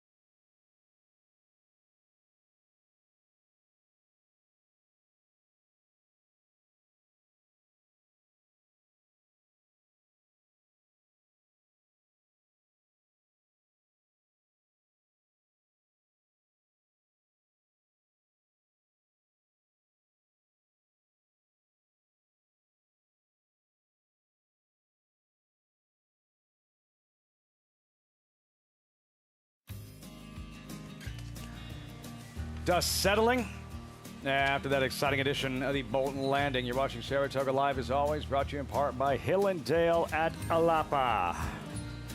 Winner Circle Lead-In, brought to you by the Fasig-Tipton November Sale, the world's premier breeding stock event. Nominate your star today. Go for Launch. Blue Heaven Farm, the Flightline filly in the Spendthrift 2-year-old race of the day, $22 plus the upset. Megan with Allura, big effort, having to settle for second on this afternoon, 2, 6, 4. And for Pietro Moran, first ever win at Saratoga happens in a stakes race, and standing by live with Megan. That's right, 2025's Eclipse Award winner for Outstanding Apprentice Jockey, Pietro, and you get your first victory at Saratoga in a pretty jubilant way. Yeah, very grateful, thankful for the opportunity. Kevin Attard, Adam Korndorf, and Blue Heaven Farm for letting me ride this filly. Yeah, very excited. Massive pedigree. You talked off camera to me about the expectation on debut, very professional, but talk me through your trip and what you saw from her in this stakes victory. That was perfect. She was a little sharp today, but I knew there was a lot of pace in the race, and I just want to leave her alone, and she settled in beautifully, and when I asked her to kick, she gave it to me. What have you learned from obviously an incredible year last year and the tour de force performance you had as an apprentice, but now taking that step forward and being against the top jockeys, the colony here at Saratoga, a pretty special one? Yeah, to be the best, you want to beat the best. So riding with some great jocks just helps me to get better. And no, I'm just grateful for all the opportunities I get and give me chances like this to win. Go for Launch, Lafitte. The pedigree was there, the talent surely on display. A pretty special one to follow come this fall. Onward and upward. Air Canada, Air Flightline. Acacia, Go for Launch by Flightline. What are you observing early on from his offspring, Flightline? Well, as you heard Megan touch on earlier, you do see a lot of influence in the dam sire, but I've seen a lot of influence from Flightline on turf. And so, especially with a turf mare like Starship Jubilee, I was pretty excited to see this one sticking with the grass. And I don't count those out. There are some big turf races to be part of as well. And you think about American Pharaoh, I think it kind of brings a similar connotation. American Pharaoh, Triple Crown winner, spectacular dirt horse, very good turf influence as a sire, and I'm wondering if it might be a similar case with Flightline. She did it the right way, Paul. Stalk, pounce, accelerate. Yeah, she's good. I mean, she's got an unbelievable future, whether what they want to do with her, and I would think she's going to be just fine going around 2 turns. She's in the right hands. Kevin Attard's such a good conditioner up there at Woodbine in Canada. And listen, she's a Kentucky bred too, and I would think bigger things to come. That was a good field she just beat. Yeah, I'll ask you to speculate, Tom, because we began the show talking about where this could be headed, the Bolton Landing. The fact that Cy-Fair was defeated in this race last year, eventual Breeders' Cup Juvenile Turf Sprint winner. So, Tom, does she look like she has the stuff, Go for Launch, to go on and compete on that kind of stage? Yeah, well, like Cy-Fair, this was her own. She only had one start going into this race, and she was forced to rate from off the pace. She won on the lead first time out, and the way she won, I think she has a great future. Sure, I mean, look, if you're not thinking Keeneland and the Breeders' Cup Juvenile Turf Sprint, then you're not paying attention. Another likely prep, and then we'll see. Exciting edition of the Bolton Landing, and shaking things up here a little bit in the late pick 5, Paul. She was tougher to find.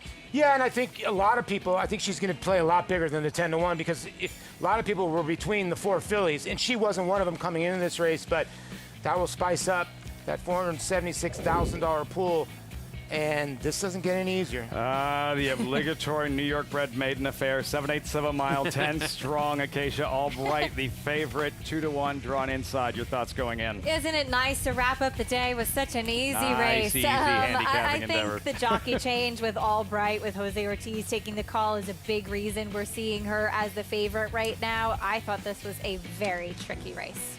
Tell you what, the 9, I know Mr.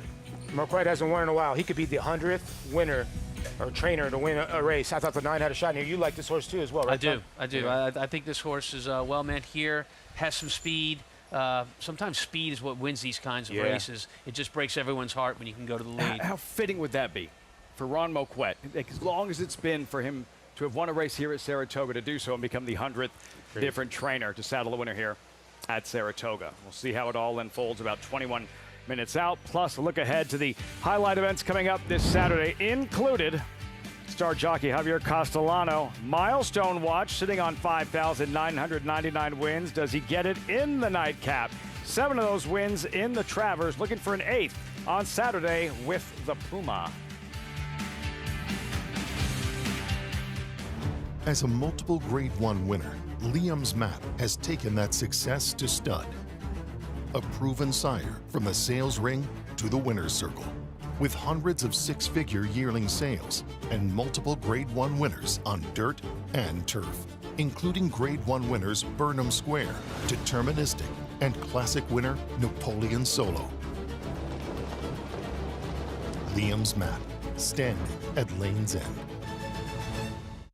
It's America's original sport, and no one covers it better than americasbestracing.net.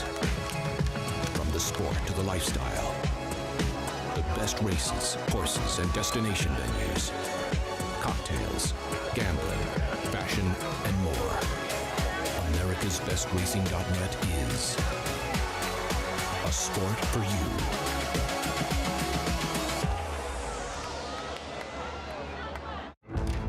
Some horses are remembered, other horses are passed down like an heirloom. He's the kind of horse that lives in stories, each better than the one before. He ran 3 straight years at the highest level, and he himself was elite. Who's it gonna be? It's gonna be National Treasure. Has opened up a 5-length advantage. It's a 1-horse race. National Treasure, the key to quality. Good as gold in the Kentucky Derby and Belmont Stakes. Golden Tempo looks to extend his dominance in the DraftKings Travers on Saturday, August 29th at Saratoga. Save $5 on admission when you buy in advance at NYRA.com/Travers.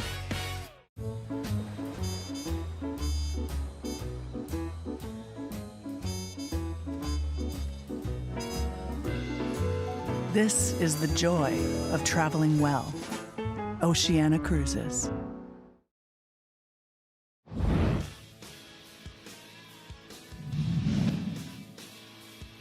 And the stage is set in the Travers. Bernardini has turned back. Bluegrass Cat at the 8th pole. Bernardini is pouring it on and he's pulling away. Bluegrass Cat has been left in his wake. And on the outside, Dr. Pleasure, he's an old salt. Bernardini, brilliant once again.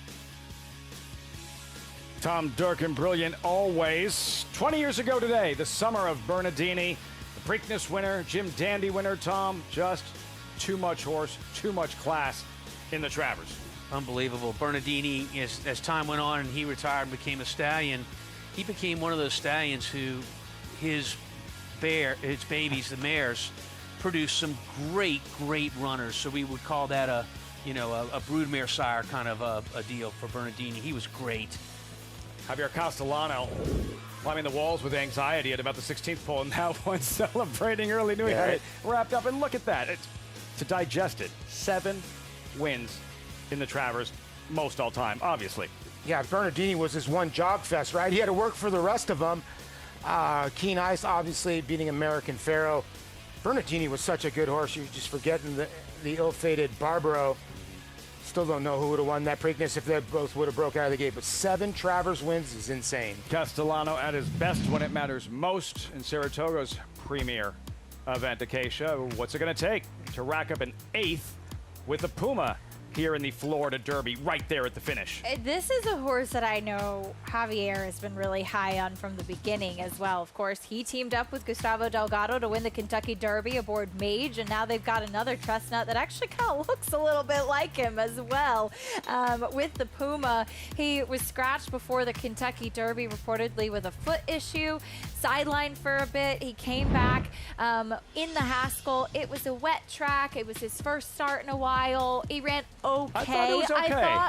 But yeah, I think it's absolutely a race that he can move forward in. I actually ran into Gustavo on Sunday, and he said, "We'll see you in the Travers. We're ready." He's flying. He's always been a really good workhorse. Lots of enthusiasm. The Puma Tom, it's a mile and a quarter. We're at Saratoga. Normally, you can't connect these dots, whether it's the Kentucky Derby and the Belmont Stakes. The Belmont typically a mile and a half. When we're here and you have that mile and a quarter Belmont, as we did last year, and so many common players exiting a few out of the Belmont, what is different, in your opinion, about how the Belmont shaped up going in and how this DraftKings Travers is shaping up going in? Well, they call it the Midsummer Derby for a reason. This is the best 3-year-olds that are currently racing in North America, and a couple of horses like the Puma, as well as Silent Tactic. These were horses that were really well meant for the Kentucky Derby. They went off track for a little while. They've each had one start back, so they become really the jokers in the deck if they can get back to that form that they had back in the spring. Not to mention,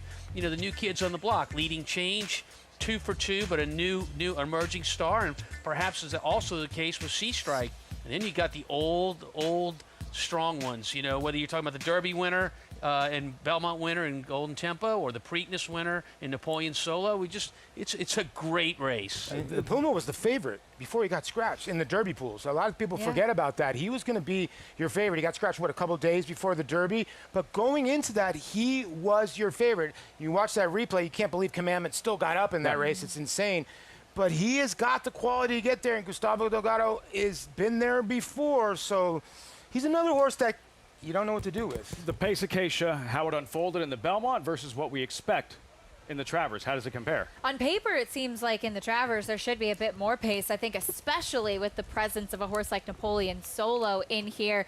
Leading Change, who Tom touched on, he's a lightly raced horse that's going to be forward as well. Sea Strike was forward last time out. Even Baby Vino, not slow early. That's going to be a positive for your two kind of big hitters, so to speak, in Renegade and Golden Tempo. But will be interesting to see how it plays out. Can't wait. Can't wait. 157th running of the DraftKings Travers. You'll see it live on Fox 5. Grade 1 events for the centerpiece of racing every summer at Saratoga. I'm told that's a Pikachu. You guys are lying to me. There's going to be a problem. Is that a Pikachu? Is it a Pikachu or is that Pikachu? No, that guy's well known on the backside. That's Pikachu. Right. My man. All right. See how it all unfolds. 8th and final. Riders Up Post Parade, the nightcap in 14 minutes.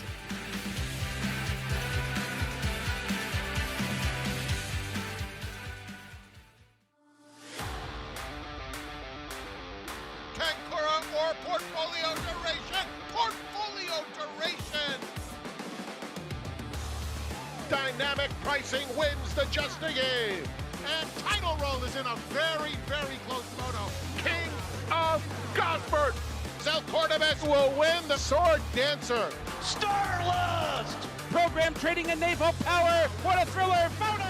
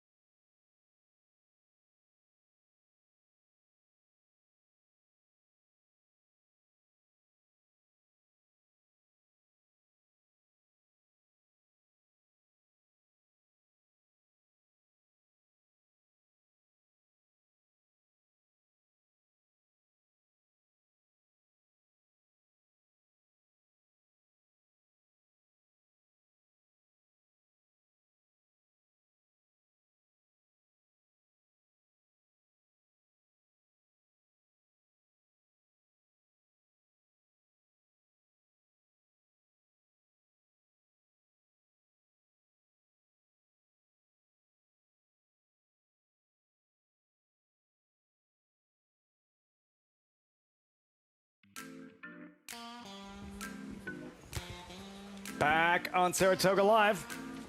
Coverage brought to you by Naira Bets. Bet any track anywhere, anytime. Visit NairaBets.com or download the Naira Bets app to get started. Going right by my place. Right by your place. That's like typical cruise control for Acacia. Walks at about I move that a little bit speed. slower And these that's days. on foot? Wow. You went van. That's cruise control. And wanted to thank our partners at the New York Institute of Technology for their support of Naira's Students to the Starting Gate initiative, contributing backpacks containing essential school supplies to community-based organizations serving families in Queens, Nassau, and Saratoga counties.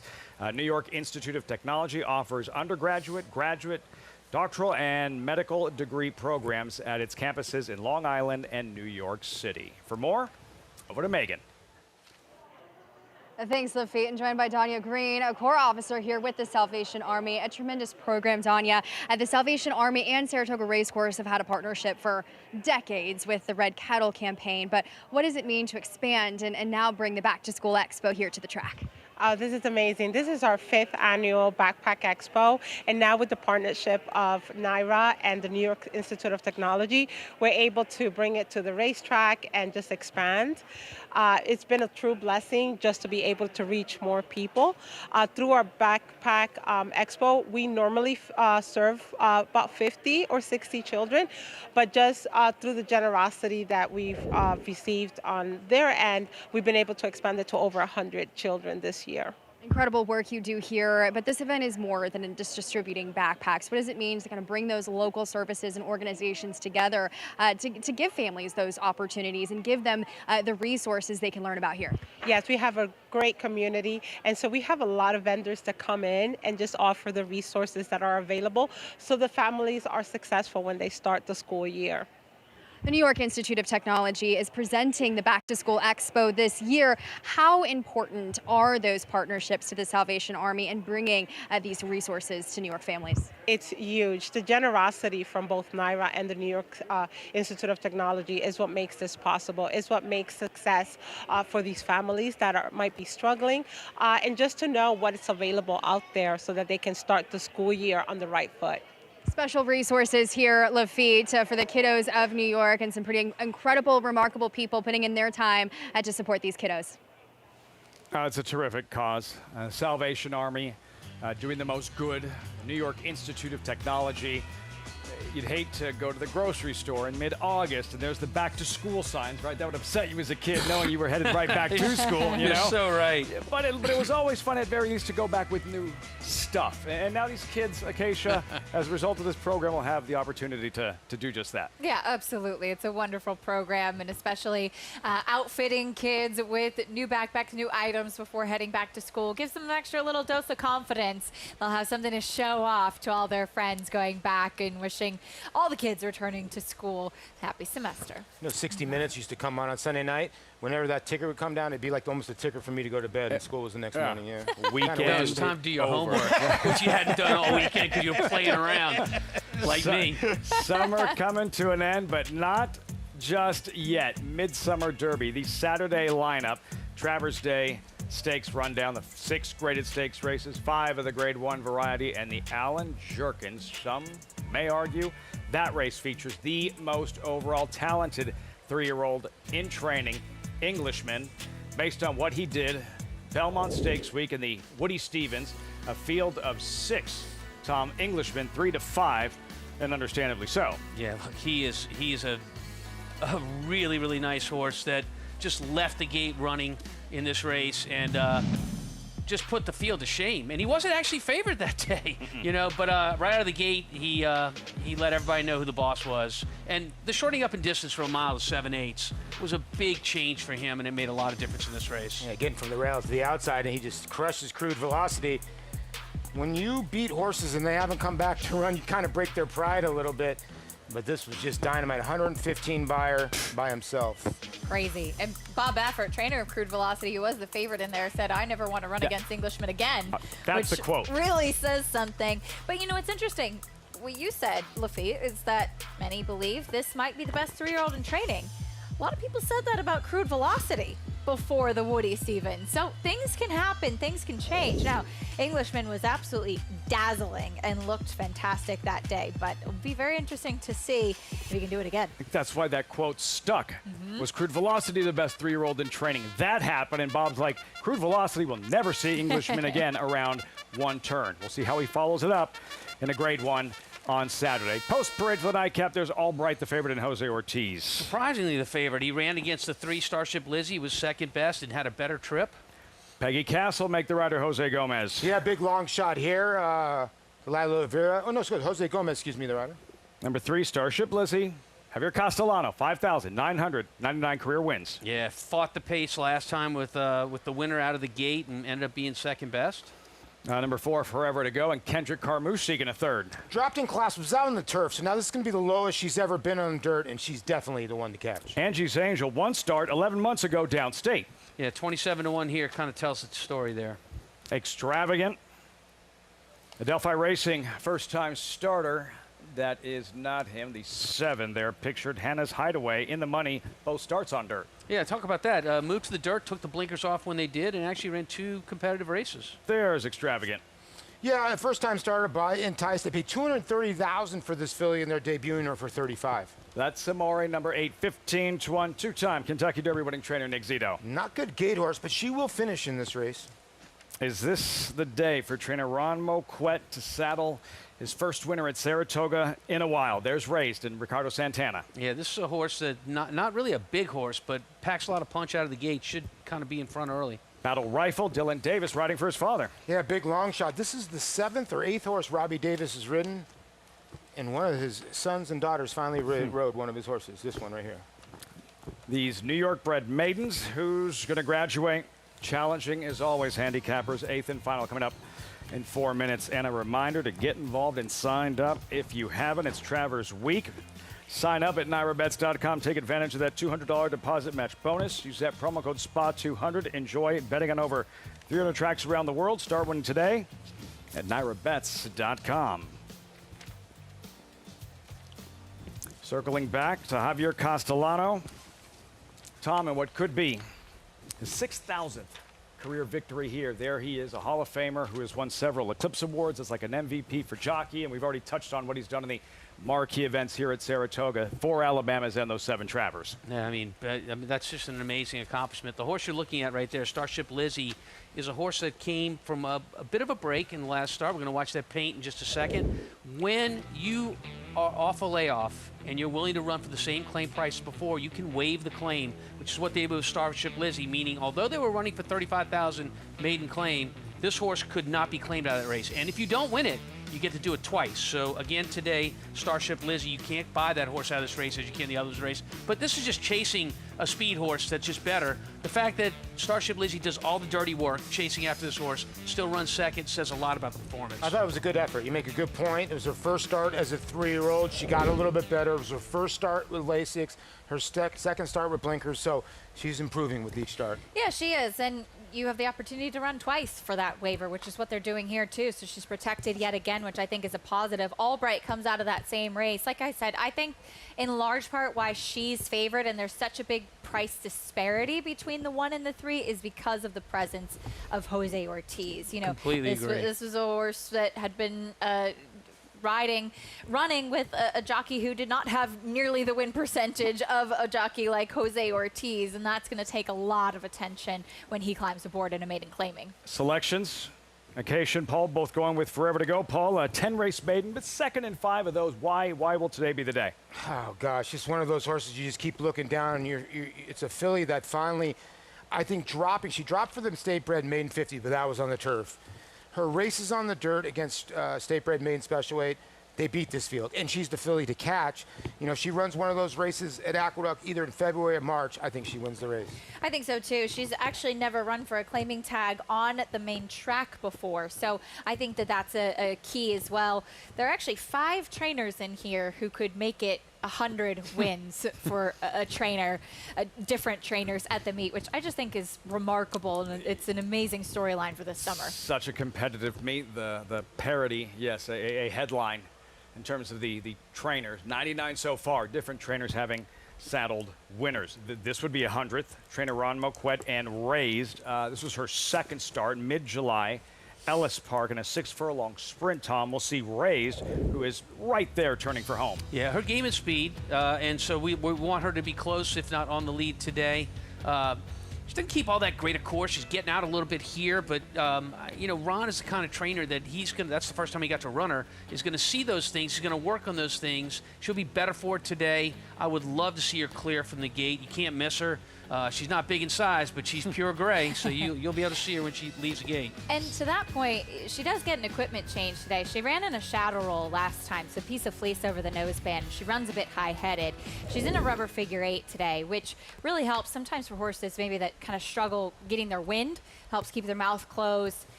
The shadow roll is try to get them to put their head down, but clearly Ron feeling that a figure 8 is going to help her a little bit more. To Megan, trackside. And parlaying on Acacia's comments on this horse, this filly.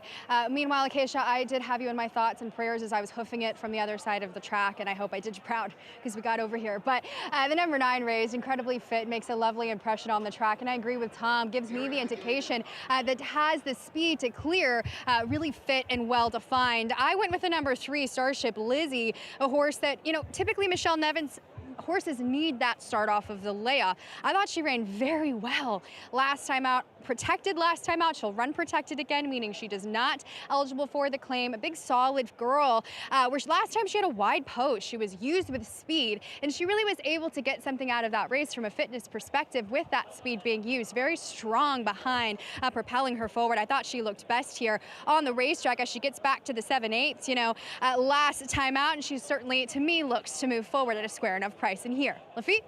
Starship Lizzie, not the favorite, perhaps the sentimental favorite. Javier Castellano looking to become the 22nd jockey to have captured 6,000 races. 1,585 at Belmont, 885 at Aqueduct, second behind Johnny Velasquez with 819 wins here at Saratoga. Will this be his 6,000th? About to find out. Javier Castellano and Starship Lizzie. Number 3, 9-2, the favorite right next door. Forever to Go at 5-2. Here's Frank Miramati. Here's Forever to Go.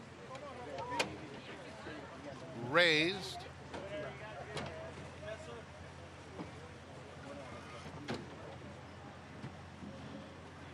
Battle Rifle to complete the line. Right in.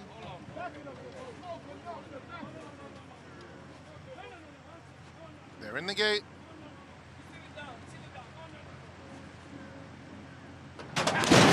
And they're off. Angie's Angel and Raised among the early leaders. They are joined by Forever to Go. Battle Rifle is on the extreme outside, so they get to the main track and it's Forever to Go who's just in front. Angie's Angel in between. Hannah's Hideaway is in the mix now second. Starship Lizzie only 2.5 or so off the pacemaker, racing right in front of Peggy Castle as they head to the half-mile pole. It's another 2 back to All Bright, who is racing a 1.5 lengths in front of Battle Rifle. Then it's a big gap to the 2 trailers. Extravagant, and that's Amore. 22-4, Forever to Go leads the way. Hannah's Hideaway is a clear-cut second. Starship Lizzie on the rail, 3 off the pace in third. All Bright is starting to pick it up very well. And here's All Bright flying through along the inside and coming after these leaders at the top of the stretch, the half in 46 seconds flat. All Bright and Jose Ortiz down the center of the racetrack with all the momentum. Just brushing with Starship Lizzie at the 8th pole. It's Hannah's Hideaway in front. Starship Lizzie in between. All Bright keeps on coming. Past the 16th pole. Starship Lizzie between. Hannah's Hideaway. These 2 go on. Starship Lizzie. Here it is. 6,000 wins for Javier Castellano. What a career he has had, and he's still at the top of his game. What a career, what a rider. Milestone achieved, 6,000 wins. Javier Castellano, Starship Lizzie. A lot of trading of paint in the stretch of this 8th and final.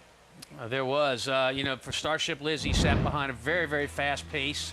set up front. You can see behind the two pace setters, Starship Lizzie, the 3-horse, is going to wait to save as much ground as possible and then angle out off the rail in the straightaway to do the best running here. Going to get in a little bouncing war here with the 1-horse. You can see that a little bit there. I don't know if it's enough to look at. The 1 seems to be lugging in a little bit. Gets home first. Gets her back end taken out, digs in, and still finds more late. Yeah, the 1 just wanted to lean in the whole way. You thought the 1 was going to run right by, and the 7 finds a little bit left. But Starship Lizzie with the best trip. And one of those things where Jose just could not control the 1. We'll get you the head on of the stretch and see how the 1 was bobbing and weaving, but the 3 was staying straight. Yeah, the 1 Albright and the inquiry sign There has it been is. posted Whoa, regarding the 1 and the 3. Just what we were talking about with the bumping there. So the 1 Albright is lingering on that left lead, but I think the 3 actually comes out first, which is that's interesting. That's where things get a little bit dicey. So she ends up kind of losing her hind end a little bit there. Yes, the 1 was lugging in, but it might have been initiated by the 3, your unofficial winner, Starship Lizzie. I think it's interesting that this is an inquiry, meaning that the stewards are the ones posting this as a potential foul, and they're going to be calling it out, but we don't know anything about Jose Ortiz, who rode the 1, and whether he feels that he was fouled. That would be an objection, so we'll see if that's announced as well. Tough call, right? Tough call. From the drone, Paul. It's really tough, right? Because the 1 had so much momentum. And, okay, there is contact. The 3 comes out and brushes with the 1, but then the 1 comes in and brushes with the 3. You kind of think if the 1 stays straight, she kind of wins the race anyway, but she just couldn't.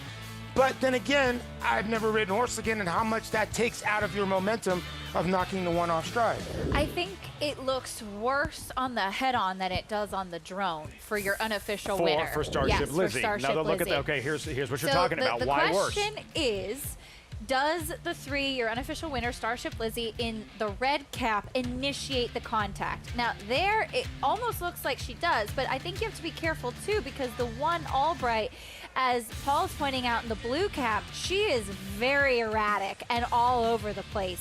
So she might have actually been in the path of Starship Lizzie, so that's what the stewards are going to try to figure out. I'd like to have a win ticket on the 7 right now. Really? Yes, indeed.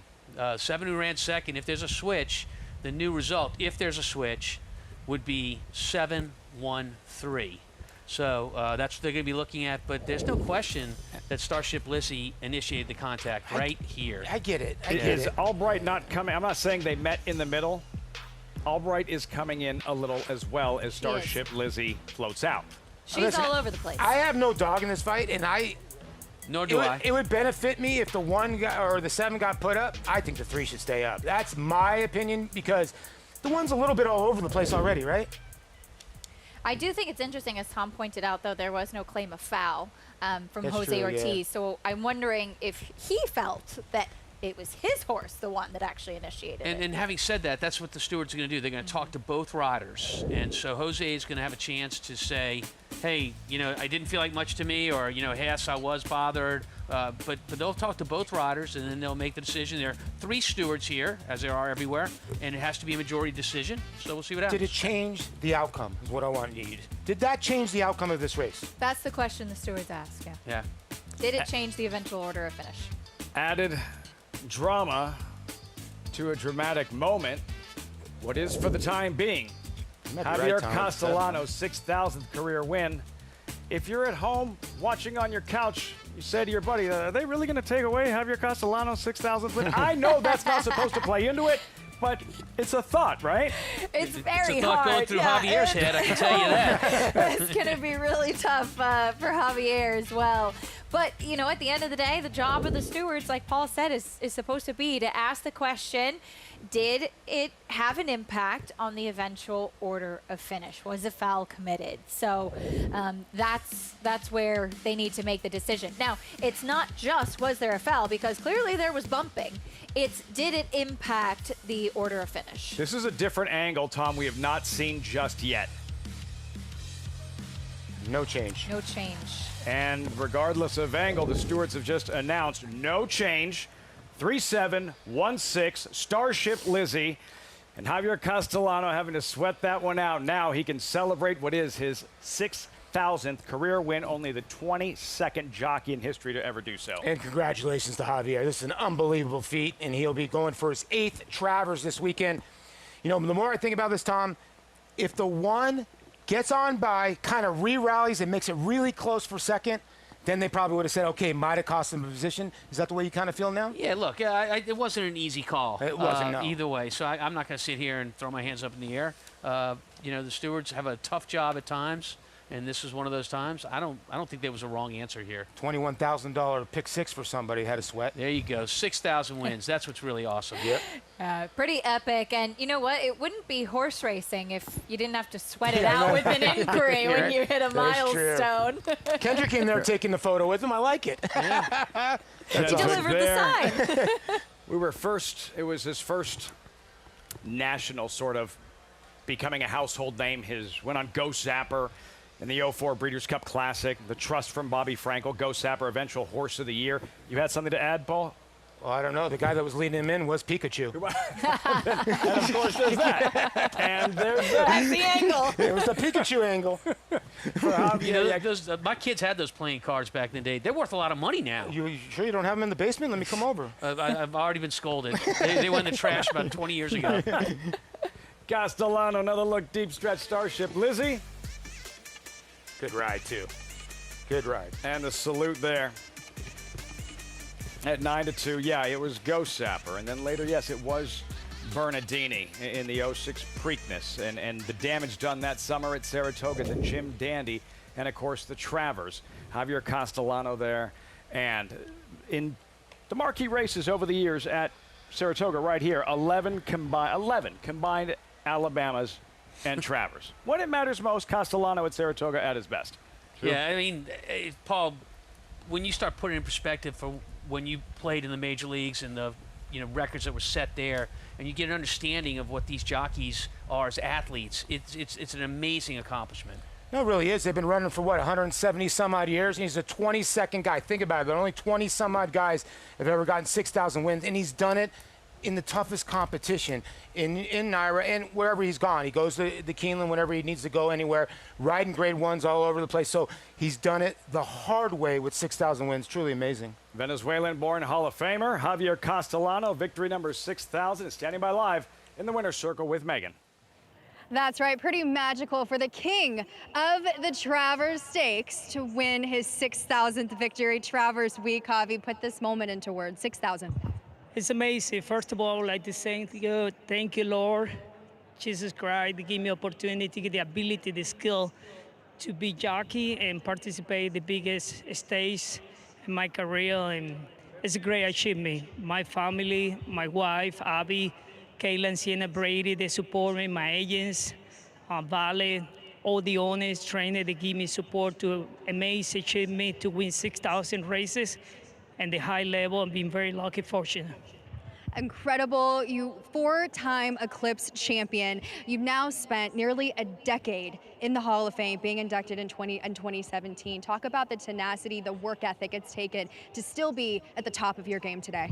Well, it takes a lot of discipline, a lot of work up and down this game, and it's about hard work, dedication, be disciplined, and be constantly love what you do, and I think it's gonna pay off. Is there a specific memory that floods your mind, a specific horse you've ridden over your Hall of Fame career that comes to the moment right now? It's amazing being Saratoga in the high level to participate with the best jockey. I mean, especially John Velasquez, role model for any jockeys in the country and the world. Be fortunate to be around to him, and so many great jockeys come to my mouth right now. And one of the biggest highlights could be, I don't know, it's so many, and they're all special. But one special when I be American Pharoah here with King Eyes, and was one of these beautiful moments. What an incredible day here in Saratoga, Lafitte. 6,000 victories, a remarkable achievement. Among them, Megan, Castellano just referenced stunning Saratoga when it was Faratoga, 50,000 here to see the Triple Crown winner, American Pharoah. Keen Ice, the upset, one of his 7 Travers wins. Acacia, he referenced the highs and lows of being a jockey. As you take another look, Starship, Lizzie, and Castellano. This is a high. A low, what took place with Castellano opening weekend here at Saratoga this season. That's right. He was involved with a spill and unfortunately sidelined and missed a good chunk of the start of this meet. That's not an easy thing to do for any jockey. That's where you start your momentum rolling. And especially as he touched on, he's been competing at the highest level for many, many years at this point. And it's tough to drum up business once again.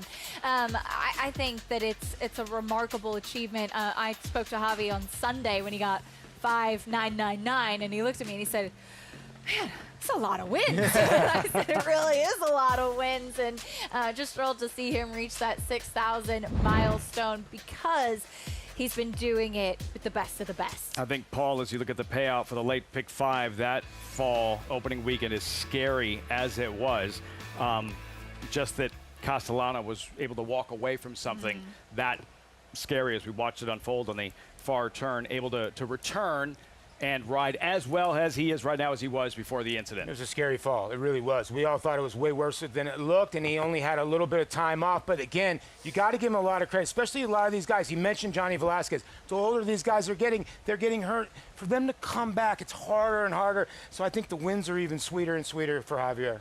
Date with the Puma, Javier Castellano in the Travers. He'll be riding with confidence. And that winner's circle never gets tired, no matter what the level race is. Second most all-time here at Saratoga.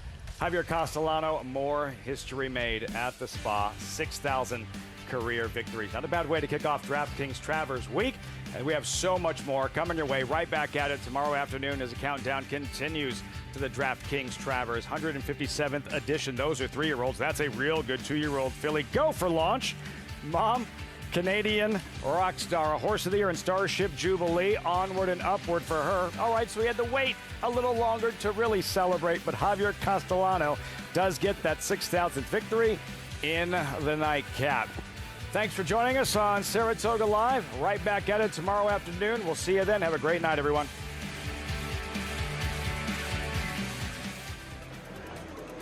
This is where it all begins. These are the recruits for next year. They're going to be part of our roster, part of our team. The pavilion was jam-packed. It has remained jam-packed. Phenomenal feeling.